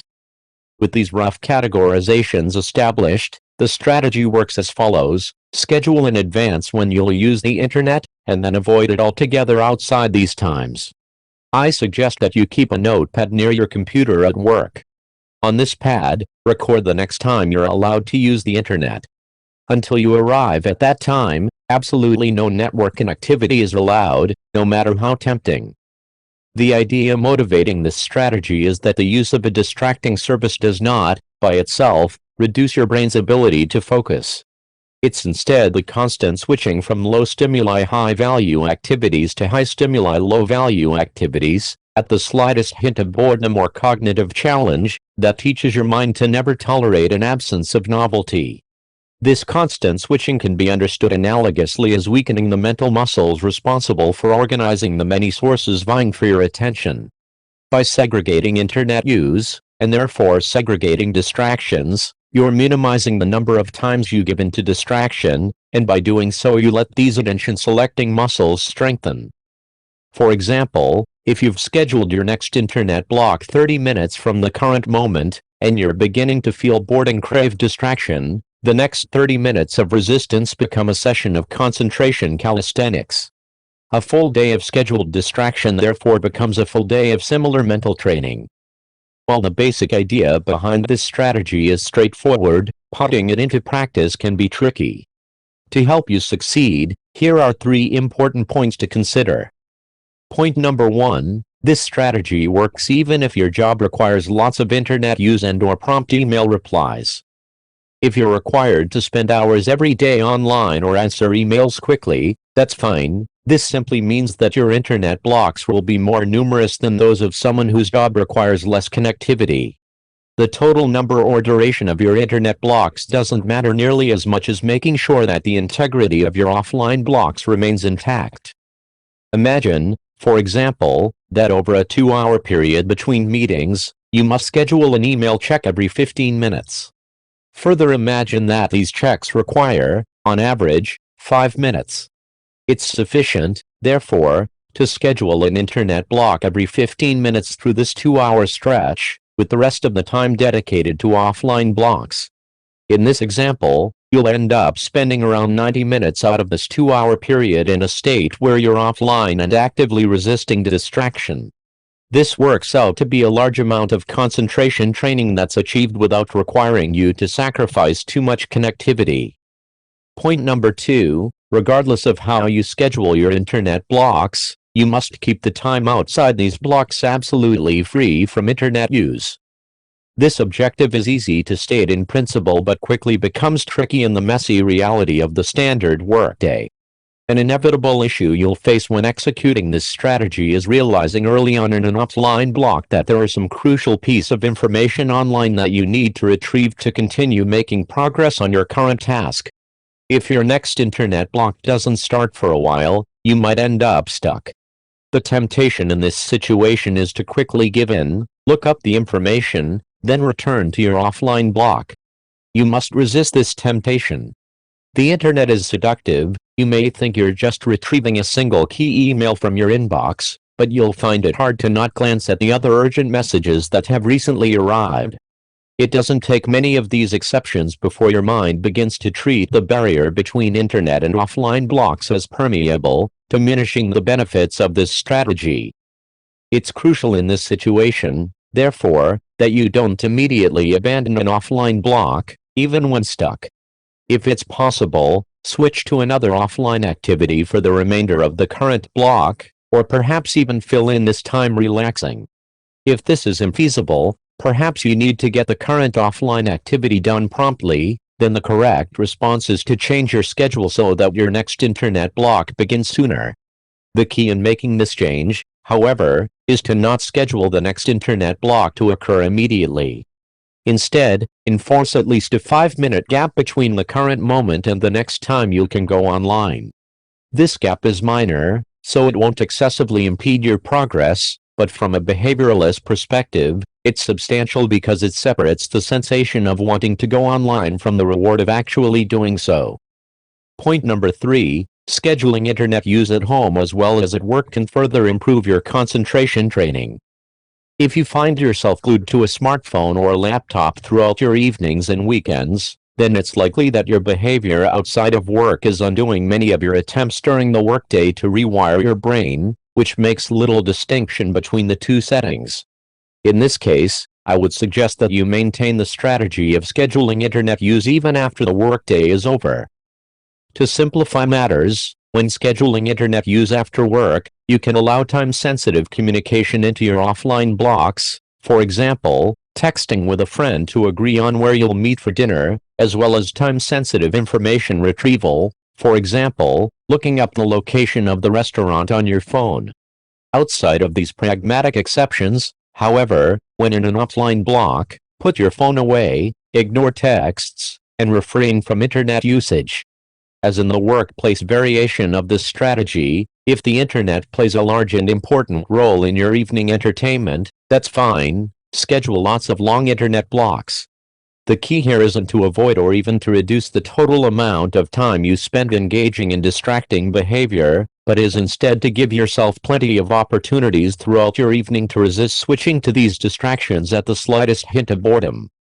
One place where this strategy becomes particularly difficult outside work is when you're forced to wait, for example, standing in line at a store. It's crucial in these situations that if you're in an offline block, you simply gird yourself for the temporary boredom, and fight through it with only the company of your thoughts. To simply wait and be bored has become a novel experience in modern life, but from the perspective of concentration training, it's incredibly valuable. To summarize, to succeed with deep work you must rewire your brain to be comfortable resisting distracting stimuli. This doesn't mean that you have to eliminate distracting behaviors. It's sufficient that you instead eliminate the ability of such behaviors to hijack your attention. The simple strategy proposed here of scheduling internet blocks goes a long way toward helping you regain this attention autonomy. Work like Teddy Roosevelt. If you attended Harvard College during the 1876-1877 school year, you would have likely noticed a wiry, mutton-chopped, brash, and impossibly energetic freshman named Theodore Roosevelt.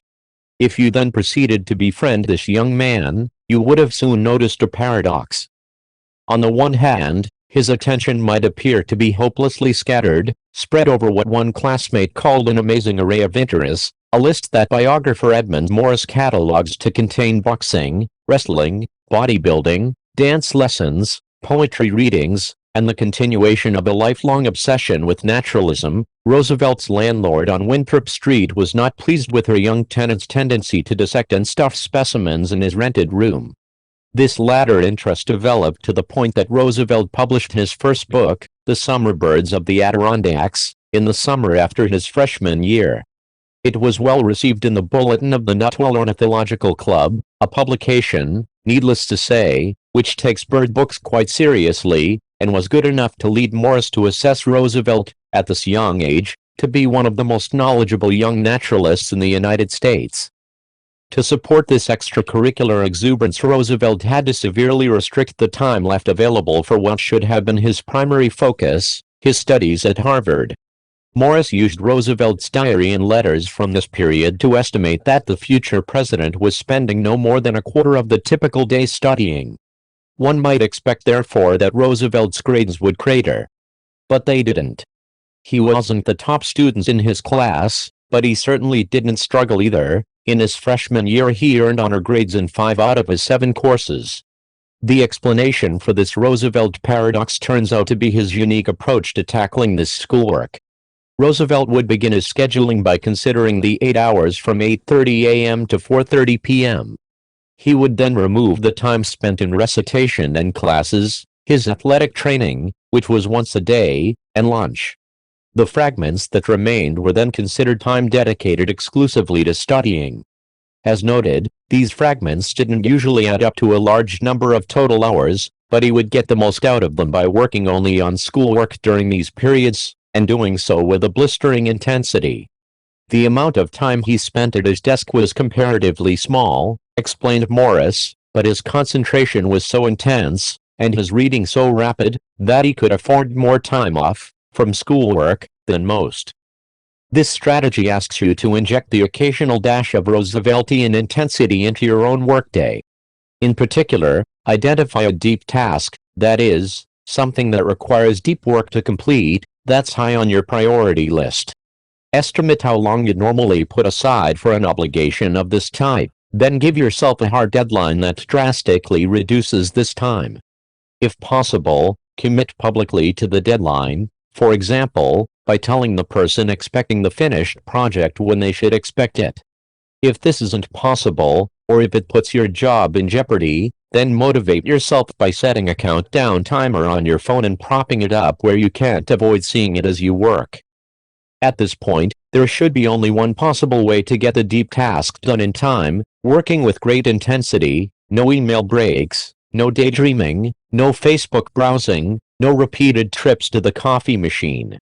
Like Roosevelt at Harvard, attack the task with every free neuron until it gives way under your unwavering barrage of concentration. Try this experiment no more than once a week at first, giving your brain practice with intensity, but also giving it, and your stress levels, time to rest in between. Once you feel confident in your ability to trade concentration for completion time, increase the frequency of these Roosevelt dashes. Remember, however, to always keep your self-imposed deadlines right at the edge of feasibility. You should be able to consistently beat the buzzer, or at least be close, but to do so should require teeth-gritting concentration. The main motivation for this strategy is straightforward. Deep work requires levels of concentration well beyond where most knowledge workers are comfortable. Roosevelt dashes leverage artificial deadlines to help you systematically increase the level you can regularly achieve, providing, in some sense, interval training for the attention centers of your brain. An additional benefit is that these dashes are incompatible with distraction. There's no way you can give in to distraction and still make your deadlines. Therefore, every completed dash provides a session in which you're potentially bored and really want to seek more novel stimuli, but you resist. As argued in the previous strategy, the more you practice resisting such urges, the easier such resistance becomes. After a few months of deploying this strategy, your understanding of what it means to focus will likely be transformed as you reach levels of intensity stronger than anything you've experienced before. And if you're anything like a young Roosevelt, you can then repurpose the extra free time it generates toward the finer pleasures in life, like trying to impress the always discerning members of the Nuttall Ornithological Club. Meditate productively. During the 2 years I spent as a postdoctoral associate at MIT, my wife and I lived in a small but charming apartment on Pinckney Street, in historic Beacon Hill. Though I lived in Boston and worked in Cambridge, the two locations were close, only a mile apart, sitting on opposite banks of the Charles River. Intent on staying fit, even during the long and dark New England winter, I decided to take advantage of this proximity by traveling between home and work, to the greatest extent possible, on foot. My routine had me walk to campus in the morning, crossing the Longfellow Bridge in all weather. The city, it turns out to my dismay, is often slow to shovel the pedestrian path after snowstorms. Around lunch, I would change into running gear and run back home on a longer path that followed the banks of the Charles, crossing at the Massachusetts Avenue Bridge. After a quick lunch and shower at home, I would typically take the subway across the river on the way back to campus, saving, perhaps, a third of a mile on the track, and then walk home when the workday was done. In other words, I spent a lot of time on my feet during this period. It was this reality that led me to develop the practice that I'll now suggest you adopt in your own deep work training, productive meditation. The goal of productive meditation is to take a period in which you're occupied physically but not mentally, walking, jogging, driving, showering, and focus your attention on a single well-defined professional problem. Depending on your profession, this problem might be outlining an article, writing a talk, making progress on a proof, or attempting to sharpen a business strategy. As in mindfulness meditation, you must continue to bring your attention back to the problem at hand when it wanders or stalls. I used to practice productive meditation in at least one of my daily cross-river treks while living in Boston, and as I improved, so did my results. I ended up, for example, working out the chapter outlines for a significant portion of my last book while on foot, and made progress on many knotty technical problems in my academic research. I suggest that you adopt a productive meditation practice in your own life. You don't necessarily need a serious session every day, but your goal should be to participate in at least 2 or 3 such sessions in a typical week. Fortunately, finding time for this strategy is easy, as it takes advantage of periods that would otherwise be wasted, such as walking the dog or commuting to work, and if done right, can actually increase your professional productivity instead of taking time away from your work. In fact, you might even consider scheduling a walk during your workday specifically for the purpose of applying productive meditation to your most pressing problem at the moment. I'm not, however, suggesting this practice for its productivity benefits, though they're nice. I'm instead interested in its ability to rapidly improve your ability to think deeply. In my experience, productive meditation builds on both of the key ideas introduced at the beginning of this rule. By forcing you to resist distraction and return your attention repeatedly to a well-defined problem, it helps strengthen your distraction-resisting muscles, and by forcing you to push your focus deeper and deeper on a single problem, it sharpens your concentration. To succeed with productive meditation, it's important to recognize that, like any form of meditation, it requires practice to do well. When I first attempted this strategy, back in the early weeks of my postdoc, I found myself hopelessly distracted, ending long stretches of thinking with little new to show for my efforts. It took me a dozen or so sessions before I began to experience real results. You should expect something similar, so patience will be necessary. To help accelerate this ramp-up process, however, I have 2 specific suggestions to offer. Suggestion number 1, be wary of distractions and looping. As a novice, when you begin a productive meditation session, your mind's first act of rebellion will be to offer unrelated but seemingly more interesting thoughts.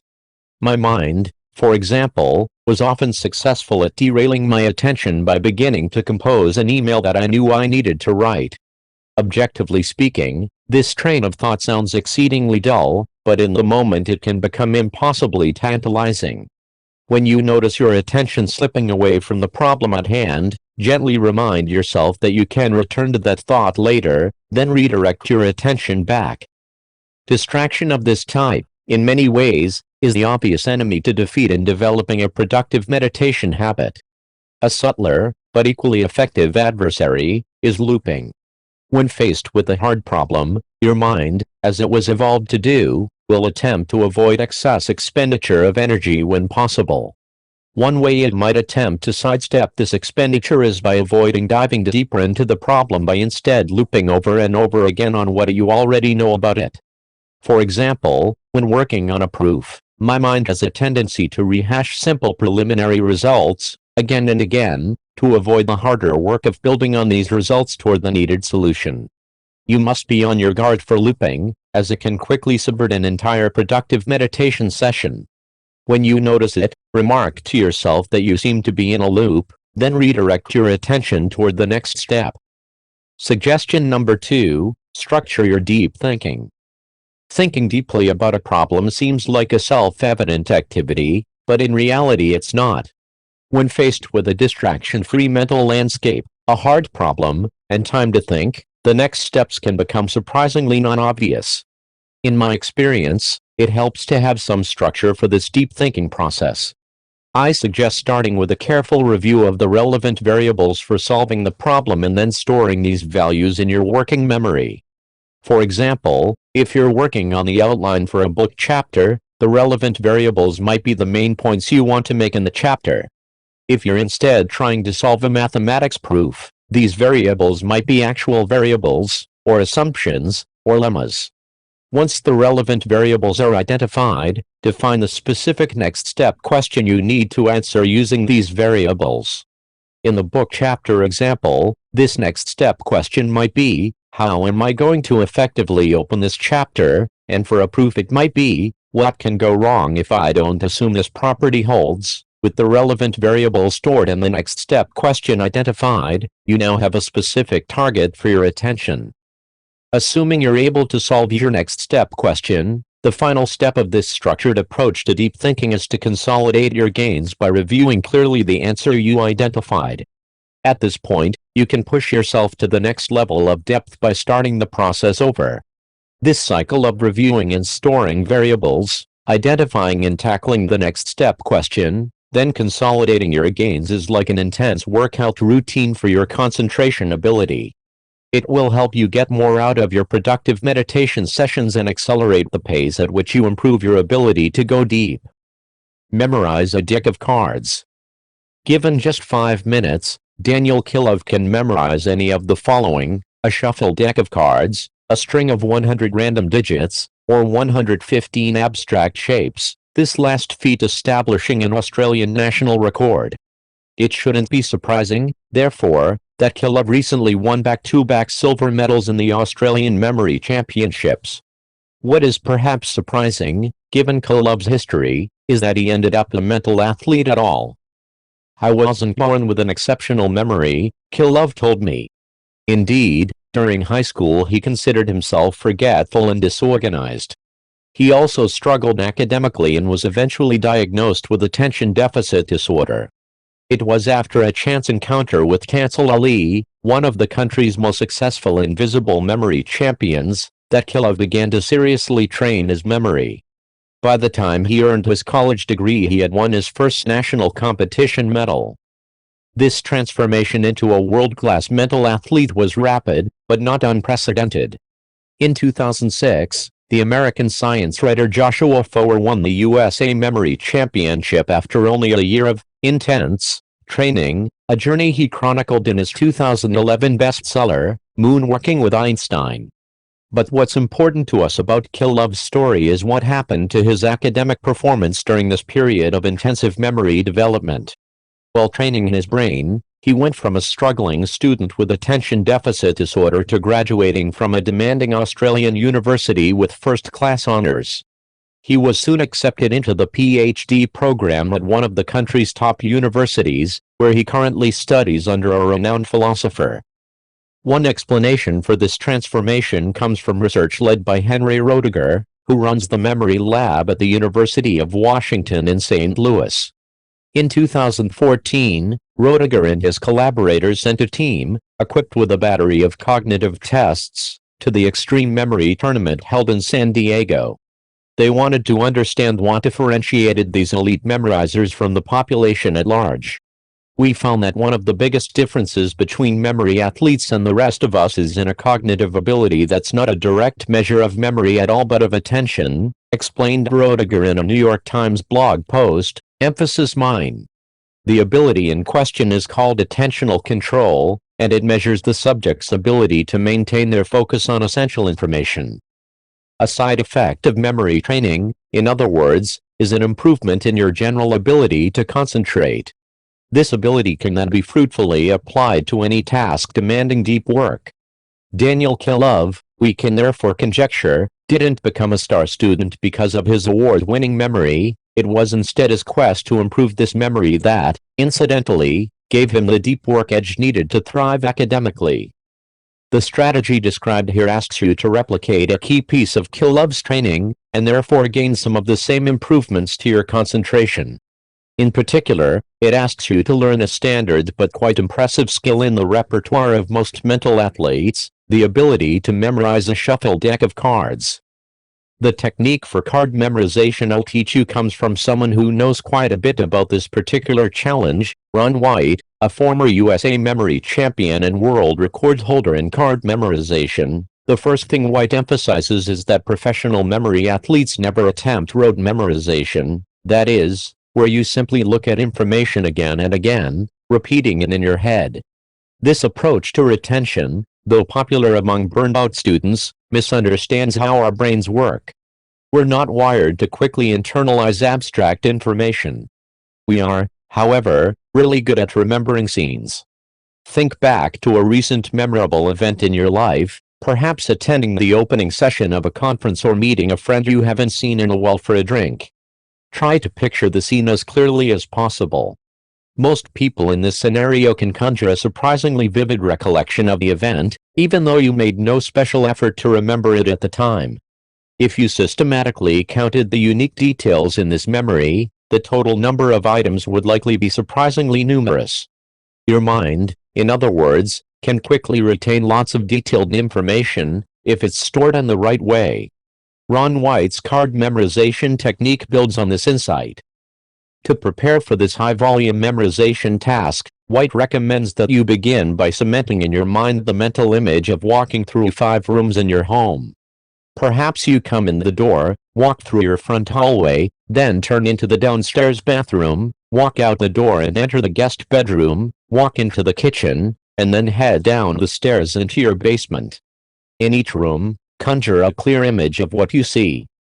Once you can easily recall this mental walkthrough of a well-known location, fix in your mind a collection of 10 items in each of these rooms. White recommends that these items be large, and therefore more memorable, like a desk, not a pencil.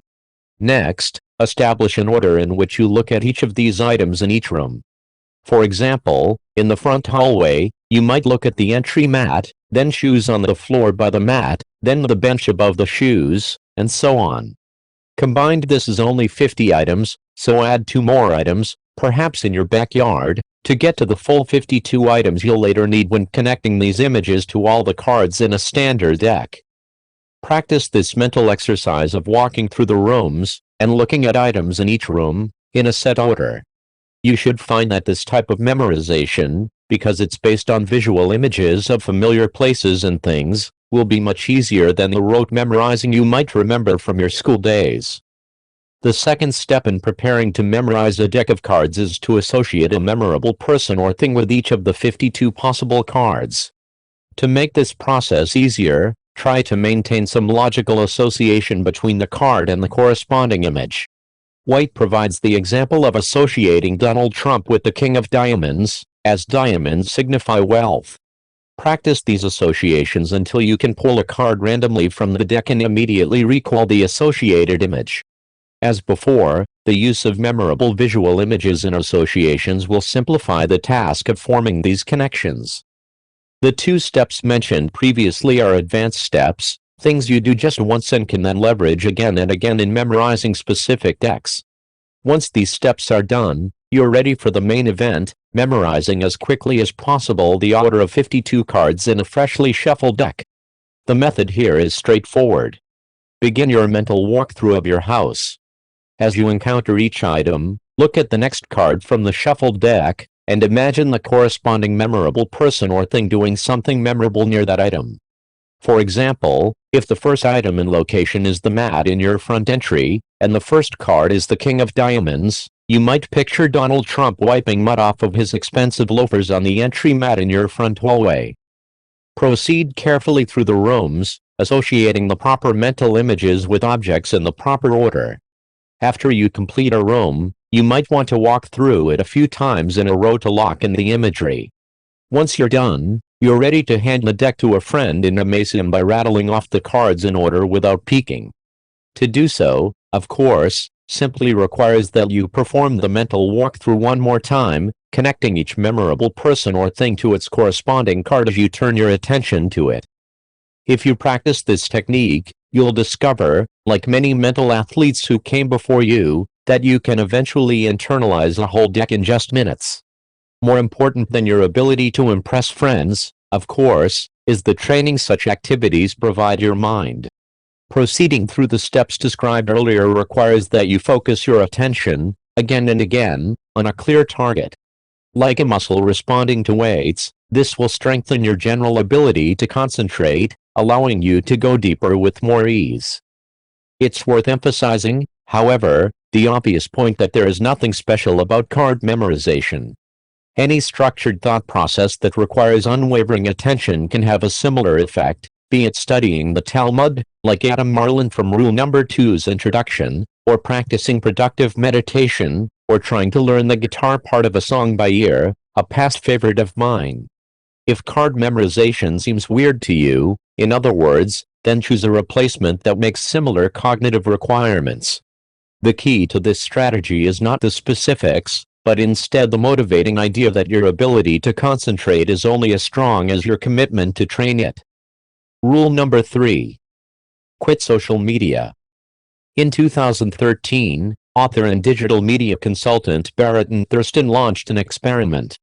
He decided to disconnect from his online life for 25 days, no Facebook, no Twitter, no Foursquare, a service that awarded him Mayor of the Year in 2011, not even email.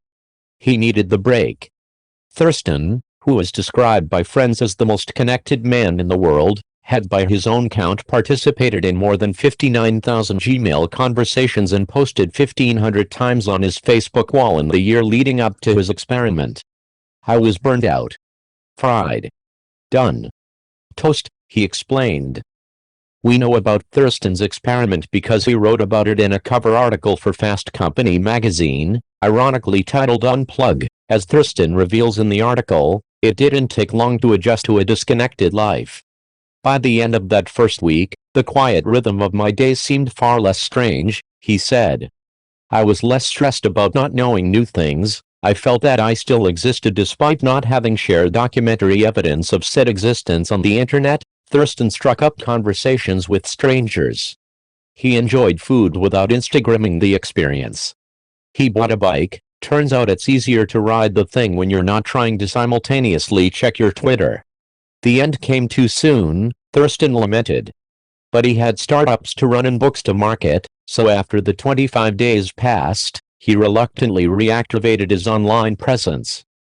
Barrett Thurston's experiment neatly summarizes two important points about our culture's current relationship with social networks like Facebook, Twitter, and Instagram, and infotainment sites like Business Insider and BuzzFeed, two categories of online distraction that I will collectively call network tools in the pages ahead. The first point is that we increasingly recognize that these tools fragment our time and reduce our ability to concentrate. This reality no longer generates much debate, we all feel it. This is a real problem for many different people, but the problem is especially dire if you're attempting to improve your ability to work deeply. In the preceding rule, for example, I described several strategies to help you sharpen your focus. These efforts will become significantly more difficult if you simultaneously behave like a pre-experiment Barrett Thurston, allowing your life outside such training to remain a distracted blur of apps and browser tabs. Willpower is limited, and therefore the more enticing tools you have pulling at your attention, the harder it'll be to maintain focus on something important. To master the art of deep work, therefore, you must take back control of your time and attention from the many diversions that attempt to steal them. Before we begin fighting back against these distractions, however, we must better understand the battlefield. This brings me to the second important point summarized by Barrett Thurston's story, the impotence with which knowledge workers currently discuss this problem of network tools and attention. Overwhelmed by these tools' demands on his time, Thurston felt that his only option was to, temporarily, quit the internet altogether. This idea that a drastic internet sabbatical is the only alternative to the distraction generated by social media and infotainment has increasingly pervaded our cultural conversation. The problem with this binary response to this issue is that these two choices are much too crude to be useful. The notion that you would quit the internet is, of course, an overstuffed straw man, infeasible for most, unless you're a journalist writing a piece about distraction. No one is meant to actually follow Barrett and Thurston's lead, and this reality provides justification for remaining with the only offered alternative, accepting our current distracted state as inevitable. For all the insight and clarity that Thurston gained during his internet sabbatical, for example, it didn't take him long once the experiment ended to slide back into the fragmented state where he began. On the day when I first started writing this chapter, which fell only 6 months after Thurston's article originally appeared in Fast Company, the Reformed Connector had already sent a dozen tweets in the few hours since he woke up. This rule attempts to break us out of this rut by proposing a third option, accepting that these tools are not inherently evil, and that some of them might be quite vital to your success and happiness, but at the same time also accepting that the threshold for allowing a site regular access to your time and attention, not to mention personal data, should be much more stringent, and that most people should therefore be using many fewer such tools. I won't ask you, in other words, to quit the internet altogether like Barrett and Thurston did for 25 days back in 2013. But I will ask you to reject the state of distracted hyperconnectedness that drove him to that drastic experiment in the first place. There is a middle ground, and if you're interested in developing a deep work habit, you must fight to get there. Our first step toward finding this middle ground in network tool selection is to understand the current default decision process deployed by most internet users. In the fall of 2013, I received insight into this process because of an article I wrote explaining why I never joined Facebook. Though the piece was meant to be explanatory and not accusatory, it nonetheless put many readers on the defensive, leading them to reply with justifications for their use of the service. Here are some examples of these justifications. Entertainment was my initial draw to Facebook. I can see what my friends are up to and post funny photos, make quick comments. When I first joined, I didn't know why. By mere curiosity I joined a forum of short fiction stories. Once, there I improved my writing and made very good friends. I use Facebook because a lot of people I knew in high school are on there. Here's what strikes me about these responses, which are representative of the large amount of feedback I received on this topic. They were surprisingly minor. I don't doubt, for example, that the first commenter from this list finds some entertainment in using Facebook, but I would also assume that this person wasn't suffering some severe deficit of entertainment options before he or she signed up for the service. I would further wager that this user would succeed in staving off boredom even if the service were suddenly shut down. Facebook, at best, added one more, arguably quite mediocre, entertainment option to many that already existed. Another commenter cited making friends in a writing forum. I don't doubt the existence of these friends, but we can assume that these friendships are lightweight, given that they're based on sending short messages back and forth over a computer network. There's nothing wrong with such lightweight friendships, but they're unlikely to be at the center of this user's social life. Something similar can be said about the commenter who reconnected with high school friends. This is a nice diversion, but hardly something central to his or her sense of social connection or happiness. To be clear, I'm not trying to denigrate the benefits identified previously. There's nothing illusory or misguided about them. What I'm emphasizing, however, is that these benefits are minor and somewhat random. By contrast, if you'd instead asked someone to justify the use of, say, the World Wide Web more generally, or email, the arguments would become much more concrete and compelling. To this observation, you might reply that value is value. If you can find some extra benefit in using a service like Facebook, even if it's small, then why not use it? I call this way of thinking the any-benefit mindset, as it identifies any possible benefit as sufficient justification for using a network tool. In more detail, the any-benefit approach to network tool selection, you're justified in using a network tool if you can identify any possible benefit to its use, or anything you might possibly miss out on if you don't use it. The problem with this approach, of course, is that it ignores all the negatives that come along with the tools in question. These services are engineered to be addictive, robbing time and attention from activities that more directly support your professional and personal goals, such as deep work. Eventually, if you use these tools enough, you'll arrive at the state of burned-out, hyper-distracted connectivity that plagued Barrett Thurston and millions of others like him. It's here that we encounter the true insidious nature of an any-benefit mindset. The use of network tools can be harmful. If you don't attempt to weigh pros against cons, but instead use any glimpse of some potential benefit as justification for unrestrained use of a tool, then you're unwittingly crippling your ability to succeed in the world of knowledge work. This conclusion, if considered objectively, shouldn't be surprising. In the context of network tools, we've become comfortable with the any-benefit mindset, but if we instead zoom out and consider this mindset in the broader context of skilled labor, it suddenly seems a bizarre and ahistorical approach to choosing tools. In other words, once you put aside the revolutionary rhetoric surrounding all things Internet, the sense, summarized in Part 1, that you're either fully committed to the revolution or a Luddite curmudgeon, you'll soon realize that network tools are not exceptional. They're tools, no different from a blacksmith's hammer or an artist's brush, used by skilled laborers to do their jobs better, and occasionally to enhance their leisure. Throughout history, skilled laborers have applied sophistication and skepticism to their encounters with new tools and their decisions about whether to adopt them. There's no reason why knowledge workers cannot do the same when it comes to the Internet. The fact that the skilled labor here now involves digital bits doesn't change this reality. To help understand what this more careful tool curation might look like, it makes sense to start by talking to someone who makes a living working with non-digital tools and relies on a complex relationship with these tools to succeed. Fortunately for our purposes, I found just such an individual in a lanky English major turned successful sustainable farmer, named, almost too aptly, Forrest Pritchard.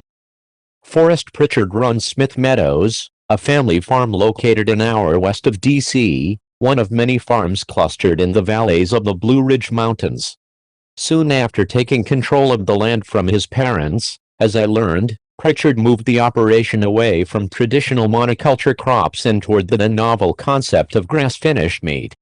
The farm bypasses wholesaling. You cannot find Smith Meadows steaks in Whole Foods to sell direct to consumers at the bustling farmers markets in the Washington, D.C. metro area. By all accounts, the farm is thriving in an industry that rarely rewards small operations. I first encountered Pritchard at our local farmers market in Tacoma Park, Maryland, where the Smith Meadows stand does good business.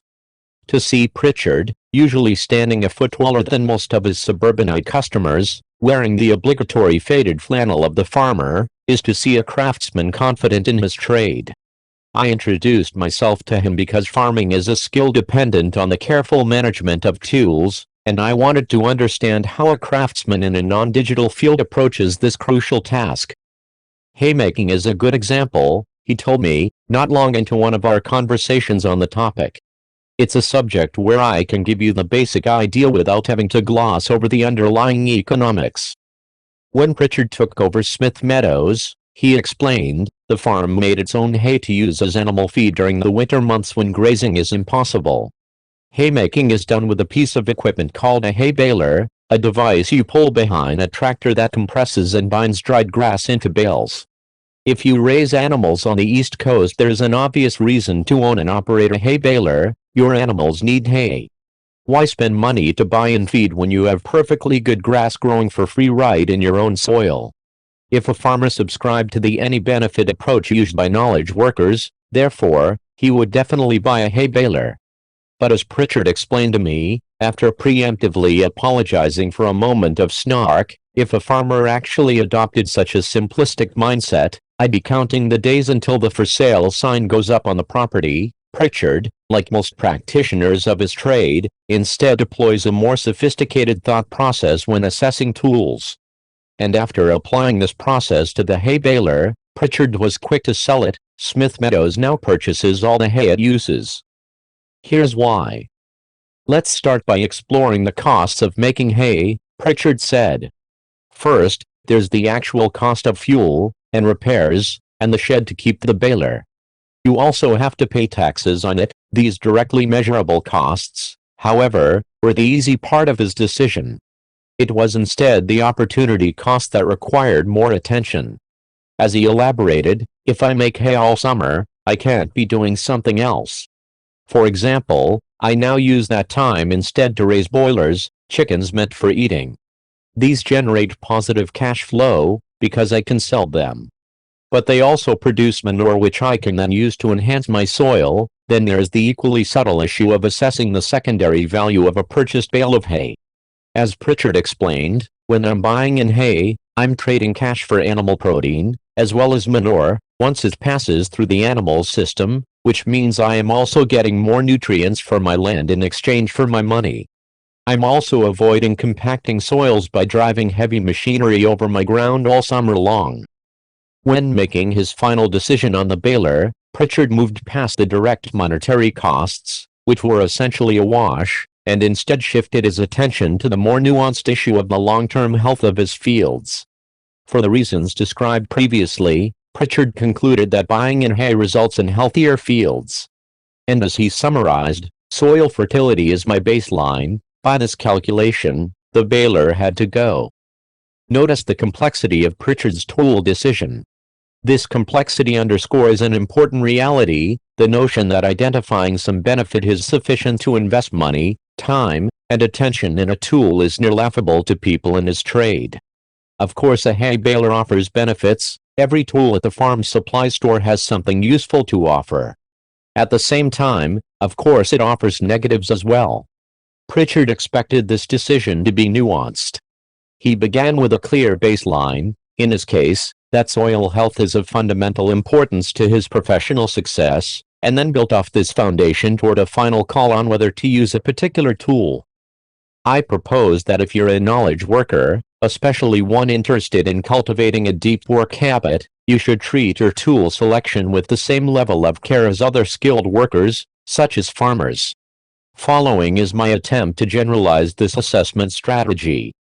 I call it the craftsman approach to tool selection, a name that emphasizes that tools are ultimately aids to the larger goals of one's craft. The craftsman approach to tool selection: identify the core factors that determine success and happiness in your professional and personal life. Adopt a tool only if its positive impacts on these factors substantially outweigh its negative impacts. Notice that this craftsman approach to tool selection stands in opposition to the any-benefit approach. Whereas the any-benefit mindset identifies any potential positive impact as justification for using a tool, the craftsman variant requires that these positive impacts affect factors at the core of what's important to you and that they outweigh the negatives. Even though the craftsman approach rejects the simplicity of the any-benefit approach, it doesn't ignore the benefits that currently drive people to network tools, or make any advanced proclamations about what's good or bad technology. It simply asks that you give any particular network tool the same type of measured, nuanced accounting that tools in other trades have been subjected to throughout the history of skilled labor. The three strategies that follow in this rule are designed to grow your comfort with abandoning the any-benefit mindset and instead applying the more thoughtful craftsman philosophy in curating the tools that lay claim to your time and attention. This guidance is important because the craftsman approach is not cut and dry. Identifying what matters most in your life, and then attempting to assess the impacts of various tools on these factors, doesn't reduce to a simple formula. This task requires practice and experimentation. The strategies that follow provide some structure for this practice and experimentation by forcing you to reconsider your network tools from many different angles. Combined, they should help you cultivate a more sophisticated relationship with your tools that will allow you to take back enough control over your time and attention to enable the rest of the ideas in Part 2 to succeed. Apply the law of the vital few to your internet habits. Malcolm Gladwell doesn't use Twitter. In a 2013 interview he explained why. Who says my fans want to hear from me on Twitter? He then joked, "I know a lot of people would like to see less of me." Michael Lewis, another mega best-selling author, also doesn't use the service, explaining in The Wire, "I don't tweet, I don't Twitter, I couldn't even tell you how to read or where to find a Twitter message." And as mentioned in Part 1, the award-winning New Yorker scribe George Packer also avoids the service, and indeed only recently even succumbed to the necessity of owning a smartphone. These three writers don't think Twitter is useless. They're quick to accept that other writers find it useful. Packer's admission of non-Twitter use, in fact, was written as a response to an unabashedly pro-Twitter article by the late New York Times media critic David Carr, a piece in which Carr refused. And now, nearly a year later, has Twitter turned my brain to mush? No, I'm a narrative on more things in a given moment than I ever thought possible, and instead of spending a half hour surfing in search of illumination, I get a sense of the day's news and how people are reacting to it in the time that it takes to wait for coffee at Starbucks. At the same time, however, Gladwell, Lewis, and Packer don't feel like the service offers them nearly enough advantages to offset its negatives in their particular circumstances. Lewis, for example, worries that adding more accessibility will sap his energy and reduce his ability to research and write great stories, noting, "It's amazing how overly accessible people are. There's a lot of communication in my life that's not enriching, it's impoverishing," while Packer, for his part, worries about distraction, saying, "Twitter is cracked for media addicts." He goes so far as to describe Carr's rave about the service as the most frightening picture of the future that I've read thus far in the new decade. We don't have to argue about whether these authors are right in their personal decisions to avoid Twitter and similar tools, because their sales numbers and awards speak for themselves. We can instead use these decisions as a courageous illustration of the craftsman approach to tool selection in action. In a time when so many knowledge workers, and especially those in creative fields, are still trapped in the any-benefit mindset, it's refreshing to see a more mature approach to sorting through such services. But the very rareness of these examples reminds us that mature and confident assessments of this type aren't easy to make. Recall the complexity of the thought process, highlighted earlier, that Forrest Pritchard had to slog through to make a decision on his hay baler. For many knowledge workers, and many of the tools in their lives, these decisions will be equally complex. The goal of this strategy, therefore, is to offer some structure to this thought process, a way to reduce some of the complexity of deciding which tools really matter to you. The first step of this strategy is to identify the main high-level goals in both your professional and your personal life. If you have a family, for example, then your personal goals might involve parenting well and running an organized household. In the professional sphere, the details of these goals depend on what you do for a living.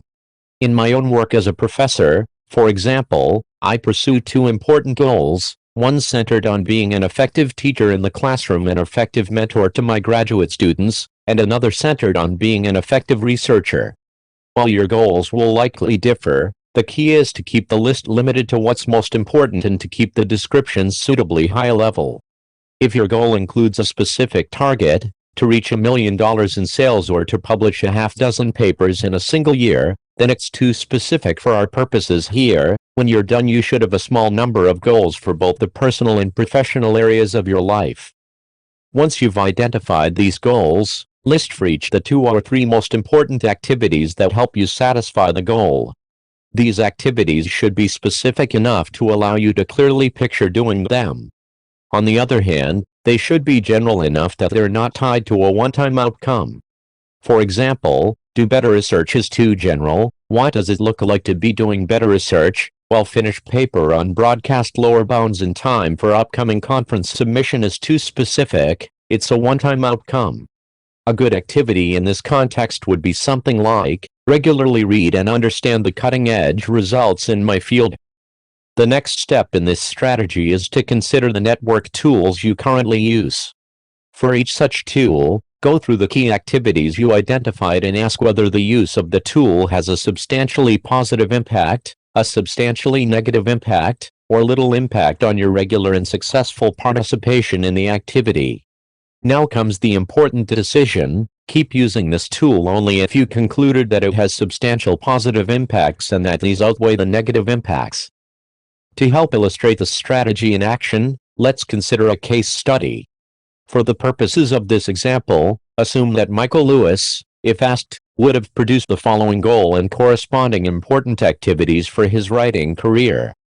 Professional goal: to craft well-written, narrative-driven stories that change the way people understand the world. Key activities supporting this goal. Research patiently and deeply. Write carefully and with purpose. Now imagine that Lewis was using this goal to determine whether or not to use Twitter. Our strategy requires him to investigate Twitter's impact on the key activities he listed that support his goal.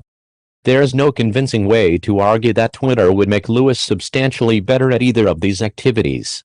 Deep research for Lewis, I assume, requires him to spend weeks and months getting to know a small number of sources. He's a master of the long-form journalism skill of drawing out a source's story over many sessions, and careful writing, of course, requires freedom from distraction.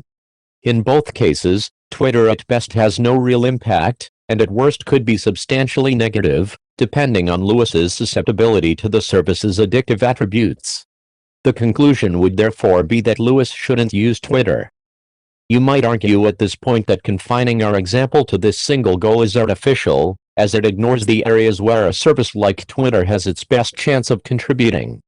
For writers, in particular, Twitter is often presented as a tool to establish connections with your audience that ultimately lead to more sales. For a writer like Michael Lewis, however, marketing doesn't likely merit its own goal when he assesses what's important in his professional life. This follows because his reputation guarantees that he will receive massive coverage in massively influential media channels, if the book is really good.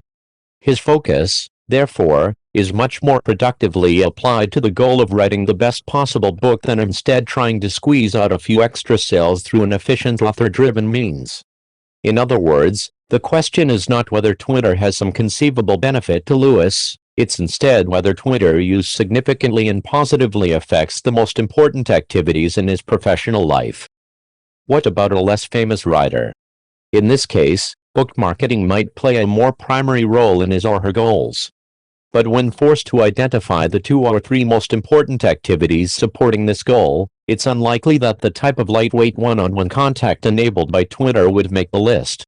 This is the result of simple math. Imagine that our hypothetical author diligently sends 10 individualized tweets a day, 5 days a week, each of which connects one-on-one with a new potential reader. Now imagine that 50% of the people contacted in this manner become loyal fans who will definitely buy the author's next book. Over the 2-year period it might take to write this book, this yields 2,000 sales, a modest boost at best in a marketplace where bestseller status requires 2 or 3 times more sales per week. The question once again is not whether Twitter offers some benefits, but instead whether it offers enough benefits to offset its drag on your time and attention, 2 resources that are especially valuable to a writer. Having seen an example of this approach applied to a professional context, let's next consider the potentially more disruptive setting of personal goals. In particular, let's apply this approach to one of our culture's most ubiquitous and fiercely defended tools, Facebook. When justifying the use of Facebook, or similar social networks, most people cite its importance to their social lives. With this in mind, let's apply our strategy to understand whether Facebook makes the cut due to its positive impact on this aspect of our personal goals. To do so, we'll once again work with a hypothetical goal and key supporting activities. Personal goal: to maintain close and rewarding friendships with a group of people who are important to me. Key activities supporting this goal. 1. Regularly take the time for meaningful connection with those who are most important to me, for example, a long talk, a meal, joint activity. 2. Give of myself to those who are most important to me, for example, making non-trivial sacrifices that improve their lives. Not everyone will share this exact goal or supporting activities, but hopefully you'll stipulate that they apply to many people. Let's now step back and apply our strategy's filtering logic to the example of Facebook in the context of this personal goal. This service, of course, offers any number of benefits to your social life. To name a few that are often mentioned, it allows you to catch up with people you haven't seen in a while, it allows you to maintain lightweight contact with people you know but don't run into regularly, it allows you to more easily monitor important events in people's lives, such as whether or not they're married or what their new baby looks like, and it allows you to stumble onto online communities or groups that match your interests. These are real benefits that Facebook undeniably offers, but none of these benefits provide a significant positive impact to the two key activities we listed, both of which are offline and effort-intensive. Our strategy, therefore, would return a perhaps surprising but clear conclusion. Of course, Facebook offers benefits to your social life, but none are important enough to what really matters to you in this area to justify giving it access to your time and attention. To be clear, I'm not arguing that everyone should stop using Facebook. I'm instead showing that for this specific, representative, case study, the strategy proposed here would suggest dropping this service. I can imagine, however, other plausible scenarios that would lead to the opposite conclusion. Consider, for example, a college freshman. For someone in this situation, it might be more important to establish new friendships than to support existing relationships. The activities the student identifies for supporting his goal of a thriving social life, therefore, might include something like, attend lots of events and socialize with lots of different people. If this is a key activity, and you're on a college campus, then a tool like Facebook would have a substantially positive impact and should be used. To give another example, consider someone in the military who's deployed overseas. For this hypothetical soldier, keeping in frequent lightweight touch with friends and family left back home is a plausible priority, and one that might once again be best supported through social networks. What should be clear from these examples is that the strategy, if applied as described, will lead many people who currently use tools like Facebook or Twitter to abandon them, but not everyone. You might, at this point, complain about the arbitrariness of allowing only a small number of activities to dominate your decisions about such tools. As we established previously, for example, Facebook has many benefits to your social life. Why would one abandon it just because it doesn't happen to help the small number of activities that we judged most important? What's key to understand here, however, is that this radical reduction of priorities is not arbitrary, but is instead motivated by an idea that has arisen repeatedly in any number of different fields, from client profitability to social equality to prevention of crashes in computer programs. The law of the vital few. In many settings, 80% of a given effect is due to just 20% of the possible causes. For example, it might be the case that 80% of a business's profits come from just 20% of its clients, 80% of a nation's wealth is held by its richest 20% of citizens, or 80% of computer software crashes come from just 20% of the identified bugs. There's a formal mathematical underpinning to this phenomenon. An 80/20 split is roughly what you would expect when describing a power law distribution over impact, a type of distribution that shows up often when measuring quantities in the real world, but it's probably most useful when applied heuristically as a reminder that, in many cases, contributions to an outcome are not evenly distributed. Moving forward, let's assume that this law holds for the important goals in your life. As we noted, many different activities can contribute to your achieving these goals. The law of the vital few, however, reminds us that the most important 20% or so of these activities provide the bulk of the benefit. Assuming that you could probably list somewhere between 10 and 15 distinct and potentially beneficial activities for each of your life goals, this law says that it's the top 2 or 3 such activities, the number that the strategy asks you to focus on, that make most of the difference in whether or not you succeed with the goal. Even if you accept this result, however, you still might argue that you shouldn't ignore the other 80% of possible beneficial activities. It's true that these less important activities don't contribute nearly as much to your goal as your top 1 or 2, but they can provide some benefit, so why not keep them in the mix? As long as you don't ignore the more important activities, it seems like it can't hurt to also support some of the less important alternatives. This argument, however, misses the key point that all activities, regardless of their importance, consume your same limited store of time and attention. If you service low-impact activities, therefore, you're taking away time you could be spending on higher-impact activities. It's a zero-sum game. And because your time returns substantially more rewards when invested in high-impact activities than when invested in low-impact activities, the more of it you shift to the latter, the lower your overall benefit. The business world understands this math. This is why it's not uncommon to see a company fire unproductive clients. If 80% of their profits come from 20% of their clients, then they make more money by redirecting the energy from low-revenue clients to better service the small number of lucrative contracts. Each hour spent on the latter returns more revenue than each hour spent on the former. The same holds true for your professional and personal goals.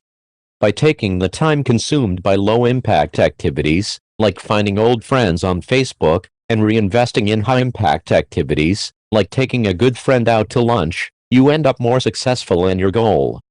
To abandon a network tool using this logic, therefore, is not to miss out on its potential small benefits, but is instead to get more out of the activities you already know to yield large benefits. To return to where we started, for Malcolm Gladwell, Michael Lewis, and George Packer, Twitter doesn't support the 20% of activities that generate the bulk of the success in their writing careers. Even though in isolation this service might return some minor benefits, when their careers are viewed as a whole, they're likely more successful not using Twitter and redirecting that time to more fruitful activities than if they added it into their schedule as one more thing to manage. You should take this same care in deciding which tools you allow to claim your own limited time and attention. Quit social media. When Ryan Nicodemus decided to simplify his life, one of his first targets was his possessions. At the time, Ryan lived alone in a spacious 3-bedroom condo. For years, driven by a consumerist impulse, he had been trying his best to fill this ample space. Now it was time to reclaim his life from his stuff. The strategy he deployed was simple to describe but radical in concept. He spent an afternoon packing everything he owned into cardboard boxes as if he was about to move. In order to transform what he described as a difficult undertaking into something less onerous, he called it a packing party, explaining, "Everything's more exciting when it's a party, right?" Once the packing was done, Nicodemus then spent the next week going through his normal routine. If he needed something that was packed, he would unpack it and put it back where it used to go. At the end of the week, he noticed that the vast majority of his stuff remained untouched in its boxes. So he got rid of it. Stuff accumulates in people's lives, in part, because when faced with a specific act of elimination it's easy to worry, what if I need this one day, and then use this worry as an excuse to keep the item in question sitting around. Nicodemus's packing party provided him with definitive evidence that most of his stuff was not something he needed, and it therefore supported his quest to simplify. The last strategy provided a systematic method to help you begin sorting through the network tools that currently lay claim to your time and attention. This strategy offers you a different but complementary approach to these same issues, and it's inspired by Ryan Nicodemus's approach to getting rid of his useless stuff. In more detail, this strategy asks that you perform the equivalent of a packing party on the social media services that you currently use. Instead of packing, however, you'll instead ban yourself from using them for 30 days.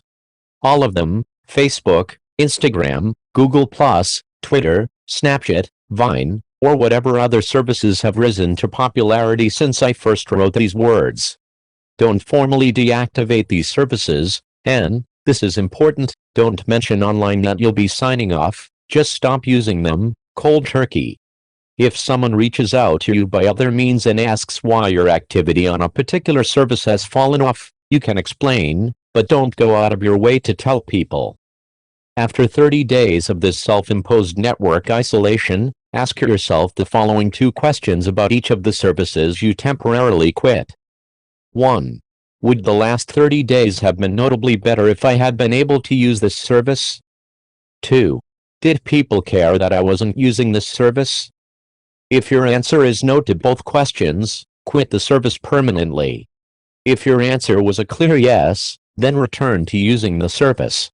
If your answers are qualified or ambiguous, it's up to you whether you return to the service, though I would encourage you to lean toward quitting. You can always rejoin later. This strategy picks specifically on social media because among the different network tools that can claim your time and attention, these services, if used without limit, can be particularly devastating to your quest to work deeper. They offer personalized information arriving on an unpredictable intermittent schedule, making them massively addictive and therefore capable of severely damaging your attempts to schedule and succeed with any active concentration. Given these dangers, you might expect that more knowledge workers would avoid these tools altogether, especially those like computer programmers or writers whose livelihood explicitly depends on the outcome of deep work. But part of what makes social media insidious is that the companies that profit from your attention have succeeded with a masterful marketing coup, convincing our culture that if you don't use their products you might miss out.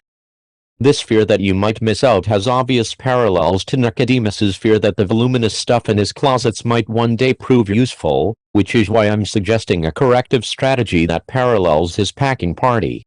By spending a month without these services, you can replace your fear that you might miss out on events, on conversations, on shared cultural experience, with a dose of reality. For most people, this reality will confirm something that seems obvious only once you've done the hard work of freeing yourself from the marketing messages surrounding these tools. They're not really all that important in your life.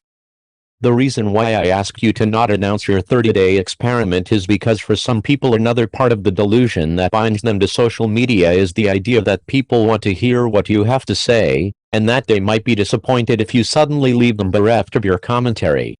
I'm being somewhat facetious here in my wording, but this underlying sentiment is nonetheless common and important to tackle. As of this writing, for example, the average number of followers for a Twitter user is 208. When you know that more than 200 people volunteered to hear what you have to say, it's easy to begin to believe that your activities on these services are important. Speaking from experience as someone who makes a living trying to sell my ideas to people, this is a powerfully addictive feeling. But here's the reality of audiences in a social media era. Before these services existed, building an audience of any size beyond your immediate friends and family required hard, competitive work. In the early 2000s, for example, anyone could start a blog, but to gain even just a handful of unique visitors per month required that you actually put in the work to deliver information that's valuable enough to capture someone's attention. I know this difficulty well. My first blog was started in the fall of 2003. It was called, cleverly enough, Inspiring Monitor. I used it to muse on my life as a 21-year-old college student. There were, I'm embarrassed to admit, long stretches where no one read it, a term I'm using literally. As I learned in the decade that followed, a period in which I patiently and painstakingly built an audience for my current blog, Study Hacks, from a handful of readers to hundreds of thousands per month, is that earning people's attention online is hard work. Except now it's not. Part of what fueled social media's rapid ascent, I contend, is its ability to short-circuit this connection between the hard work of producing real value and the positive reward of having people pay attention to you. It has instead replaced this timeless capitalist exchange with a shallow collectivist alternative. I'll pay attention to what you say if you pay attention to what I say, regardless of its value.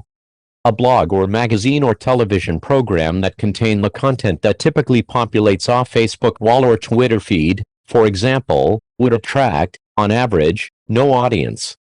But when captured within the social conventions of these services, that same content will attract attention in the form of likes and comments. The implicit agreement motivating this behavior is that in return for receiving, for the most part, undeserved attention from your friends and followers, you'll return the favor by lavishing, similarly undeserved, attention on them. You like my status update and I'll like yours. This agreement gives everyone a simulacrum of importance without requiring much effort in return. By dropping off these services without notice, you can test the reality of your status as a content producer. For most people and most services, the news might be sobering. No one outside your closest friends and family will likely even notice you've signed off. I recognize that I come across as curmudgeonly when talking about this issue. Is there any other way to tackle it? But it's important to discuss because this quest for self-importance plays an important role in convincing people to continue to thoughtlessly fragment their time and attention. For some people, of course, this 30-day experiment will be difficult and generate lots of issues. If you're a college student or online personality, for example, the abstention will complicate your life and will be noted. But for most, I suspect, the net result of this experiment, if not a massive overhaul in your internet habits, will be a more grounded view of the role social media plays in your daily existence. These services aren't necessarily, as advertised, the lifeblood of our modern connected world. They're just products, developed by private companies, funded lavishly, marketed carefully, and designed ultimately to capture and sell your personal information and attention to advertisers. They can be fun, but in the scheme of your life and what you want to accomplish, they're a lightweight whimsy, one unimportant distraction among many threatening to derail you from something deeper. Or maybe social media tools are at the core of your existence. You won't know either way until you sample life without them. Don't use the internet to entertain yourself. Arnold Bennett was an English writer born near the turn of the 20th century, a tumultuous time for his home country's economy. The Industrial Revolution, which had been roaring for decades by this point, had wrenched enough surplus capital from the empire's resources to generate a new class, the white-collar worker. It was now possible to have a job in which you spent a set number of hours a week in an office, and in exchange received a steady salary sufficient to support a household. Such a lifestyle is blandly familiar in our current age, but to Bennett and his contemporaries it was novel and in many ways distressing. Chief among Bennett's concerns was that members of this new class were missing out on the opportunities it presented to live a full life. Take the case of a Londoner who works in an office, whose office hours are from 10 to 6, and who spends 50 minutes morning and night in traveling between his house door and his office door. Bennett writes in his 1910 self-help classic, How to Live on 24 Hours a Day. This hypothetical London salaryman, he notes, has a little more than 16 hours left in the day beyond these work-related hours. To Bennett, this is a lot of time, but most people in this situation tragically don't realize its potential. The great and profound mistake which my typical man makes in regard to his day, he elaborates, is that even though he doesn't particularly enjoy his work, seeing it as something to get through, he persists in looking upon those hours from 10 to 6 as the day, to which the 10 hours preceding them and the 6 hours following them are nothing but a prologue and epilogue. This is an attitude that Bennett condemns as utterly illogical and unhealthy. What's the alternative to this state of affairs? Bennett suggests that his typical man see his 16 free hours as a day within a day, explaining, during those 16 hours he is free, he is not a wage earner, he is not preoccupied with monetary cares, he is just as good as a man with a private income. Accordingly, the typical man should instead use this time as an aristocrat would, to perform rigorous self-improvement, a task that, according to Bennett, involves, primarily, reading great literature and poetry. Bennett wrote about these issues more than a century ago. You might expect that in the intervening decades, a period in which this middle class exploded in size worldwide, our thinking about leisure time would have evolved. But it has not. If anything, with the rise of the internet and the lowbrow attention economy it supports, the average 40-hour-a-week employee, especially those in my tech-savvy millennial generation, has seen the quality of his or her leisure time remain degraded, consisting primarily of a blur of distracted clicks on least common denominator digital entertainment. If Bennett were brought back to life today, he'd likely fall into despair at the lack of progress in this area of human development. To be clear, I'm indifferent to the moral underpinnings behind Bennett's suggestions. His vision of elevating the souls and minds of the middle class by reading poetry and great books feels somewhat antiquated and classist. But the logical foundation of his proposal, that you both should and can make deliberate use of your time outside work, remains relevant today, especially with respect to the goal of this rule, which is to reduce the impact of network tools on your ability to perform deep work. In more detail, in the strategies discussed so far in this rule, We haven't spent much time yet on a class of network tools that are particularly relevant to the fight for depth, entertainment-focused websites designed to capture and hold your attention for as long as possible. At the time of this writing, the most popular examples of such sites include the Huffington Post, BuzzFeed, Business Insider, and Reddit. This list will undoubtedly continue to evolve, but what this general category of sites shares is the use of carefully crafted titles and easily digestible content, often honed by algorithms to be maximally attention-catching. Once you've landed on one article in one of these sites, links on the side or bottom of the page beckon you to click on another, then another. Every available trick of human psychology, from listing titles as popular or trending, to the use of arresting photos, is used to keep you engaged. At this particular moment, for example, some of the most popular articles on BuzzFeed include 17 words that mean something totally different when spelled backward and 33 dogs winning at everything. These sites are especially harmful after the workday is over, where the freedom in your schedule enables them to become central to your leisure time. If you're waiting in line, or waiting for the plot to pick up in a TV show, or waiting to finish eating a meal, they provide a cognitive crutch to ensure you eliminate any chance of boredom. As I argued in rule number 2, however, such behavior is dangerous, as it weakens your mind's general ability to resist distraction, making deep work difficult later when you really want to concentrate. To make matters worse, these network tools are not something you join and therefore they're not something you can remove from your life by quitting, rendering the previous 2 strategies irrelevant. They're always available, just a quick click away. Fortunately, Arnold Bennett identified the solution to this problem 100 years earlier: put more thought into your leisure time. In other words, this strategy suggests that when it comes to your relaxation, don't default to whatever catches your attention at the moment, but instead dedicate some advanced thinking to the question of how you want to spend your day within a day. Addictive websites of the type mentioned previously thrive in a vacuum. If you haven't given yourself something to do in a given moment, they'll always beckon as an appealing option. If you instead fill this free time with something of more quality, their grip on your attention will loosen. It's crucial, therefore, that you figure out in advance what you're going to do with your evenings and weekends before they begin. Structured hobbies provide good fodder for these hours, as they generate specific actions with specific goals to fill your time. A set program of reading, A. Grave-Law Bennett, where you spend regular time each night making progress on a series of deliberately chosen books, is also a good option, as is, of course, exercise or the enjoyment of good, in-person, company. In my own life, for example, I managed to read a surprising number of books in a typical year, given the demands on my time as a professor, writer, and father. On average, I'm typically reading 3 to 5 books at a time. This is possible because one of my favorite pre-planned leisure activities after my kids' bedtime is to read an interesting book. As a result, my smartphone and computer, and the distractions they can offer, typically remain neglected between the end of the workday and the next morning. At this point you might worry that adding such structure to your relaxation will defeat the purpose of relaxing, which many believe requires complete freedom from plans or obligations. Won't a structured evening leave you exhausted, not refreshed, the next day at work? Bennett, to his credit, anticipated this complaint. As he argues, such worries misunderstand what energizes the human spirit. What?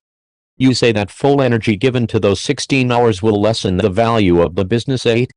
Not so. On the contrary, it will assuredly increase the value of the business 8. One of the chief things which my typical man has to learn is that the mental faculties are capable of a continuous hard activity. They do not tire like an arm or a leg. All they want is change, not rest, except in sleep. In my experience, this analysis is spot on. If you give your mind something meaningful to do throughout all your waking hours, you'll end the day more fulfilled, and begin the next one more relaxed, than if you instead allow your mind to bathe for hours in semi-conscious and unstructured web surfing. To summarize, if you want to eliminate the addictive pool of entertainment sites on your time and attention, give your brain a quality alternative. Not only will this preserve your ability to resist distraction and concentrate, but you might even fulfill Arnold Bennett's ambitious goal of experiencing, perhaps for the first time, what it means to live, and not just exist. Rule number 4. Drain the shallows. In the summer of 2007, the software company 37 Signals, now called Basecamp, launched an experiment. They shortened their workweek from 5 days to 4. Their employees seemed to accomplish the same amount of work with one less day, so they made this change permanent. Every year, from May through October, 37 Signals employees work only Monday to Thursday, with the exception of customer support, which still operates the full week. As company co-founder Jason Fried quipped in a blog post about the decision, people should enjoy the weather in the summer. It didn't take long before the grumbles began in the business press. A few months after Fried announced his company's decision to make 4-day weeks permanent, journalist Tara Weiss wrote a critical piece for Forbes titled "Why a 4-Day Workweek Doesn't Work." She summarized her problem with this strategy as follows. Packing 40 hours into 4 days isn't necessarily an efficient way to work. Many people find that 8 hours are tough enough. Requiring them to stay for an extra 2 could cause morale and productivity to decrease. Fried was quick to respond. In a blog post titled "Forbes Misses the Point of the 4-Day Work Week," he begins by agreeing with Weiss's premise that it would be stressful for employees to cram 40 hours of effort into 4 days. But, as he clarifies, that's not what he's suggesting. The point of the 4-day work week is about doing less work, he writes. It's not about 4 10-hour days, it's about 4 normal-ish 8-hour days. This might seem confusing at first. Fried earlier claimed that his employees get just as much done in 4 days as in 5 days. Now, however, he's claiming that his employees are working fewer hours. How can both be true? The difference, it turns out, concerns the role of shallow work. As Fried expands, very few people work even 8 hours a day. You're lucky if you get a few good hours in between all the meetings, interruptions, web surfing, office politics, and personal business that permeate the typical workday. Fewer official working hours help squeeze the fat out of the typical work week. Once everyone has less time to get their stuff done, they respect that time even more. People become stingy with their time, and that's a good thing. They don't waste it on things that just don't matter. When you have fewer hours, you usually spend them more wisely. In other words, the reduction in the 37 Signals workweek disproportionately eliminated shallow as compared to deep work, and because the latter was left largely untouched, the important stuff continued to get done. The shallow stuff that can seem so urgent in the moment turned out to be unexpectedly dispensable. A natural reaction to this experiment is to wonder what would happen if 37 Signals had gone one step further. If eliminating hours of shallow work had little impact on the results produced, what would happen if they not only eliminated shallow work, but then replaced this newly recovered time with more deep work? Fortunately for our curiosity, the company soon put this bolder idea to the test as well. Fried had always been interested in the policies of technology companies like Google that gave their employees 20% of their time to work on self-directed projects. While he liked this idea, he felt that carving one day out of an otherwise busy week was not enough to support the type of unbroken deep work that generates true breakthroughs. "I'd take 5 days in a row over 5 days spread out over 5 weeks, he explained. So our theory is that we'll see better results when people have a long stretch of uninterrupted time. To test this theory, 37 Signals implemented something radical. The company gave its employees the entire month of June off to work deeply on their own projects. This month would be a period free of any shallow work obligations, no status meetings, no memos, and, blessedly, no PowerPoint. At the end of the month, the company held a pitch day in which employees pitched the ideas they'd been working on. Summarizing the experiment in an Incorporated magazine article, Fry dubbed it a success. The pitch day produced 2 projects that were soon put into production: a better suite of tools for handling customer support and a data visualization system that helps the company understand how their customers use their products. These projects are predicted to bring substantial value to the company, but they almost certainly would not have been produced in the absence of the unobstructed deep work time provided to the employees. To tease out their potential require dozens of hours of unimpeded effort. How can we afford to put our business on hold for a month to mess around with new ideas? Fried asked rhetorically. How can we afford not to? 37 Signals experiments highlight an important reality: the shallow work that increasingly dominates the time and attention of knowledge workers is less vital than it often seems in the moment. For most businesses, if you eliminated significant amounts of this shallowness, their bottom line would likely remain unaffected. And as Jason Fry discovered, if you not only eliminate shallow work, but also replace this recovered time with more of the deep alternative, not only will the business continue to function, it can become more successful. This rule asks you to apply these insights to your personal work life. The strategies that follow are designed to help you ruthlessly identify the shallowness in your current schedule, then cull it down to minimum levels, leaving more time for the deep efforts that ultimately matter most. Before diving into the details of these strategies, however, we should first confront the reality that there is a limit to this anti-shallow thinking. The value of deep work vastly outweighs the value of shallow, but this doesn't mean that you must quixotically pursue a schedule in which all of your time is invested in depth. For one thing, a non-trivial amount of shallow work is needed to maintain most knowledge work jobs. You might be able to avoid checking your email every 10 minutes, but you won't likely last long if you never respond to important messages. In this sense, we should see the goal of this rule as taming shallow work's footprint in your schedule, not eliminating it. Then there's the issue of cognitive capacity. Deep work is exhausting because it pushes you toward the limit of your abilities. Performance psychologists have extensively studied how much such efforts can be sustained by an individual in a given day. In their seminal paper on deliberate practice, Anders Ericsson and his collaborators survey these studies. They note that for someone new to such practice, citing, in particular, a child in the early stages of developing an expert-level skill, an hour a day is a reasonable limit. For those familiar with the rigors of such activities, the limit expands to something like 4 hours, but rarely more.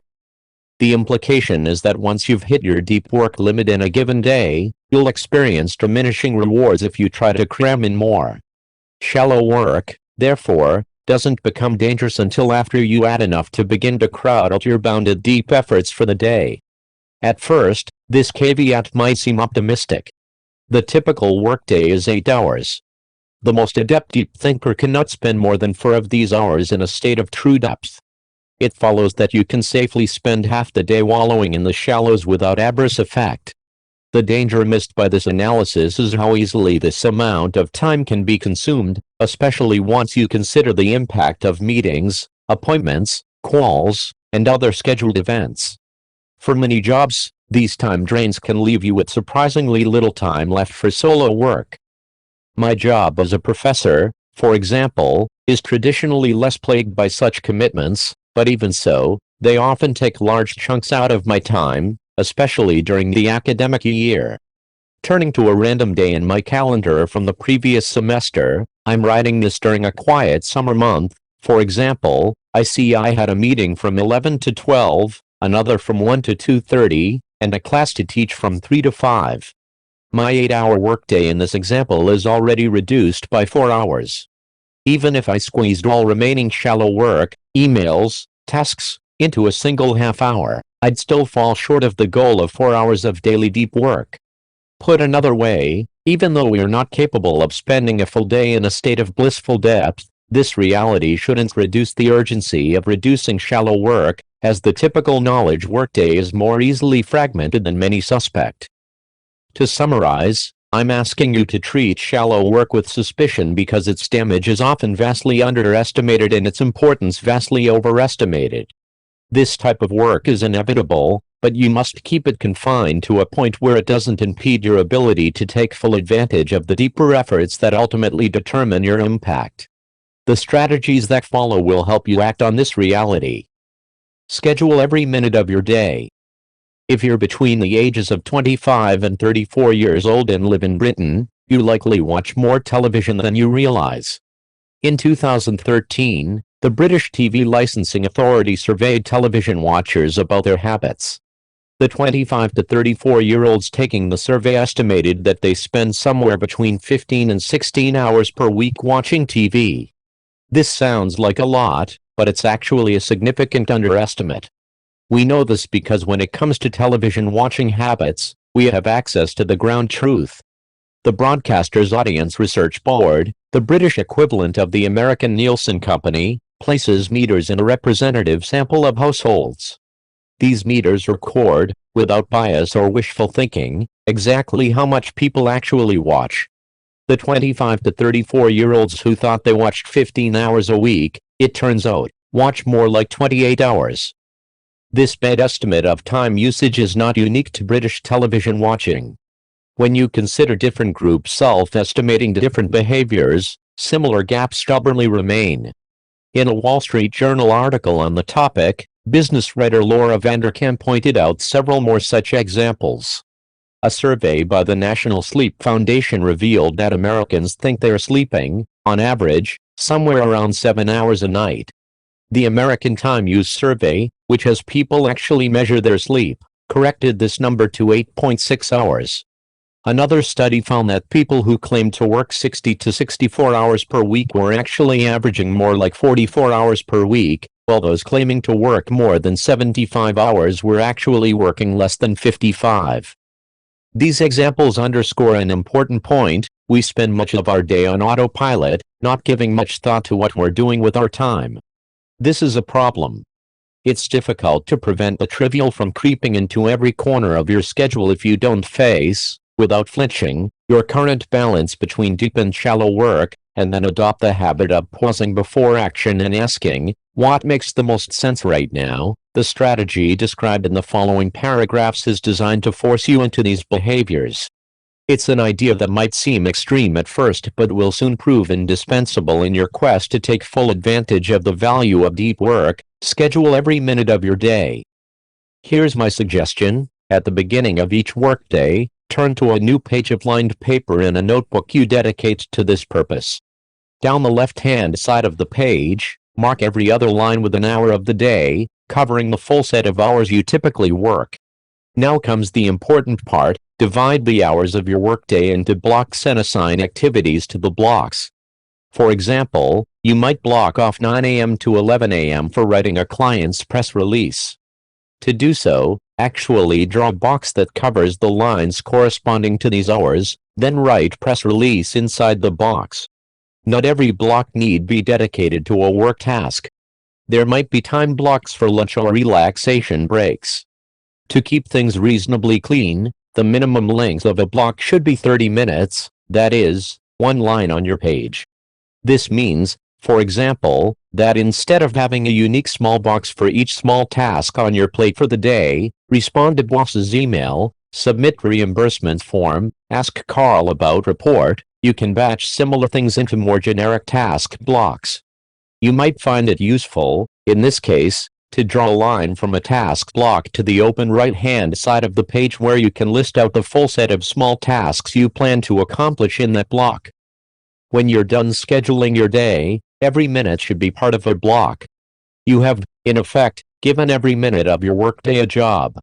Now as you go through your day, use this schedule to guide you. It's here, of course, that most people will begin to run into trouble.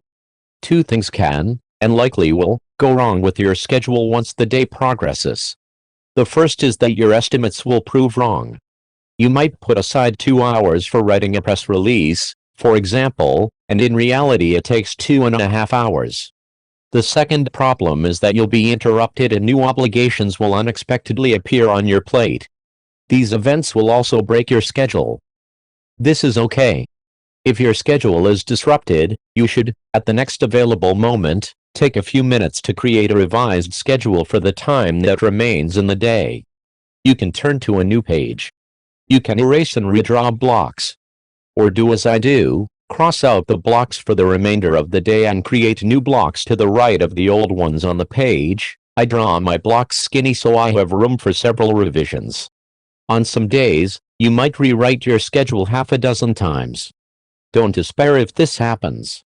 Your goal is not to stick to a given schedule at all costs, it's instead to maintain, at all times, a thoughtful say in what you're doing with your time going forward, even if these decisions are reworked again and again as the day unfolds. If you find that schedule revisions become overwhelming in their frequency, there are a few tactics that can inject some more stability.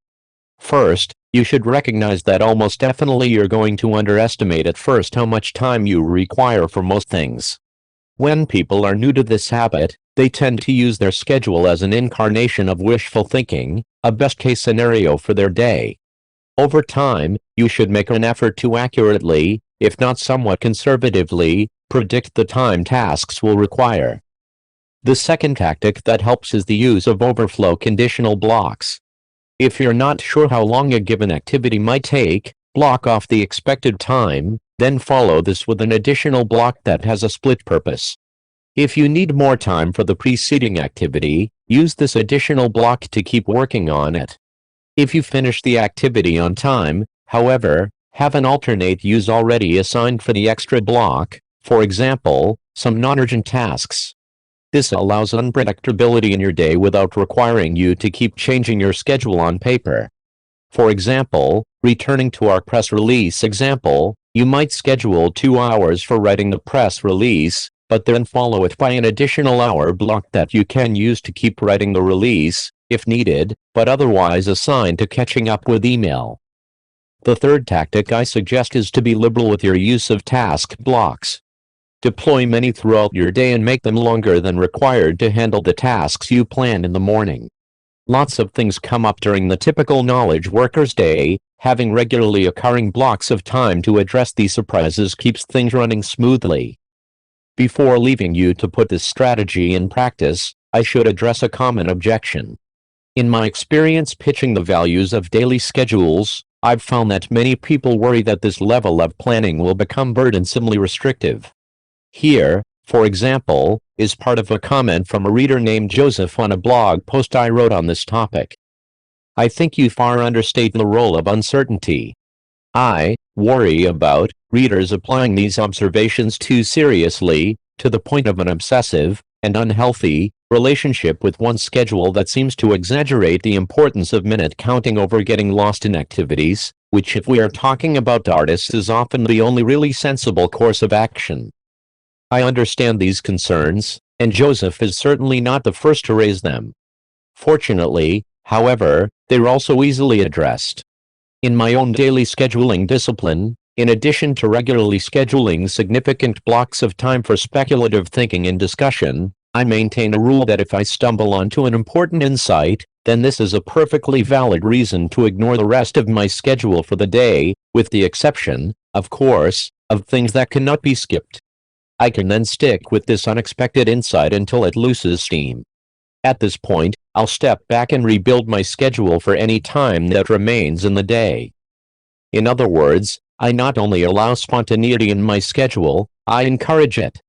Joseph's critique is driven by the mistaken idea that the goal of a schedule is to force your behavior into a rigid plan. This type of scheduling, however, isn't about constraint, it's instead about thoughtfulness. It's a simple habit that forces you to continually take a moment throughout your day and ask, what makes sense for me to do with the time that remains? It's the habit of asking that returns results, not your unyielding fidelity to the answer. I would go so far as to argue that someone following this combination of comprehensive scheduling and a willingness to adapt or modify the plan as needed will likely experience more creative insights than someone who adopts a more traditionally spontaneous approach where the day is left open and unstructured. Without structure, it's easy to allow your time to devolve into the shallow, email, social media, web surfing. This type of shallow behavior, though satisfying in the moment, is not conducive to creativity. With structure, on the other hand, you can ensure that you regularly schedule blocks to grapple with a new idea, or work deeply on something challenging, or brainstorm for a fixed period, the type of commitment more likely to instigate innovation. Recall, for example, the discussion in rule number 1 about the rigid rituals followed by many great creative thinkers, and because you're willing to abandon your plan when an innovative idea arises, You're just as well suited as the distracted creative to follow up when the muse strikes. To summarize, the motivation for this strategy is the recognition that a deep work habit requires you to treat your time with respect. A good first step toward this respectful handling is the advice outlined here: decide in advance what you're going to do with every minute of your workday. It's natural, at first, to resist this idea, as it's undoubtedly easier to continue to allow the twin forces of internal whim and external requests to drive your schedule. But you must overcome this distrust of structure if you want to approach your true potential as someone who creates things that matter. Quantify the depth of every activity. An advantage of scheduling your day is that you can determine how much time you're actually spending in shallow activities. Extracting this insight from your schedules, however, can become tricky in practice, as it's not always clear exactly how shallow you should consider a given task. To expand on this challenge, let's start by reminding ourselves of the formal definition of shallow work that I introduced in the introduction. Shallow work, non-cognitively demanding, logistical-style tasks, often performed while distracted. These efforts tend not to create much new value in the world and are easy to replicate. Some activities clearly satisfy this definition. Checking email, for example, or scheduling a conference call, is unquestionably shallow in nature. But the classification of other activities can be more ambiguous. Consider the following tasks. Example number 1, editing a draft of an academic article that you and a collaborator will soon submit to a journal. Example number 2, building a PowerPoint presentation about this quarter's sales figures. Example number 3, attending a meeting to discuss the current status of an important project and to agree on the next steps. It's not obvious at first how to categorize these examples. The first two describe tasks that can be quite demanding, and the final example seems important to advance a key work objective. The purpose of this strategy is to give you an accurate metric for resolving such ambiguity, providing you with a way to make clear and consistent decisions about where given work tasks fall on the shallow to deep scale. To do so, it asks that you evaluate activities by asking a simple, but surprisingly illuminating, question. How long would it take, in months, to train a smart recent college graduate with no specialized training in my field to complete this task? To illustrate this approach, let's apply this question to our examples of ambiguous tasks. Analyzing example number 1, to properly edit an academic paper requires that you understand the nuances of the work, so you can make sure it's being described precisely, and the nuances of the broader literature, so you can make sure it's being cited properly. These requirements require cutting-edge knowledge of an academic field, a task that in the age of specialization takes years of diligent study at the graduate level and beyond. When it comes to this example, the answer to our question would therefore be quite large, perhaps on the scale of 50 to 75 months. Analyzing example number 2, the second example doesn't fare so well by this analysis. To create a PowerPoint presentation that describes your quarterly sales requires 3 things. First, knowledge of how to make a PowerPoint presentation. Second, an understanding of the standard format of these quarterly performance presentations within your organization. And third, an understanding of what sales metrics your organization tracks and how to convert them into the right graphs. The hypothetical college graduate imagined by our question, we can assume, would already know how to use PowerPoint, and learning the standard format for your organization's presentation shouldn't require more than a week. The real question, therefore, is how long it takes a bright college graduate to understand the metrics you track, where to find the results, and how to clean those up and translate them into graphs and charts that are appropriate for a slide presentation. This isn't a trivial task, but for a bright college grad it wouldn't require more than an additional month or so of training, so we can use 2 months as our conservative answer. Analyzing example number 3, meetings can be tricky to analyze. They can seem tedious at times, but they're often also presented as playing a key role in your organization's most important activities. The method presented here helps cut through this veneer. How long would it take to train a bright recent college graduate to take your place in a planning meeting? He or she would have to understand the project well enough to know its milestones and the skills of its participants. Our hypothetical grad might also need some insight into the interpersonal dynamics and the reality of how such projects are executed at the organization. At this point, you might wonder if this college grad would also need a deep expertise in the topic tackled by the project. For a planning meeting, probably not. Such meetings rarely dive into substantive content and tend to feature a lot of small talk and posturing in which participants try to make it seem like they are committing to a lot without actually having to commit. Give a bright recent graduate 3 months to learn the ropes and he or she could take your place without issue in such a gabfest. So we'll use 3 months as our answer. This question is meant as a thought experiment. I'm not going to ask you to actually hire a recent college graduate to take over tasks that score low. But the answers it provides will help you objectively quantify the shallowness or depth of various activities. If our hypothetical college graduate requires many months of training to replicate a task, then this indicates that the task leverages hard-won expertise. As argued earlier, tasks that leverage your expertise tend to be deep tasks and they can therefore provide a double benefit. They return more value per time spent, and they stretch your abilities, leading to improvement. On the other hand, a task that our hypothetical college graduate can pick up quickly is one that does not leverage expertise, and therefore it can be understood as shallow. What should you do with this strategy? Once you know where your activities fall on the deep to shallow scale, bias your time toward the former. When we reconsider our case studies, for example, we see that the first task is something that you would want to prioritize as a good use of time, while the second and third are activities of a type that should be minimized. They might feel productive, but the return on time investment is measly. Of course, how one biases away from shallow and toward depth is not always obvious, even after you know how to accurately label your commitments. This brings us to the strategies that follow, which will provide specific guidance on how to accomplish this tricky goal. Ask your boss for a shallow work budget. Here's an important question that's rarely asked: what percentage of my time should be spent on shallow work? This strategy suggests that you ask it.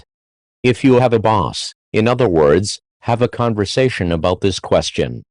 You'll probably have to first define for him or her what shallow and deep work means. If you work for yourself, ask yourself this question. In both cases, settle on a specific answer. Then, and this is the important part, try to stick to this budget. The strategies that precede and follow this one will help you achieve this goal. For most people in most non-entry-level knowledge work jobs, the answer to the question will be somewhere in the 30 to 50% range. There's a psychological distaste surrounding the idea of spending the majority of your time on unskilled tasks, so 50% is the natural upper limit, while at the same time most bosses will begin to worry that if this percentage gets too much lower than 30%, you'll be reduced to a knowledge work hermit who thinks big thoughts but never responds to emails. Obeying this budget will likely require changes to your behavior. You'll almost certainly end up forced into saying no to projects that seem infused with shallowness while also more aggressively reducing the amount of shallowness in your existing projects. This budget might lead you to drop the need for a weekly status meeting in preference for results-driven reporting. Let me know when you've made significant progress, then we'll talk. It might also lead you to start spending more mornings in communication isolation or decide it's not as important as you once thought to respond quickly and in detail to every CC'd email that crosses your inbox. These changes are all positive for your quest to make deep work central to your working life. On the one hand, they don't ask you to abandon your core shallow obligations, a move that would cause problems and resentment, as you're still spending a lot of time on such efforts. On the other hand, they do force you to place a hard limit on the amount of less urgent obligations you allow to slip insidiously into your schedule. This limit frees up space for significant amounts of deep effort on a consistent basis. The reason why these decisions should start with a conversation with your boss is that this agreement establishes implicit support from your workplace. If you work for someone else, this strategy provides cover when you turn down an obligation or restructure a project to minimize shallowness. You can justify the move because it's necessary for you to hit your prescribed target mix of work types. As I discussed in Chapter 2, part of the reason shallow work persists in large quantities in knowledge work is that we rarely see the total impact of such efforts on our schedules. We instead tend to evaluate these behaviors one by one in the moment, a perspective from which each task can seem quite reasonable and convenient. The tools from earlier in this rule, however, allow you to make this impact explicit. You can now confidently say to your boss, "This is the exact percentage of my time spent last week on shallow work," and force him or her to give explicit approval for that ratio. Faced with these numbers, and the economic reality they clarify, it's incredibly wasteful, for example, to pay a highly trained professional to send email messages and attend meetings for 30 hours a week. A boss will be led to the natural conclusion that you need to say no to some things and to streamline others, even if this makes life less convenient for the boss, or for you, or for your coworkers. Because, of course, in the end, a business's goal is to generate value, not to make sure its employees' lives are as easy as possible. If you work for yourself, this exercise will force you to confront the reality of how little time in your busy schedule you're actually producing value. These hard numbers will provide you the confidence needed to start scaling back on the shallow activities that are sapping your time. Without these numbers, it's difficult for an entrepreneur to say no to any opportunity that might generate some positive return. I have to be on Twitter, I have to maintain an active Facebook presence, I have to tweak the widgets on my blog, you tell yourself, because when considered in isolation, to say no to any one of these activities seems like you're being lazy. By instead picking and sticking with a shallow to deep ratio, you can replace this guilt-driven unconditional acceptance with the more healthy habit of trying to get the most out of the time you put aside for shallow work, therefore still exposing yourself to many opportunities, but keeping these efforts constrained to a small enough fraction of your time and attention to enable the deep work that ultimately drives your business forward. Of course, there's always the possibility that when you ask this question the answer is stark.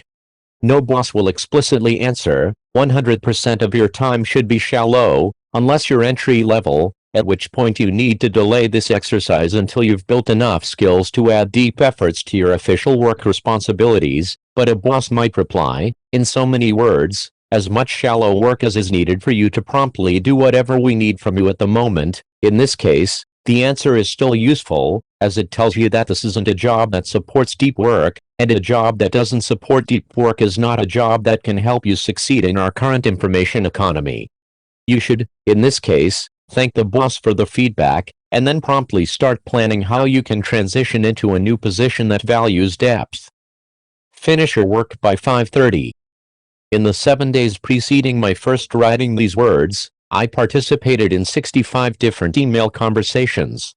Among these 65 conversations, I sent exactly 5 emails after 5:30 p.m. The immediate story told by these statistics is that, with few exceptions, I don't send emails after 5:30. But given how intertwined email has become with work in general, there's a more surprising reality hinted by this behavior: I don't work after 5:30 p.m. I call this commitment fixed schedule productivity, as I fix the firm goal of not working past a certain time, then work backward to find productivity strategies that allow me to satisfy this declaration. I've practiced fixed schedule productivity happily for more than half a decade now, and it's been crucial to my efforts to build a productive professional life centered on deep work. In the pages ahead, I will try to convince you to adopt this strategy as well. Let me start my pitch for fixed schedule productivity by first noting that, according to conventional wisdom, in the academic world I inhabit, this tactic should fail. Professors, especially junior professors, are notorious for adopting grueling schedules that extend into the night and through weekends. Consider, for example, a blog post published by a young computer science professor whom I'll call Tom. In this post, which Tom wrote in the winter of 2014, he replicates his schedule for a recent day in which he spent 12 hours at his office.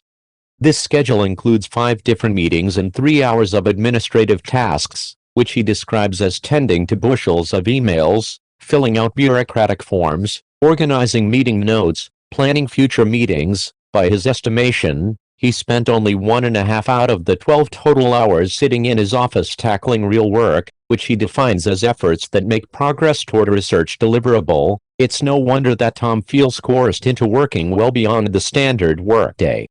I've already accepted the reality that I'll be working on weekends, he concludes in another post. Very few junior faculty can avoid such a fate. And yet, I have. Even though I don't work at night and rarely work on weekends, between arriving at Georgetown in the fall of 2011 and beginning work on this chapter in the fall of 2014, I've published somewhere around 20 peer-reviewed articles. I also won 2 competitive grants, published 1, non-academic, book, and have almost finished writing another, which you're reading at the moment. All while avoiding the grueling schedules deemed necessary by the Toms of the world. What explains this paradox? We can find a compelling answer in a widely disseminated article published in 2013 by an academic further along in her career, and far more accomplished than I, Radhika Nagpal, the Fred Kavli Professor of Computer Science at Harvard University. Nagpal opens the article by claiming that much of the stress suffered by tenure-track professors is self-imposed. Scary myths and scary data abound about life as a tenure-track faculty at an R1, research-focused, university, she begins, before continuing to explain how she finally decided to disregard the conventional wisdom and instead deliberately do specific things to preserve my happiness. This deliberate effort led Nagpal to enjoy her pre-tenure time tremendously. Nagpal goes on to detail several examples of these efforts, but there's one tactic in particular that should sound familiar. As Nagpal admits, early in her academic career she found herself trying to cram work into every free hour between 7 a.m. and midnight, because she has kids. This time, especially in the evening, was often severely fractured. It didn't take long before she decided this strategy was unsustainable, so she set a limit of 50 hours a week and worked backward to determine what rules and habits were needed to satisfy this constraint. Nagpal, in other words, deployed fixed schedule productivity. We know this strategy didn't hurt her academic career, as she ended up earning tenure on schedule and then jumping to the full professor level after only 3 additional years, an impressive ascent. How did she pull this off? According to her article, one of the main techniques for respecting her hour limit was to set drastic quotas on the major sources of shallow endeavors in her academic life. For example, she decided she would travel only 5 times per year for any purpose, as trips can generate a surprisingly large load of urgent shallow obligations, from making lodging arrangements to writing talks. 5 trips a year may still sound like a lot, but for an academic it's light.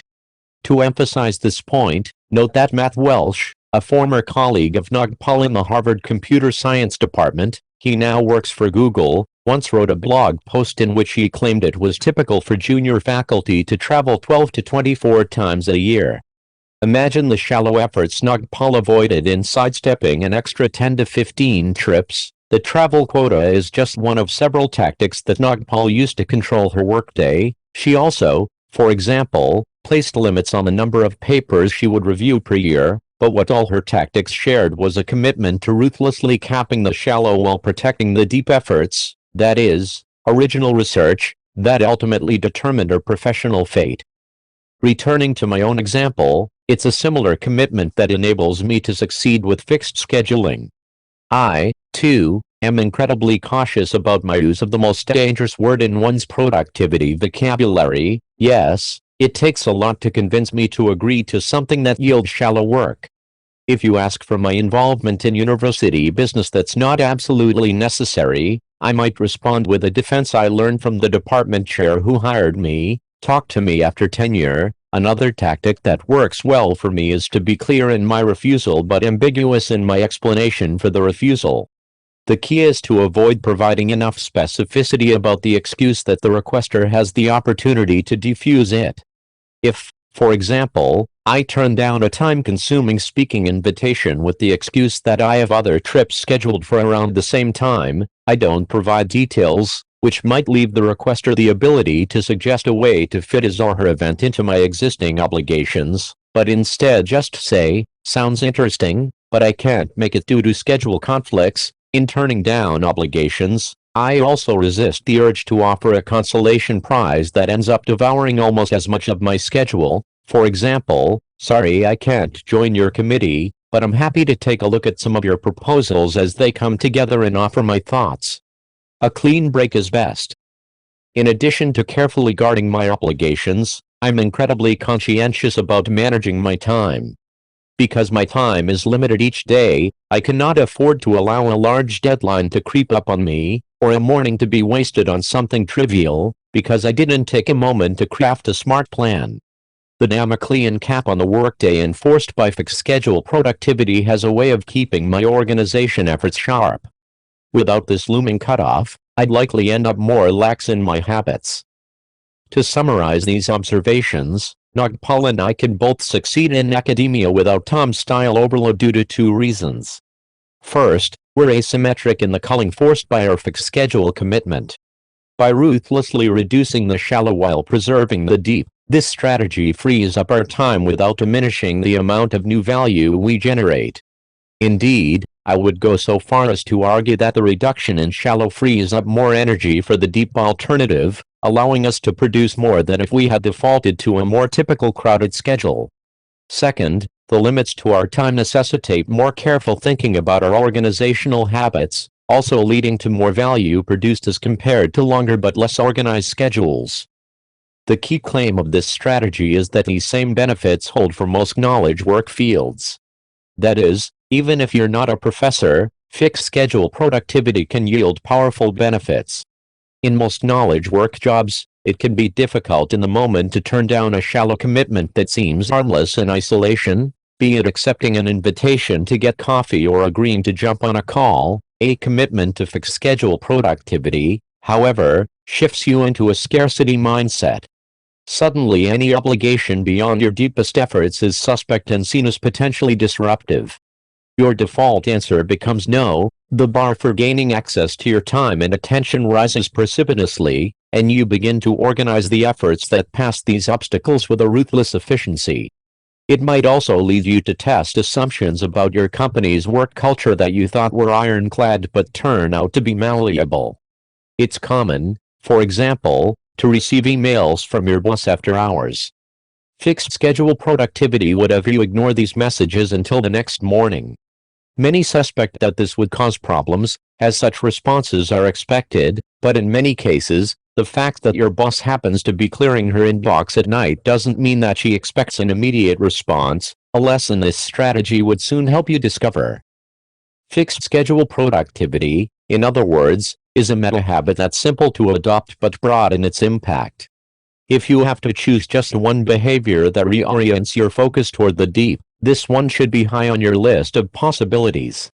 If you're still not sure, however, about the idea that artificial limits on your workday can make you more successful, I urge you to once again turn your attention to the career of fixed schedule advocate Radhika Nagpal. In a satisfying coincidence, at almost the exact same time that Tom was lamenting online about his unavoidably intense workload as a young professor, Nagpal was celebrating the latest of the many professional triumphs she has experienced despite her fixed schedule. Her research was featured on the cover of the journal Science. Become hard to reach. No discussion of shallow work is complete without considering email. This quintessential shallow activity is particularly insidious in its grip on most knowledge workers' attention, as it delivers a steady stream of distractions addressed specifically to you. Ubiquitous email access has become so ingrained in our professional habits that we're beginning to lose the sense that we have any say in its role in our life. As John Freeman warns in his 2009 book, The Tyranny of Email, with the rise of this technology we are slowly eroding our ability to explain, in a careful, complex way, why it is so wrong for us to complain, resist, or redesign our workdays so that they are manageable. Email seems a fait accompli. Resistance is futile. This strategy pushes back at this fatalism. Just because you cannot avoid this tool altogether doesn't mean you have to cede all authority over its role in your mental landscape. In the following sections I describe 3 tips that will help you regain authority over how this technology accesses your time and attention, and arrest the erosion of autonomy identified by Freeman. Resistance is not futile, you have more control over your electronic communication than you might at first assume. Tip number 1, make people who send you email do more work. Most nonfiction authors are easy to reach.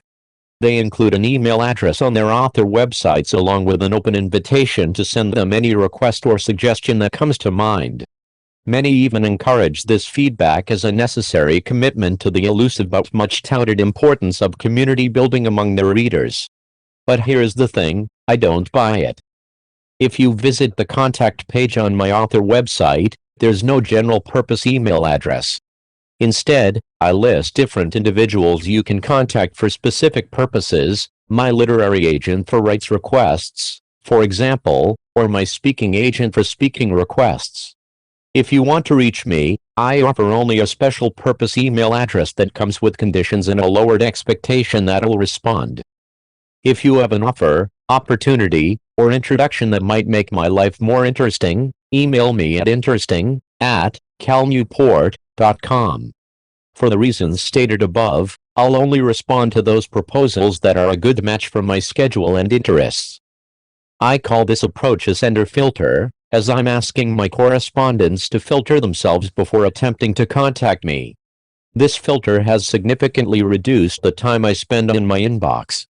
Before I began using a sender filter, I had a standard general-purpose email address listed on my website. Not surprisingly, I used to receive a large volume of long emails asking for advice on specific, and often quite complicated, student or career questions. I like to help individuals, but these requests became overwhelming. They didn't take the senders long to craft, but they would require a lot of explanation and writing on my part to respond. My sender filter has eliminated most such communication, and in doing so, has drastically reduced the number of messages I encounter in my writing inbox. As for my own interest in helping my readers, I now redirect this energy towards settings I carefully choose to maximize impact. Instead of allowing any student in the world to send me a question, for example, I now work closely with a small number of student groups where I'm quite accessible and can offer more substantial and effective mentoring. Another benefit of a sender filter is that it resets expectations. The most crucial line in my description is the following: I'll only respond to those proposals that are a good match for my schedule and interests. This seems minor, but it makes a substantial difference in how my correspondents think about their messages to me. The default social convention surrounding email is that unless you're famous, if someone sends you something, you owe him or her a response. For most, therefore, an inbox full of messages generates a major sense of obligation. By instead resetting your correspondence expectations to the reality that you'll probably not respond, the experience is transformed. The inbox is now a collection of opportunities that you can glance at when you have the free time, seeking out those that make sense for you to engage. But the pile of unread messages no longer generates a sense of obligation. You could, if you wanted to, ignore them all, and nothing bad would happen. Psychologically, this can be freeing. I worried when I first began using a sender filter that it would seem pretentious, as if my time was more valuable than that of my readers, and that it would upset people. But this fear wasn't realized. Most people easily accept the idea that you have a right to control your own incoming communication, as they would like to enjoy the same right. More important, people appreciate clarity. Most are okay to not receive a response if they don't expect one. In general, those with a minor public presence, such as authors, overestimate how much people really care about their replies to their messages. In some cases, this expectation reset might even earn you more credit when you do respond. For example, an editor of an online publication once sent me a guest post opportunity with the assumption, set by my filter, that I would likely not respond. When I did, it proved a happy surprise. Here's your summary of the interaction. So, when I emailed Cal to ask if he wanted to contribute to the publication, my expectations were set. He didn't have anything on his sender filter about wanting to guest blog, so there wouldn't have been any hard feelings if I'd never heard a peep. Then, when he did respond, I was thrilled. My particular sender filter is just one example of this general strategy. Consider consultant Clay Herbert, who is an expert in running crowdfunding campaigns for technology startups, a specialty that attracts a lot of correspondents hoping to glean some helpful advice. As a Forbes.com article on sender filters reports, at some point, the number of people reaching out exceeded Herbert's capacity, so he created filters that put the onus on the person asking for help. Though he started from a similar motivation as me, Herbert's filters ended up taking a different form. To contact him, you must first consult and frequently ask questions to make sure your question has not already been answered, which was the case for a lot of the messages Herbert was processing before his filters were in place. If you make it through this frequently asked questions sieve, he then asks you to fill out a survey that allows him to further screen for connections that seem particularly relevant to his expertise. For those who make it past this step, Herbert enforces a small fee you must pay before communicating with him. This fee is not about making extra money, but is instead about selecting for individuals who are serious about receiving and acting on advice. Herbert's filters still enable him to help people and encounter interesting opportunities. But at the same time, they have reduced his incoming communication to a level he can easily handle. To give another example, consider Antonio Centino, who runs the popular Real Man Style blog. Centino's sender filter lays out a two-step process. If you have a question, he diverts you to a public location to post it. Centino thinks it's wasteful to answer the same questions again and again in private one-on-one conversations. If you make it past this step, he then makes you commit to, by clicking checkboxes, the following 3 promises. I am not asking Antonio a style question I could find searching Google for 10 minutes. I am not spamming Antonio with a cut and pasting generic request to promote my unrelated business. I will do a good deed for some random stranger if Antonio responds within 23 hours. The message box in which you can type your message doesn't appear on the contact page until after you've clicked the box by all 3 promises. To summarize, the technologies underlying email are transformative, but the current social conventions guiding how we apply this technology are underdeveloped. The notion that all messages, regardless of purpose or sender, arrive in the same undifferentiated inbox, and that there is an expectation that every message deserves a timely response, is absurdly unproductive.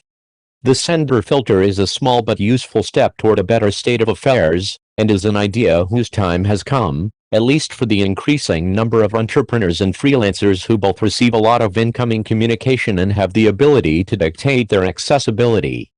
I'd also love to see similar rules become ubiquitous for intra-office communication in large organizations, but for the reasons argued in Chapter 2, we are probably a long way from that reality. If you're in a position to do so, consider sender filters as a way of reclaiming some control over your time and attention. Tip number 2. Do more work when you send or reply to emails. Consider the following standard emails. Email number 1, it was great to meet you last week. I'd love to follow up on some of those issues we discussed. Do you want to grab coffee? Email number 2, we should get back to the research problem we discussed during my last visit. Remind me where we are with that. Email number 3, I took a stab at that article we discussed. It's attached. Thoughts? These 3 examples should be familiar to most knowledge workers, as they're representative of many of the messages that fill their inboxes. They're also potential productivity landmines. How you respond to them will have a significant impact on how much time and attention the resulting conversation ultimately consumes. In particular, interrogative emails like these generate an initial instinct to dash off the quickest possible response that will clear the message, temporarily, out of your inbox. A quick response will, in the short term, provide you with some minor relief because you're bouncing the responsibility implied by the message off your cord and back onto the senders. This relief, however, is short-lived, as this responsibility will continue to bounce back again and again, continually sapping your time and attention. I suggest, therefore, that the right strategy when faced with a question of this type is to pause a moment before replying and take the time to answer the following key prompt. What is the project represented by this message, and what is the most efficient, in terms of messages generated, process for bringing this project to a successful conclusion? Once you've answered this question for yourself, replace a quick response with one that takes the time to describe the process you identified, points out the current step, and emphasizes the step that comes next. I call this the process-centric approach to email, and it's designed to minimize both the number of emails you receive and the amount of mental clutter they generate. To better explain this process and why it works, consider the following process-centric responses to the sample emails from earlier. Process-centric response to email number 1, I'd love to grab coffee. Let's meet at the Starbucks on campus. Below I listed 2 days next week when I'm free. For each day, I listed 3 times. If any of those day and time combinations work for you, let me know. I'll consider your reply confirmation for the meeting. If none of those date and time combinations work, give me a call at the number below and we'll hash out a time that works. Looking forward to it. Process-centric response to email number 2, I agree that we should return to this problem. Here's what I suggest. Sometime in the next week, email me everything you remember about our discussion on the problem. Once I receive that message, I'll start a shared directory for the project and add to it a document that summarizes what you sent me, combined with my own memory of our past discussion. In the document, I'll highlight the 2 or 3 most promising next steps. We can then take a crack at those next steps for a few weeks and check back in. I suggest we schedule a phone call for a month from now for this purpose. Below I listed some dates and times when I'm available for a call. When you respond with your notes, indicate the date and time combination that works best for you and we'll consider that reply confirmation for the call. I look forward to digging into this problem. Process-centric response to email number 3, thanks for getting back to me. I'm going to read this draft of the article and send you back an edited version annotated with comments on Friday, the 10th. In this version I send back, I'll edit what I can do myself, and add comments to draw your attention to places where I think you're better suited to make the improvement. At that point, you should have what you need to polish and submit the final draft, so I'll leave you to do that. No need to reply to this message or to follow up with me after I return the edits, unless, of course, there's an issue. In crafting these sample responses, I started by identifying the project implied by the message. Notice, the word project is used loosely here. It can cover things that are large and obviously projects, such as making progress on a research problem, example number 2, but it applies just as easily to small logistical challenges like setting up a coffee meeting, example number 1. I then took a minute or 2 to think through a process that gets us from the current state to a desired outcome with a minimum of messages required. The final step was to write a reply that clearly describes this process and where we stand. These examples centered on an email reply, but it should be clear that a similar approach also works when writing an email message from scratch. The process-centric approach to email can significantly mitigate the impact of this technology on your time and attention. There are 2 reasons for this effect. First, it reduces the number of emails in your inbox, sometimes significantly. Something as simple as scheduling a coffee meeting can easily spiral into half a dozen or more messages over a period of many days, if you're not careful about your replies. This, in turn, reduces the time you spend in your inbox and reduces the brain power you must expend when you do. Second, to steal terminology from David Allen, a good process-centric message immediately closes the loop with respect to the project at hand. When a project is initiated by an email that you send or receive, it squats in your mental landscape, becoming something that's on your plate in the sense that it has been brought to your attention and eventually needs to be addressed. This method closes this open loop as soon as it forms. By working through the whole process, adding to your task lists and calendar any relevant commitments on your part, and bringing the other party up to speed, your mind can reclaim the mental real estate the project once demanded. Less mental clutter means more mental resources available for deep thinking. Process-centric emails might not seem natural at first. For one thing, they require that you spend more time thinking about your messages before you compose them. In the moment, this might seem like you're spending more time on email. But the important point to remember is that the extra 2 to 3 minutes you spend at this point will save you many more minutes reading and responding to unnecessary extra messages later. The other issue is that process-centric messages can seem stilted and overly technical. The current social conventions surrounding email promote a conversational tone that clashes with the more systematic schedules or decision trees commonly used in process-centric communication. If this concerns you, I suggest that you add a longer conversational preamble to your messages. You can even separate the process-centric portion of the message from the conversational opening with a divider line, or label a proposed next steps, so that its technical tone seems more appropriate in context. In the end, these minor hassles are worth it. By putting more thought up front into what's really being proposed by the email messages that flit in and out of your inbox, you'll greatly reduce the negative impact of this technology on your ability to do work that it actually matters. Tip number 3, don't respond. As a graduate student at MIT, I had the opportunity to interact with famous academics. In doing so, I noticed that many shared a fascinating and somewhat rare approach to email. Their default behavior when receiving an email message is to not respond. Over time, I learned the philosophy driving this behavior. When it comes to email, they believed it's the sender's responsibility to convince the receiver that a reply is worthwhile. If you didn't make a convincing case and sufficiently minimize the effort required by the professor to respond, you didn't get a response. For example, the following email would likely not generate a reply with many of the famous names at the institute. Hi Professor. I'd love to stop by sometime to talk about. Are you available? Responding to this message requires too much work. Are you available is too vague to be answered quickly. Also, there's no attempt to argue that this chat is worth the professor's time. With these critiques in mind, here's a version of the same message that would be more likely to generate a reply. Hi Professor. I'm working on a project similar to with my advisor. Is it okay if I stop by in the last 15 minutes of your office hours on Thursday to explain what we're up to in more detail and see if it might complement your current project? Unlike the first message, this one makes a clear case for why this meeting makes sense and minimizes the effort needed from the receiver to respond.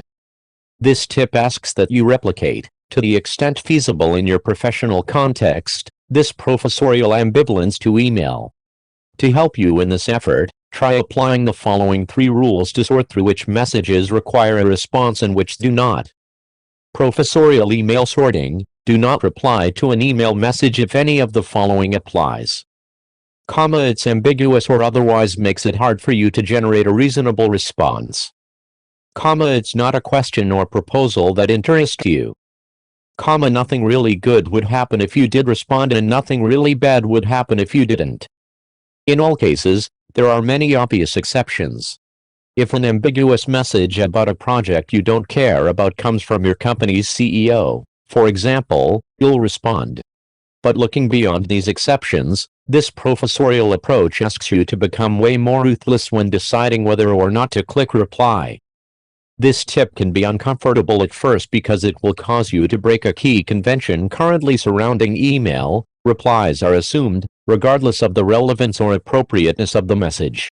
There's also no way to avoid that some bad things will happen if you take this approach.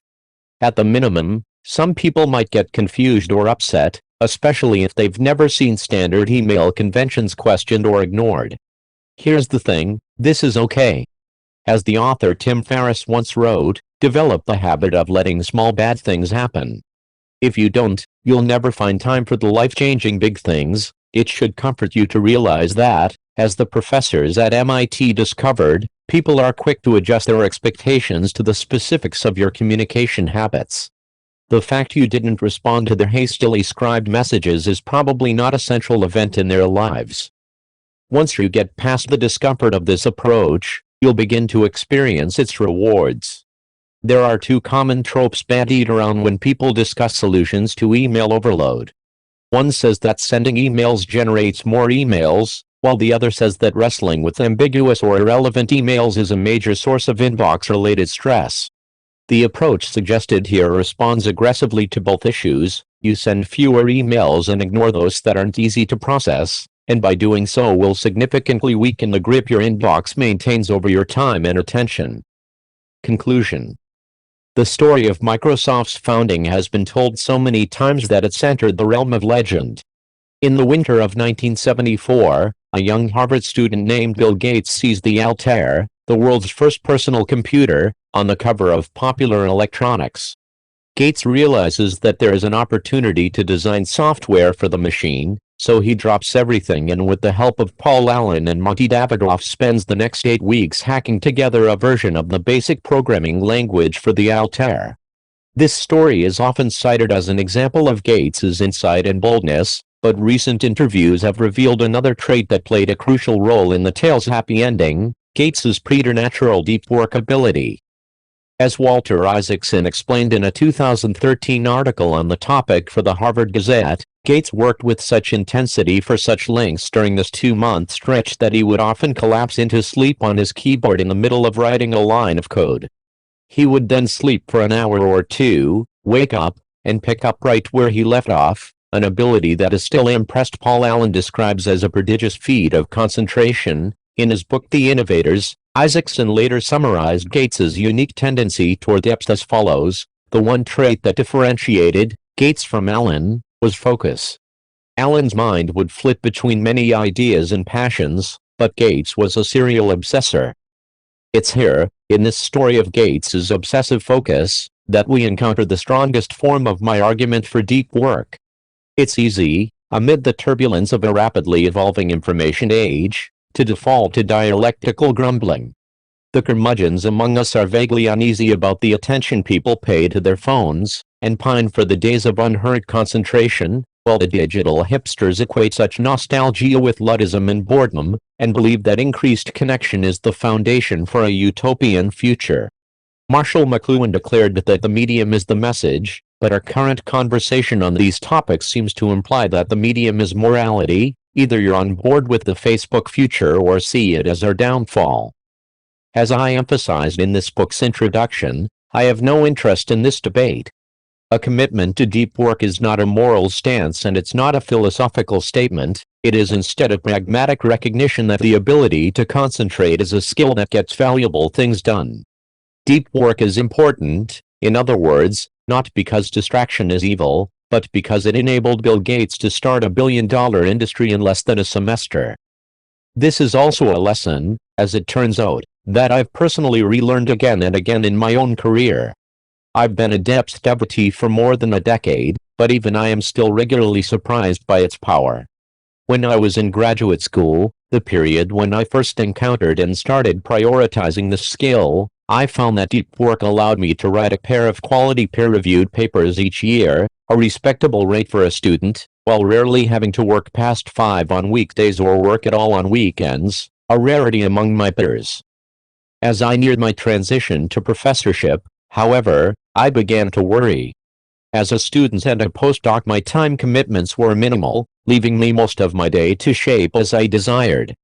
I knew I would lose this luxury in the next phase of my career, and I wasn't confident in my ability to integrate enough deep work into this more demanding schedule to maintain my productivity. Instead of just stewing in my anxiety, I decided to do something about it. I created a plan to bolster my deep work muscles. These training efforts were deployed during my last 2 years at MIT, while I was a postdoc starting to look for professor positions. My main tactic was to introduce artificial constraints on my schedule, so as to better approximate the more limited free time I expected as a professor. In addition to my rule about not working at night, I started to take extended lunch breaks in the middle of the day to go for a run and then eat lunch back at my apartment. I also signed a deal to write my 4th book, So Good They Can't Ignore You, during this period, a project, of course, that soon levied its own intense demands on my time. To compensate for these new constraints, I refined my ability to work deeply. Among other methods, I began to more carefully block out deep work hours and preserve them against incursion. I also developed an ability to carefully work through thoughts during the many hours I spent on foot each week, a boon to my productivity, and became obsessive about finding disconnected locations conducive to focus. During the summer, for example, I would often work under the dome in Barker Engineering Library, a pleasingly cavernous location that becomes too crowded when class is in session, and during the winter, I sought more obscure locations for some silence, eventually developing a preference for the small but well-appointed Lewis Music Library. At some point, I even bought a $50 high-end grid-lined lab notebook to work on mathematical proofs, believing that its expense would induce more care in my thinking. I ended up surprised by how well this recommitment to depth ended up working. After I had taken a job as a computer science professor at Georgetown University in the fall of 2011, my obligations did in fact drastically increase. But I had been training for this moment. Not only did I preserve my research productivity, it actually improved. My previous rate of 2 good papers a year, which I maintained as an unencumbered graduate student, leapt to 4 good papers a year, on average, once I became a much more encumbered professor. Impressive as this was to me, however, I was soon to learn that I had not yet reached the limits of what deep work could produce. This lesson would come during my 3rd year as a professor.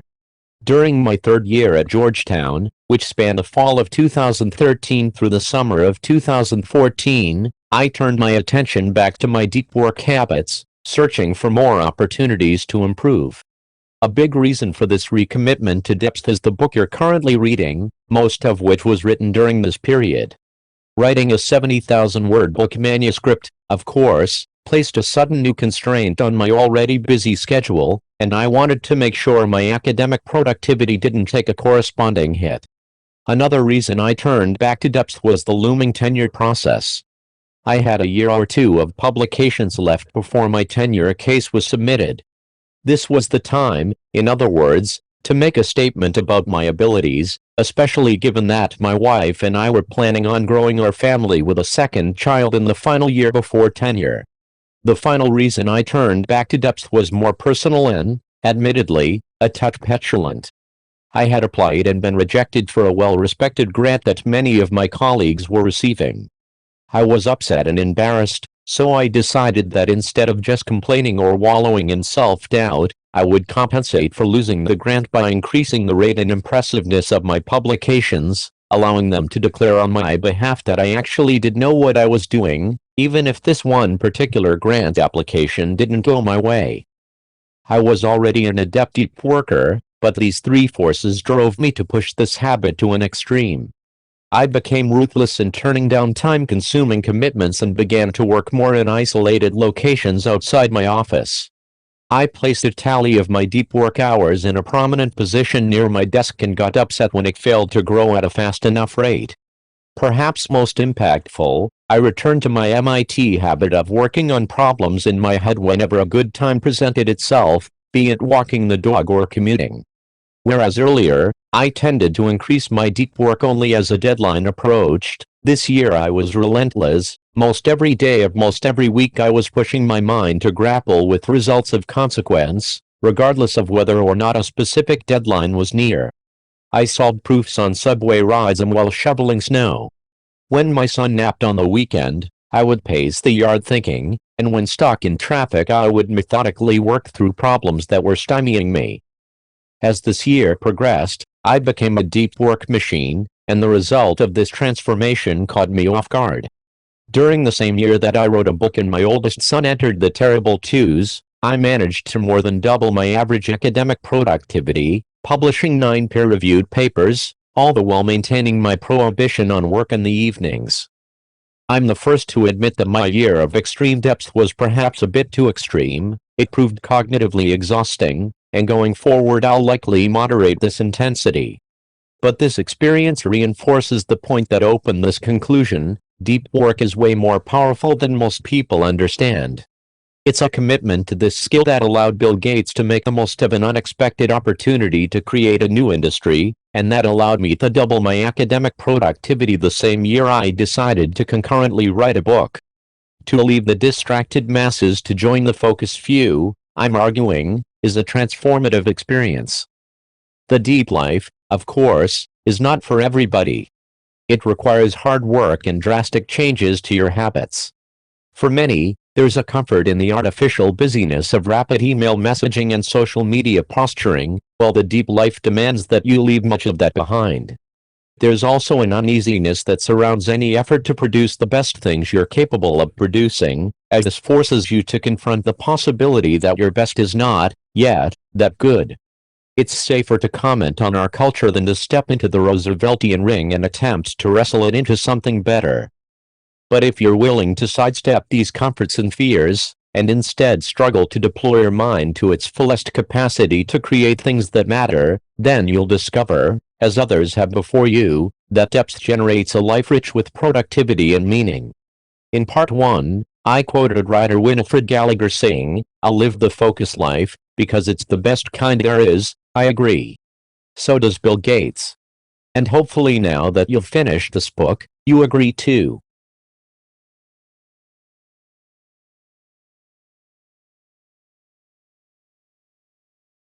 Please subscribe and press notification bell.